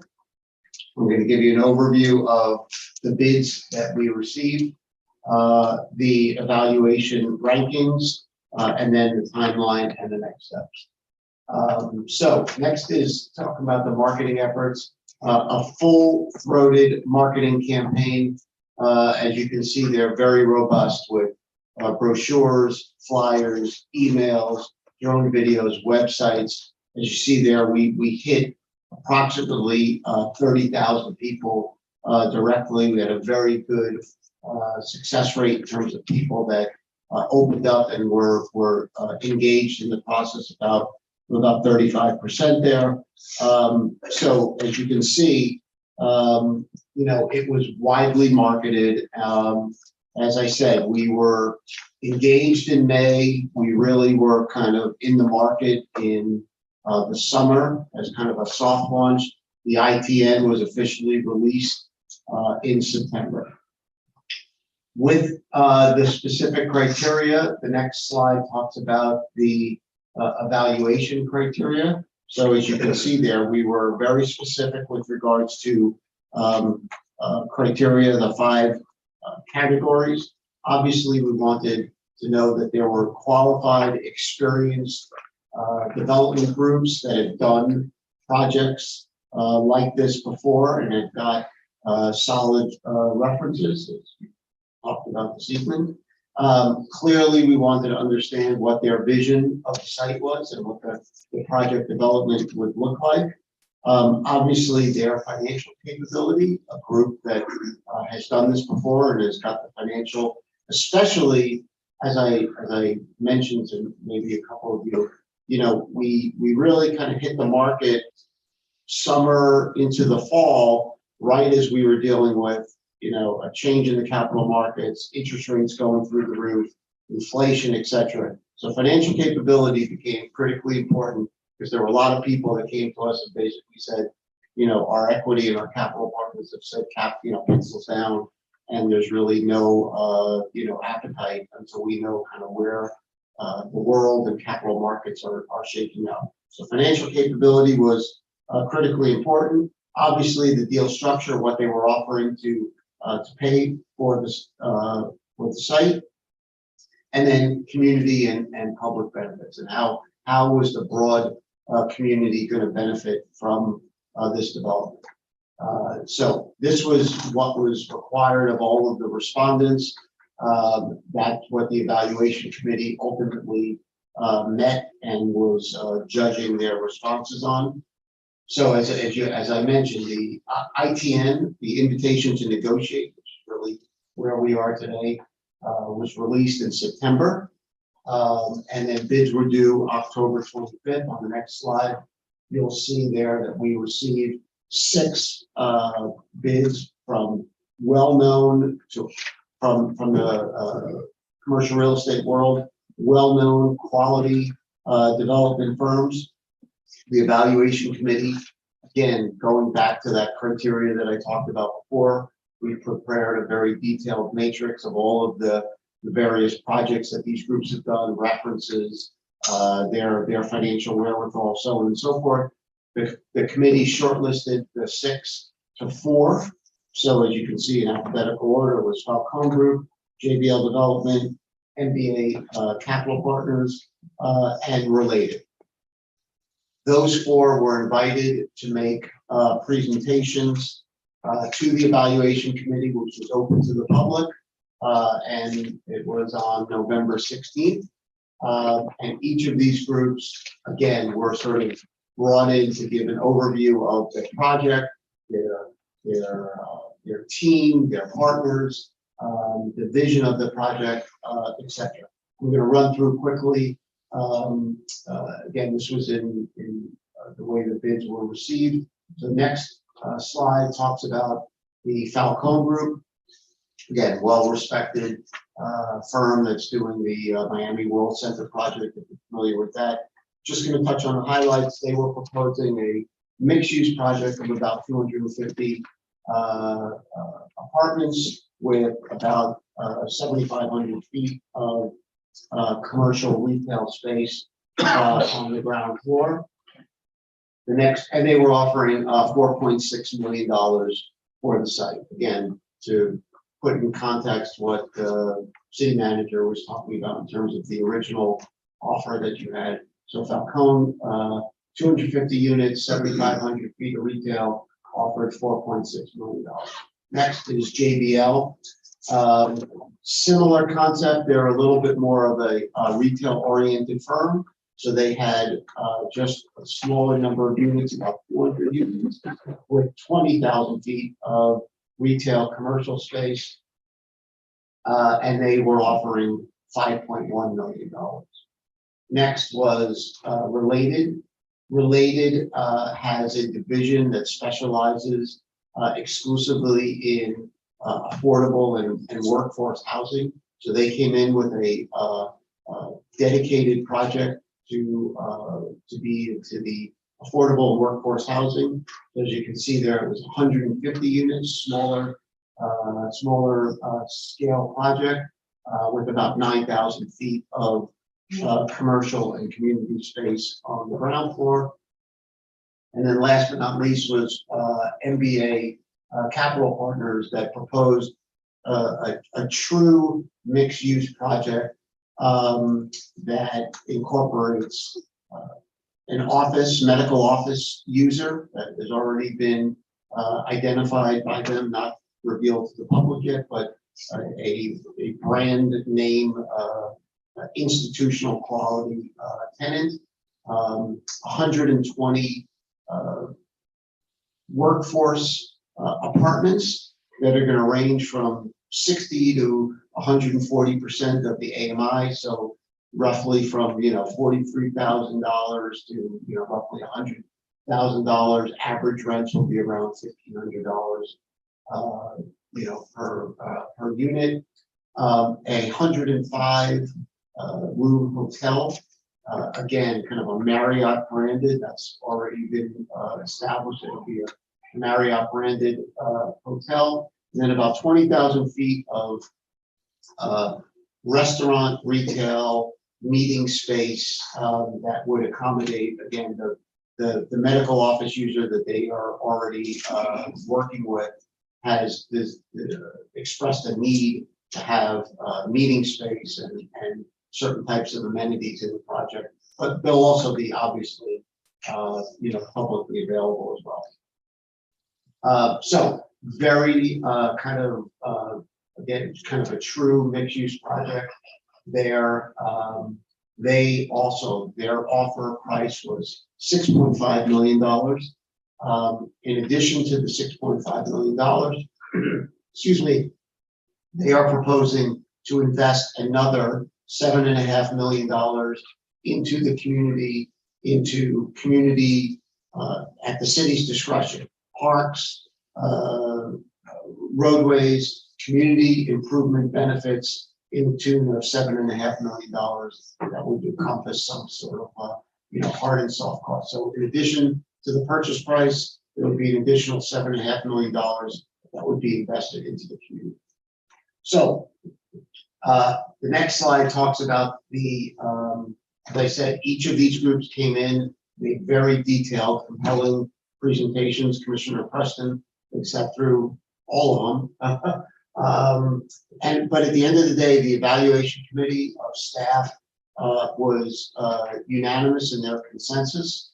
So as you can see there, they were pretty consistent in terms of their rankings, with MBA being the first ranked firm, Falcone second, JBL third, and Related fourth. Again, the perspectives of why MBA was we think such a clear favorite on the next slide. In addition to the obvious economic benefits in terms of the purchase price and the additional money that's going to be invested into the community, this truly is a transformative development that will be an iconic kind of gateway, into the city. You're looking at four, sort of visuals there. The taller tower there is the medical office building, and as I said, it's a name that's going to be a calling card to the city of Deerfield Beach. Think of the world-renowned medical institutions that you see in New York, Chicago, or Miami. That's what you're going to be seeing as an occupant there. The next one, the fatter building is the 120 workforce housing units. The one on the corner there is the 105 room hotel, and then the piece at the bottom is the retail. And again, these are conceptual renderings. This is just the first start of a process. This is still early on. This is just an invitation to negotiate, and obviously, this will be brought for a referendum in March. We'll get to the timeline. So some of the images obviously will change as they go through the site selection process, but this is a true live, work, play environment. And their team is their partners are local residents who are invested in this community. Their architect is Bill Gallo, who's I'm sure you've seen before you on a number of projects.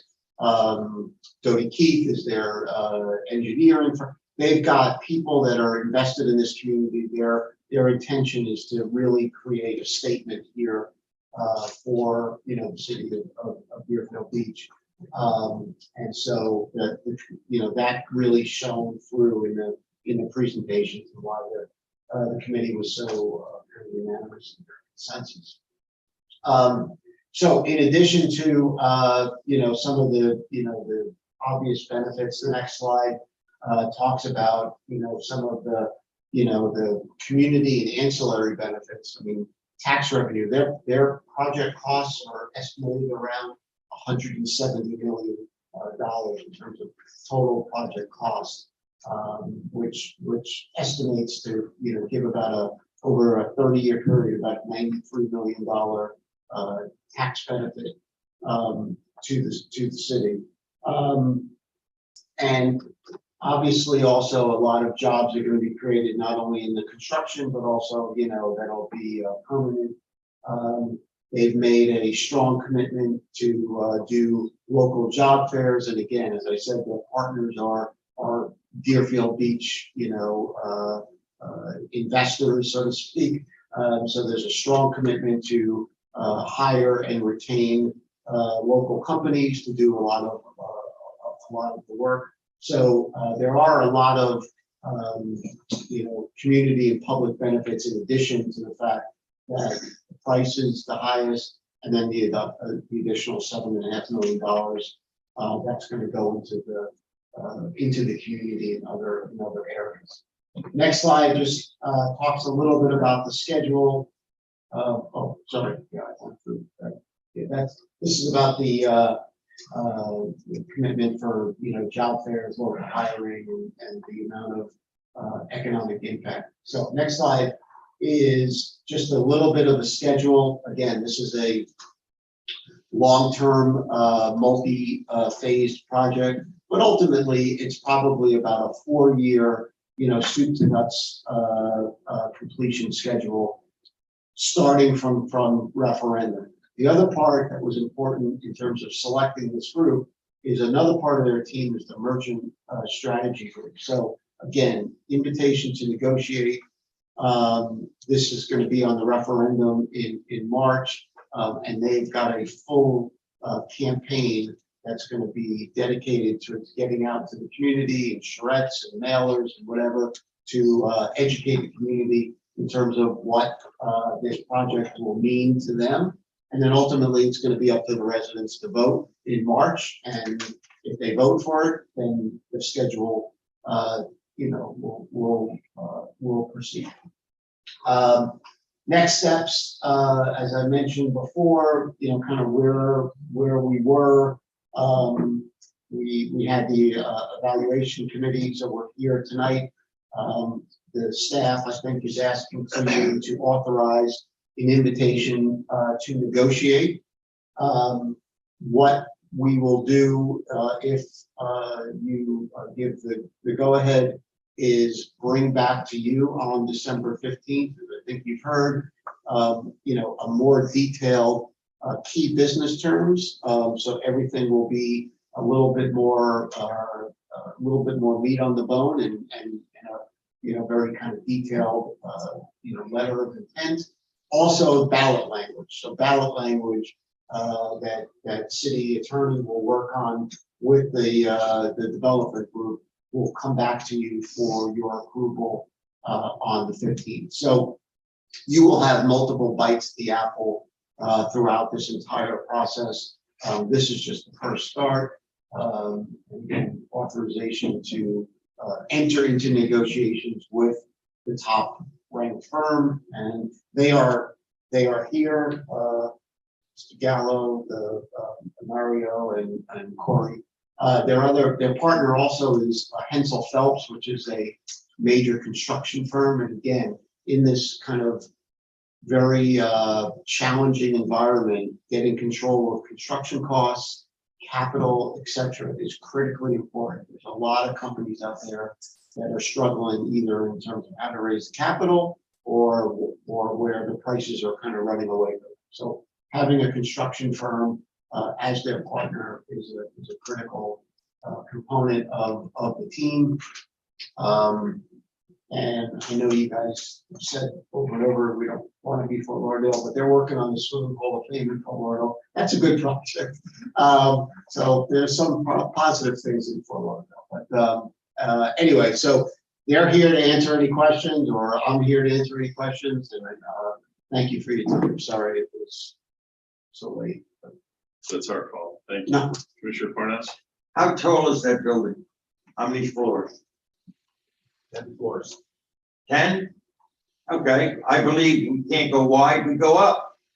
It's not a little town that, anymore. It's a little less than a 4-acre site. And again, if you look at the project cost, $170 million, I think that's probably where, JM on a much bigger piece, comparable. So yeah, they have to go up a little bit more. I don't know. In my personal opinion, going up is not a bad thing. If it brings what this economic development will bring to the city. Again, we're running out of land all over Broward County, so we either go up or we don't go, unfortunately. If we're going to maintain the city and grow it economically, then we have to go up. Commissioner Preston? Thank you, Mayor. As I sat through all of the presentations, I will tell you that the city, if we had chosen any one of them, the city could not move. They were all strategically picked, and they all put on a good presentation. But without a doubt, when MBA put on their presentation, there was a little added flavor to us. I like some of the things that they were saying about, actually they wanted to buy the land for 6.5, but they talked also about leasing and then $7.5 million to park improvements. You know that Mayor is right next door to it. Local business opportunities, some things that I wanted to hear. A job fair. They said some very good things, and they talked about the a lot. I kept hearing improvement to the community, public improvement. They said all of the right things that made me think that they really cared about where they wanted to bring this project. I'm in full support of this, 100%. But like I said, all the others were good, but I think that we chose the very best one. I think that we could fit here in the city of Deerfield.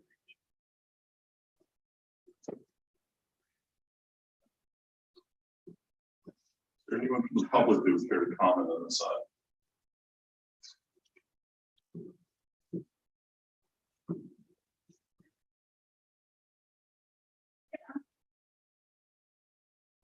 Katie Freitag, 418 Southeast 2nd Street.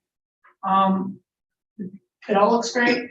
I have two things to bring out. One, I don't want to see a hotel at that spot. There are 2 hotels right across the street.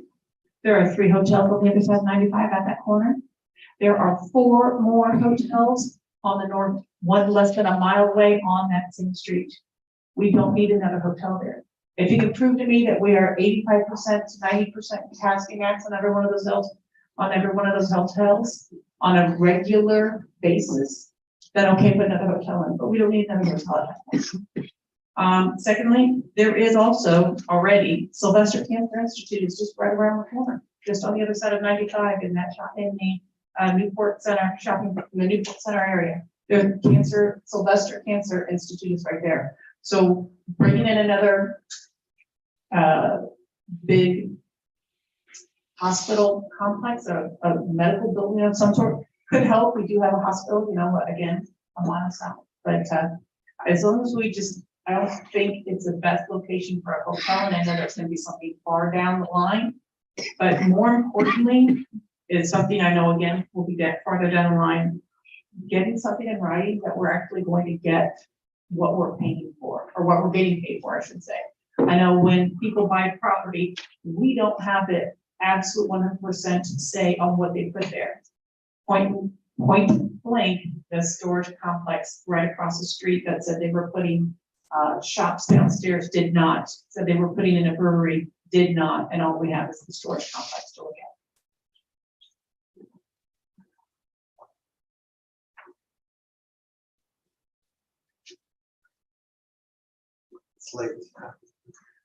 Good morning, Daniel Shinetsky, 34 Keswick Beach, Deerfield Beach, Florida 23442.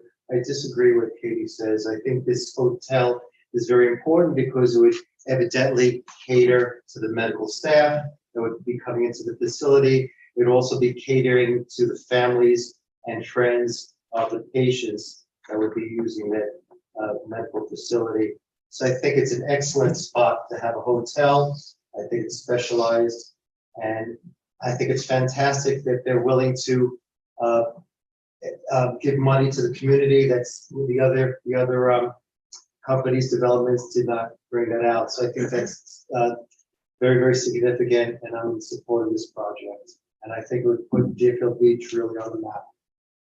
Thank you. Gwen Clark-Reed.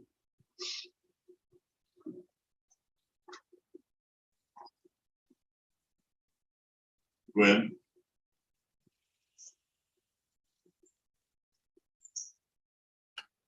Thank you, Mayor. Can you hear me? Yes, ma'am. Okay. Mayor, I was in attendance at that meeting. So were there other residents of District 2 at that meeting. And from what I saw at the renderings, I agreed with the MBA project. You know, this is a rendering, and we may not get everything that we see, but we can try and strive for getting as much of it as possible, because that is the kind of complex that we need as an entranceway into our city. That is the first entranceway into Deerfield from the south. And we want it to look nice, and we want it to be what we need in the community. And so I am definitely for this project. Thank you. Thank you very much. Anyone else? Yes, sir. Joe Chansey. The only recommendation I guess I would say is something with the park across the street. I mean, some as magnificent as that structure with the park across the street would need some kind of enhancement. So I'm pretty sure they mentioned that, but just saying. Yes, thank you. Anyone else from the public? That's the way. I'm going to close it to the public then. Commissioner Preston and Commissioner Parnas. Yes, there was some debate a while back when this land was available, and one of my colleagues, IQ2, specifically said we may hit the home run. I was against it, and if this comes to fruition, I was wrong. And so I just figure that it's the right thing to do is to look at how we actually arrived at a decision. I saw it completely different. And, I mean, this is just speculative at this point. It's not truly come to fruition, but from what is being said, what we're about to vote on, you know, Mayor, you were right. Commissioner Drosky, you were right. Okay. So, that's it. Thank you, Commissioner Preston. Commissioner Parnas? I understand that the hotel would be a Marriott. And a number of years ago, I worked for a major hotel in New York. I worked for the New York Penter across from Madison Square Garden. It's the old Pennsylvania Hotel. Some of you are old enough to remember Glenn Miller, but if you call 212 Pennsylvania 6 5000, which was one of his hits, it's still the phone number of that location hotel. It changed hands over the years from the Pennsylvania to a Sheraton to a Hilton to the Penta back to the Sheraton or Marriott. In New York, that's not unusual, and around the country, it's not unusual. When our hotel, the Hilton, was built, it wasn't a Hilton. It's now a Hilton. Those things happen. I don't know that anybody here is an expert in how many rooms Deerfield Beach should have in the hotel business. I know it's close enough to the beach that if they ran a shuttle, I would consider staying there if I came to Deerfield, because the prices would not be the same as a beach hotel, and yet it would have the convenience of having a van take me there. I trust their judgment in where they place hotels. They put one in the industrial site, and I understand it's doing well. It's right next to the Hilton. It's a different type of hotel than the Hilton. And when I go to places like the Crackle Barrel, past that land, I don't see hotels, I see motels. There is a difference between a major hotel and a motel. Same way there's a difference between a traveling hotel where business people just come and people come to enjoy South Florida. So I would welcome a Marriott hands down over many other hotels or motels. And this is a business judgment that experts look into. Marriott doesn't say, let's build a hotel there. There's 18 other hotels, but so what? They take a good look at the market before they spend the money to build a hotel. I've had business associates who have had dealings with Marriott and friends, and they're pretty sharp people. So I would trust their judgment if they're going to put a Marriott over there. I think this particular site, it's about 4 acres, can handle what they want to do and would enhance District 2 and Deerfield Beach. And I think people driving up from the south that see a magnificent building or buildings coming off the highway with the Marriott might say, let's stay there. Why not? They can see it from the highway. And all they have to do is get off the hotel, off 95 going north, and there they are, right at that complex. So I don't think it's a bad idea. I think it's a great idea. It's pretty, it's big. It brings us into the 21st century with modern ideas. I definitely will approve this project. Commissioner Drosky? Thank you, Mayor. I really want to vote for this, but I'm going to play devil's advocate, and hopefully someone, Ken from your team, will take the mic on this one. But let me just step back. The previous offer that we received was for $3 million. So now we're being offered $6.5 million plus an additional $7.5 million in infrastructure improvements. So that's definitely a big increase than what we had. And when I told Mr. Krasnow when he came in, when he was first going to market this property, And what I always say is to go bold, go big and go bold. But did we do that in this case? We got 6 offers, all from local groups. We were promised this international exposure. Well, at the end of the day, we got 6 local bids.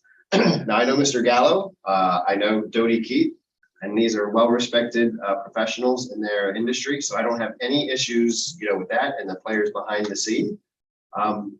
But did we go bold and big on this?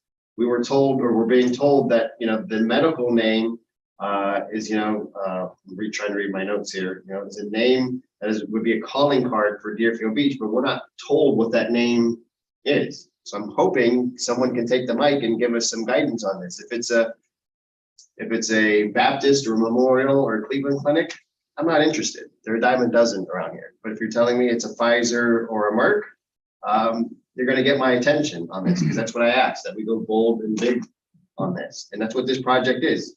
Gwen Clark-Reed, in her comments, in the public comments, said this is an entranceway into Deerfield Beach. She's exactly right. We only get one shot at this. This to me is like the domino that is going to re-energize that entire corridor, the FAU research corridor, all the way down to the hospital.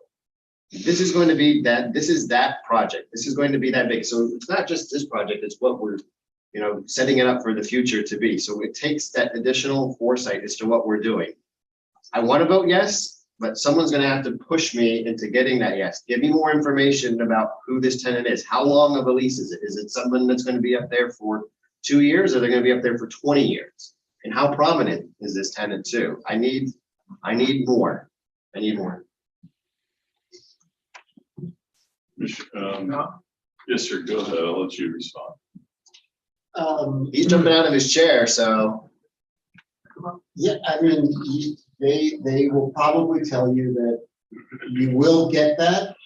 I don't think you don't get that tonight, because we don't have a contract. We don't have, there's still some public, confidentiality in terms of disclosing, that company and their intention and so on and so forth, until they know that there's an actual deal in place. And so I hear you.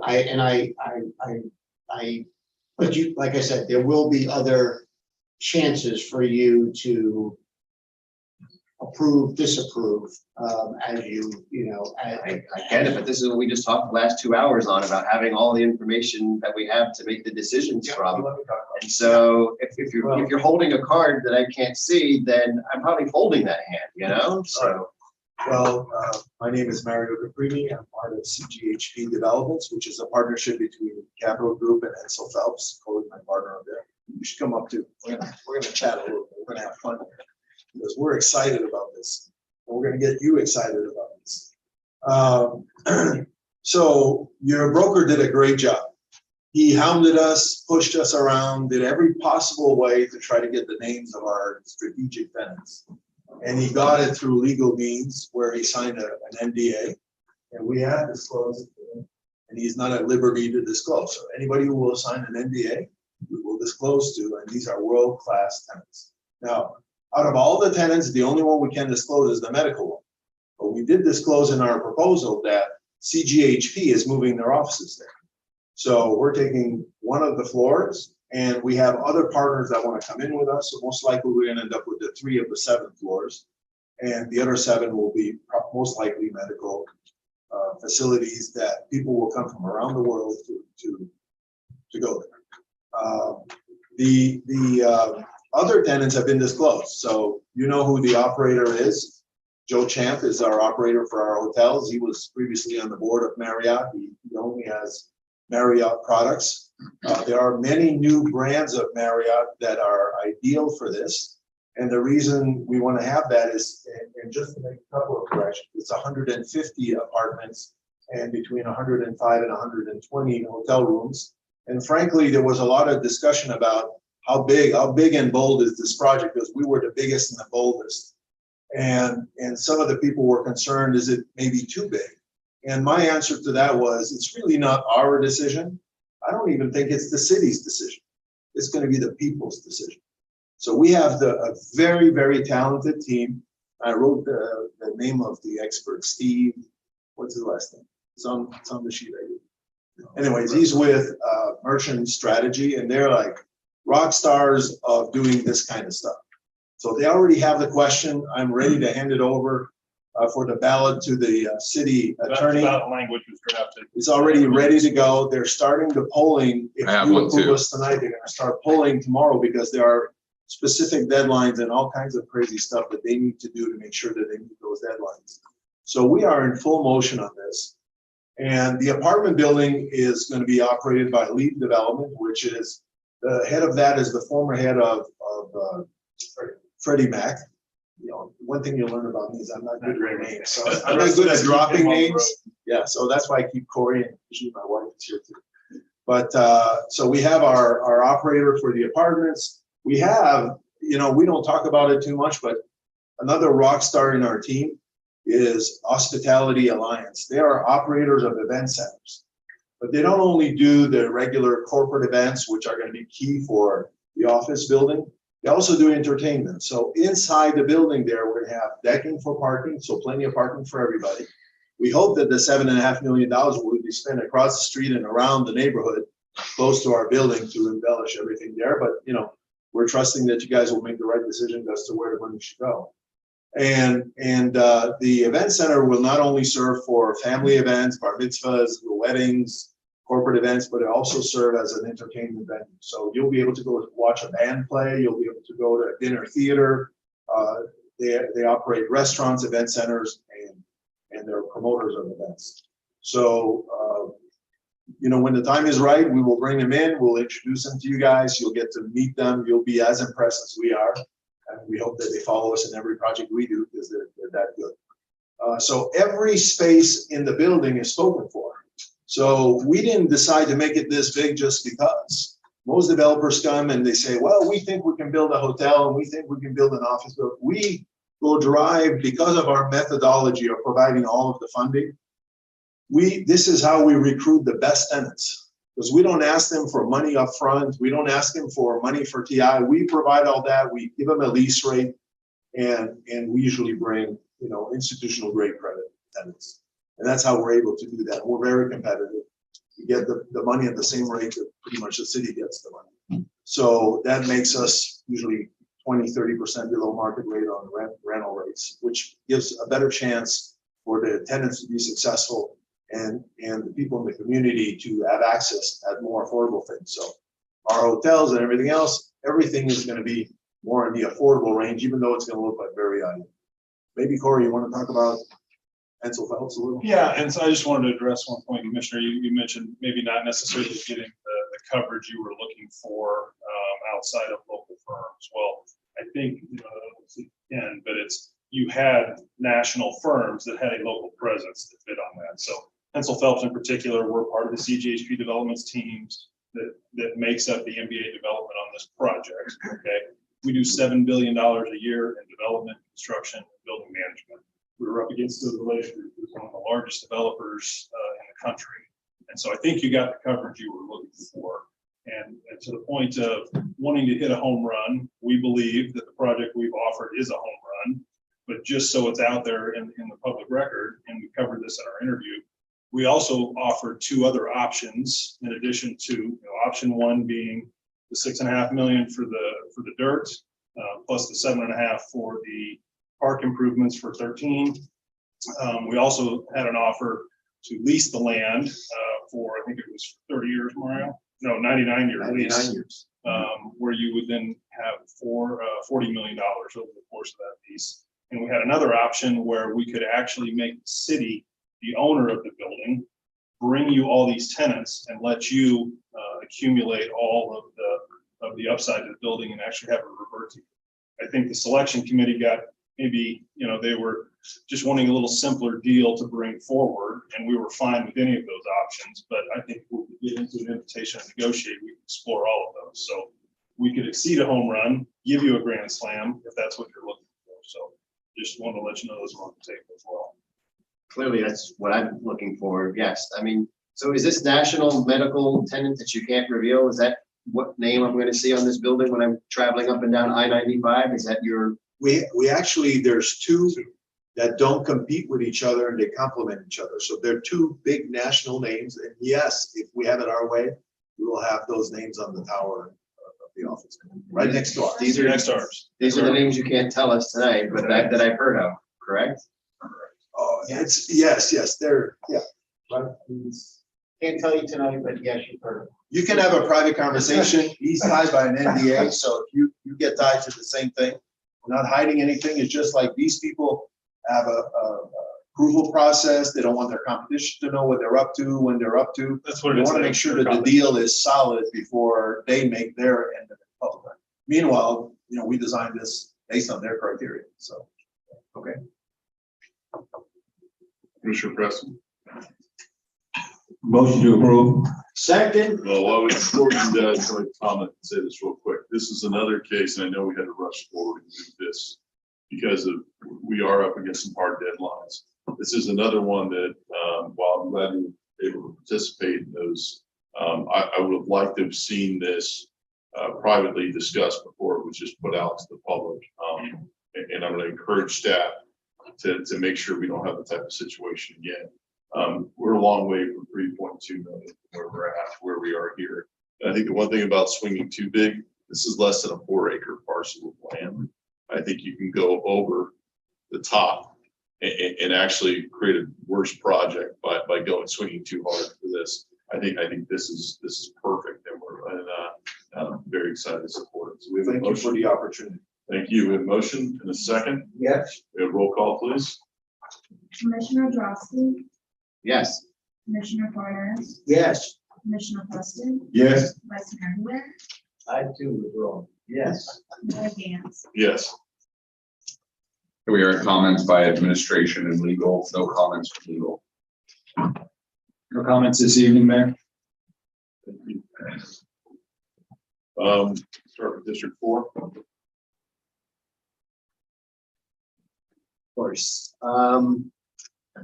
There's a lot of events coming up, so I hope that are outside my district, so I hope my colleagues from 1 and 2 are covering those in their comments, so I'm not going to, I'm not going to belabor those. We do have a meeting on the 15th, so I wish everyone, happy holidays at that time. The only comment that I have is I'd like to see a change to our procedures when it comes to Zoom appearances. I don't have any problems with the public or anyone presenting via Zoom. But I think it's too comfortable to hide behind a picture in a blank screen. I think if you're going to address the commission via Zoom, you have to do it with the camera on. And if you don't, then the mayor doesn't have to recognize you. We're here and we have to see each other and comment and see each other's facial expressions and body language and movements. I think we need that exposure to whoever's speaking on Zoom as well. And so I don't even know that we have a Zoom policy, but that's just something that I would like to see personally observed going forward. I don't have any other comments. District 3. Yeah, I want to talk about waste management today. I had lunch with some of their executives, bought my own lunch on a bus tour of the Monarch Mountain. And I told Chad they really like him. Problem is this, we turned down giving them another 24 acres to put garbage. Planning council that I sit on, and it was 18 to nothing to vote, which is difficult to get. They spent the time trying to push themselves on a whole busload of people that we absolutely, they're the solution, and they're not. This commission is smart enough to join a group of the other 31 cities to find a solution to our garbage. There has to be a solution. By giving them another 24 acres to dump garbage, we're just kicking the ball down the road. It's not finding a solution. No matter how big they make that dump, it's going to end. It can only go 225 feet up, And it can only go as far as the acreage they have. When it's filled, they have to maintain it for 30 years, even though the dump is closed. That's the way it's set up. So what I try to explain to the people over lunch is they want to push it as far as they can make money on the dump. That is not going to solve our garbage problem. So we want to give this committee that we're a part of a chance to find a real solution. Maybe even the county building its own plant to turn garbage into electricity or some other useful thing. Now, even then I learned something about how they cap methane gas and turn it into electricity. Because dumps like that give off methane gas. So I found it very interesting that they try to convince a busload of people that they took to lunch, and I paid for my own and have the receipt, that they're the good guys when they're not. They're a private company out to make a buck. And as long as they can make a buck off of Deerfield or Coconut Creek or Broward County, they're going to do it. But that's not going to solve our long-term problem. We have to come up with our own solution in the county, work together, find a solution, and put it into practice. Otherwise, you don't know this, but I do. Our garbage, your household garbage, doesn't go to our dump. Other people's garbage goes there. Ours is sent up to Orlando. Our trucks, Chad will verify this, take our garbage to the transfer station, am I correct? And then they put it on bigger trucks and ship it up to Orlando. The garbage in our dump comes from other cities. 90% of it is industrial waste, not garbage.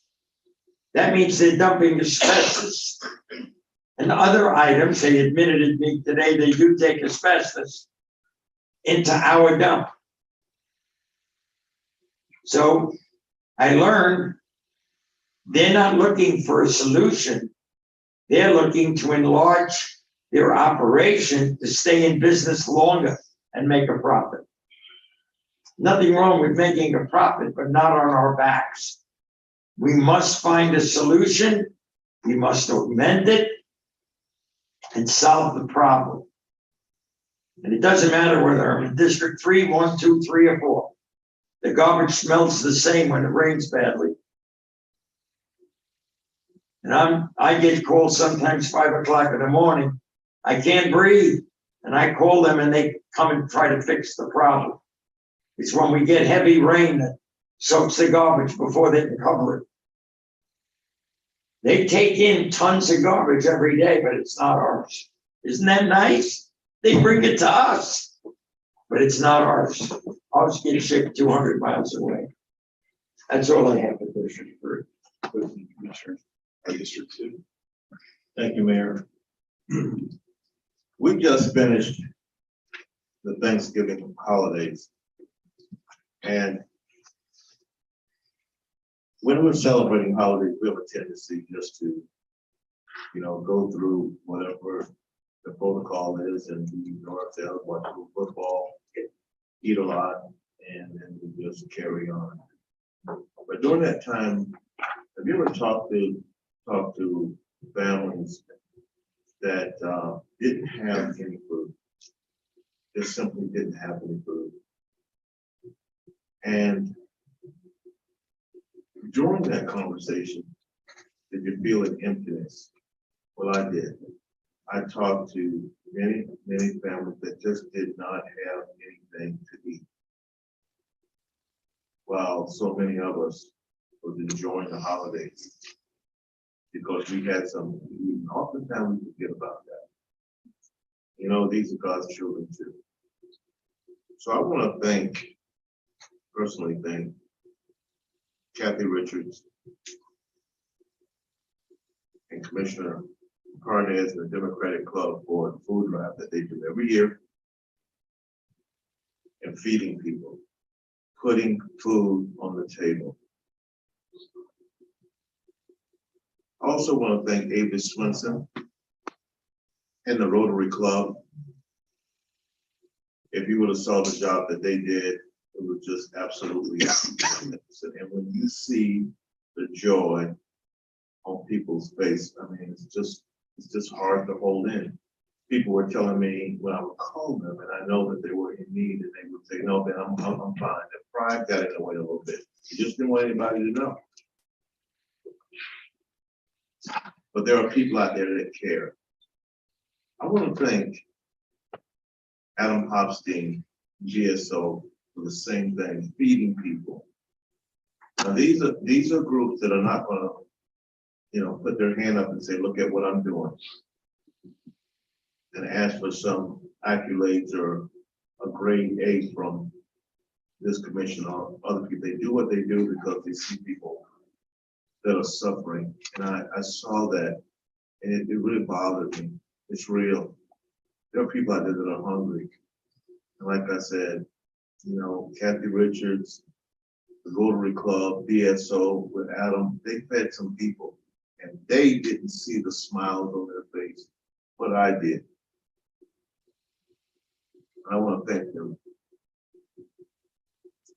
I also want to thank Jonathan Salas and staff.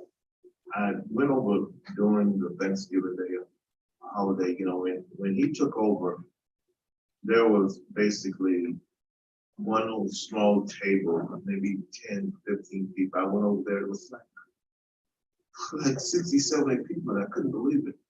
It's already growing. Everybody has smiles on their face. We have an active aging center, Braithwaite Active Aging, is already making a difference and an impact in the community. And it's a good thing. I just stayed there for the longest time, just really enjoying it. Having those older people just feel good about just waking up. It's something that we all should be thankful for. And I would tell you, staff did a good job with that. They really did. I'd like to thank the sustainable management for the holiday pickup. People were kind of wondering would their garbage be picked up, but it was. So Chad and his staff did a good job. Nobody was complaining. And again, a lot of times when we see these sort of things, we take it for granted. But I want to tell you about a family that came up with a man and a family that came over to Ethan to pick up one of the boxes from the Rotary Club. The man, his wife, and his child, and they were homeless. They were homeless. They were homeless. And I'm going to tell you, it was just tough just sitting there knowing that I had a place to go to. They were homeless. And here's what's happening that we need to think about. What's happening is that in Deerfield Beach, where there would be a house that they could rent, that's no longer available. You know why it's not available? Because all of the Airbnbs take them up and they can get 4 times the rent than they can get from just a man and his family renting it. But then I started thinking, because right across the street from me, there's about 6 guys in a house. So is that a hotel?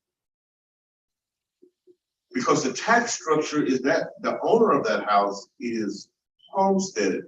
I don't think, I might be wrong, but I don't think when you have an Airbnb that the city gets any additional taxes for that. You got 6 or 7 people living in a house like this, a hotel. I'd like to have the city look into that. Are they allowed to do that? Because the city isn't getting any money, but that's what's going on. And on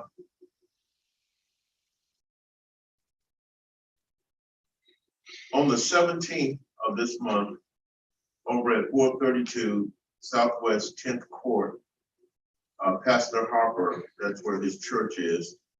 And right here from Deerfield Beach, we have a Grammy nominee His name is Kenton Jones. And they're gonna be having a celebration of this called Joy Fest over there. Go over on the 17th. And it's going to be basically from, I think, 12 on in the evening. And but a Grammy Award winner right here in Deerfield Beach will be there. Kenton Jones. I heard the gentleman tonight talking about honoring the Brazilian community, which I think is a good thing. But this commission approved a day, I think it's going to happen in March, but we have a day to actually celebrate the diversity of everybody. It's called Community Day. Not that I have anything against just one group of people, but we in the city of Deerfield Beach is diverse, and it is important that everybody embrace the diversity of everybody. That's what makes us who we are. Not only in the city of Deerfield Beach, but in the United States of America. So we do have Community Day that's going. Am I right, Mr. City Manager, like this March? I'll have to check on that date for you, Commissioner. I don't have that information from me at the moment, but I'll get that to you. Okay. But that's what that day is for specifically, to celebrate all of the diversity. And I just want to also say that this past Saturday, I was over at the beach. I want to thank Steph. That's one of the best times that I've had in a long time. You were right, Katie. It was absolutely awesome. It was hot. People were out having fun. And let me tell you, I brought the mayor over to see this. Sometimes we don't really know the great job that we do, City of Deerfield Beach, of our residents. We just don't know it. And you may have the experience, as I did, of a lady who was French Canadian who walked over to me and said, I just want to tell you, you guys are doing a great job. I like living in Deerfield Beach. She says, when I go back home, you know what my tag is? It says Deerfield Beach on it. And I showed that to the mayor, and I showed it. I couldn't believe it. Deerfield Beach. She's so proud of what we're doing. So we're doing some good things in our city, and it becomes our responsibility as well as obligation to continue those things, because in the end, it's the people that we represent, the people that pay taxes, the people that believe in this form of government that makes it what it is. It has nothing to do with us. We're temporary. We're not going to be here forever.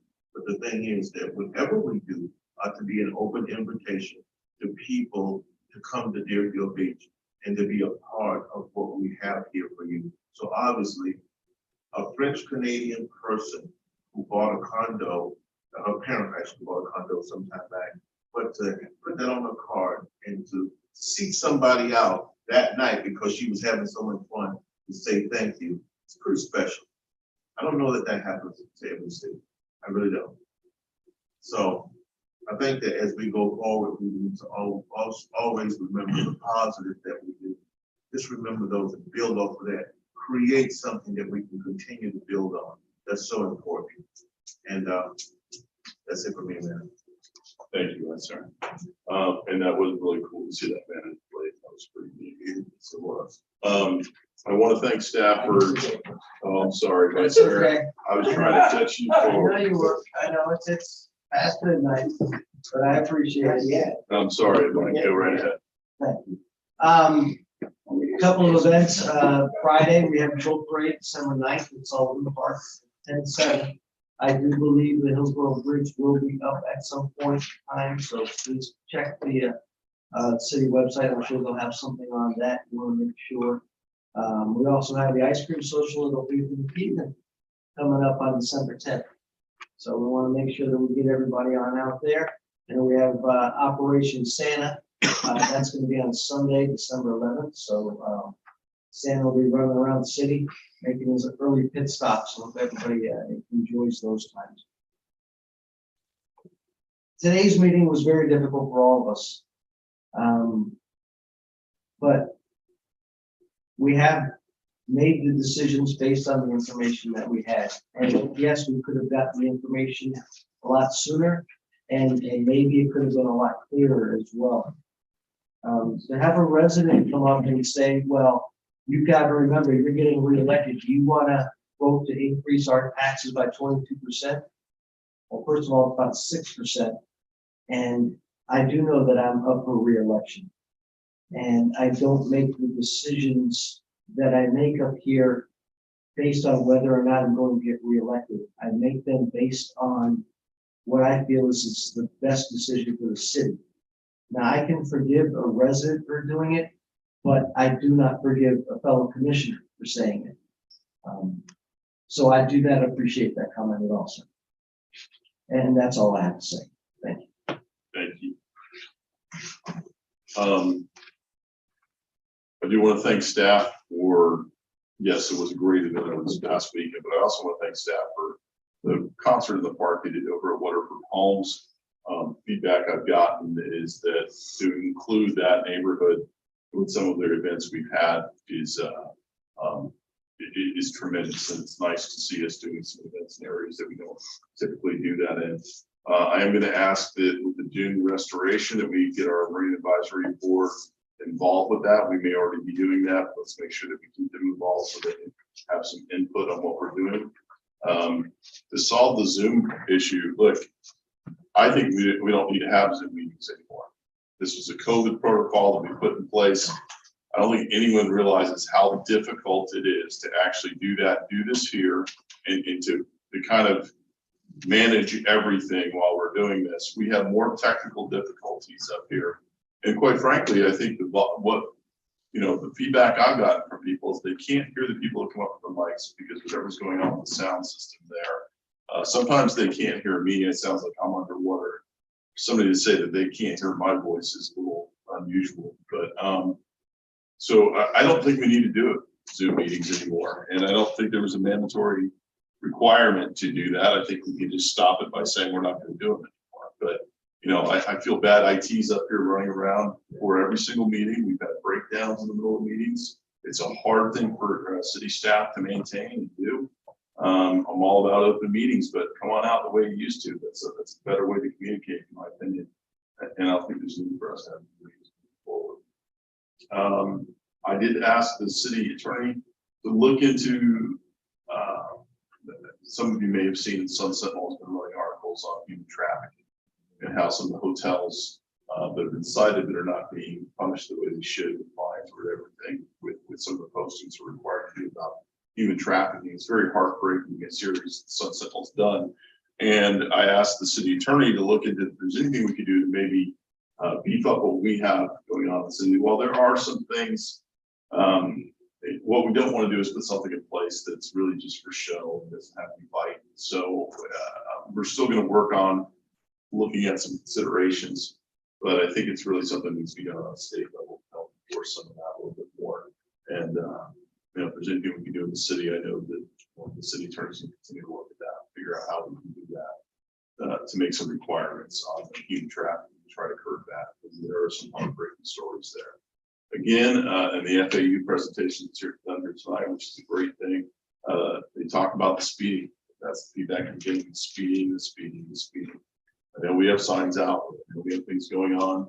To do that, we really need to clamp down on this. I do want to thank Chief Whitehorn for doing a great job of keeping us informed.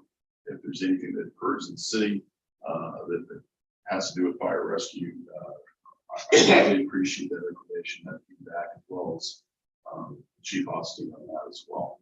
I'm going to say this name, and I'm going to ask everyone to go to the Sun Sentinel and look up the person's face. Gary Troutman. Gary Troutman's a convicted murderer. He killed a woman in 1986 in Deerfield Beach. He was set free this week after serving 9 years of what should have been a 25-year sentence. The address that he gave was an address in Atlanta, and that's where he would reside. This was a miscarriage of justice. I encourage everyone to look out for this individual and just find out what's going on in your community. Keep an eye out. Look it up, read about it. It affects us in Deerfield Beach. It did in the past. It could possibly again. I want to make sure people are aware And when there's a miscarriage of justice, sometimes it's good for people to be alert and aware. And we do that in memory of Angela Savage, who was a Deerfield Beach resident, who lost her life because of the subdivision.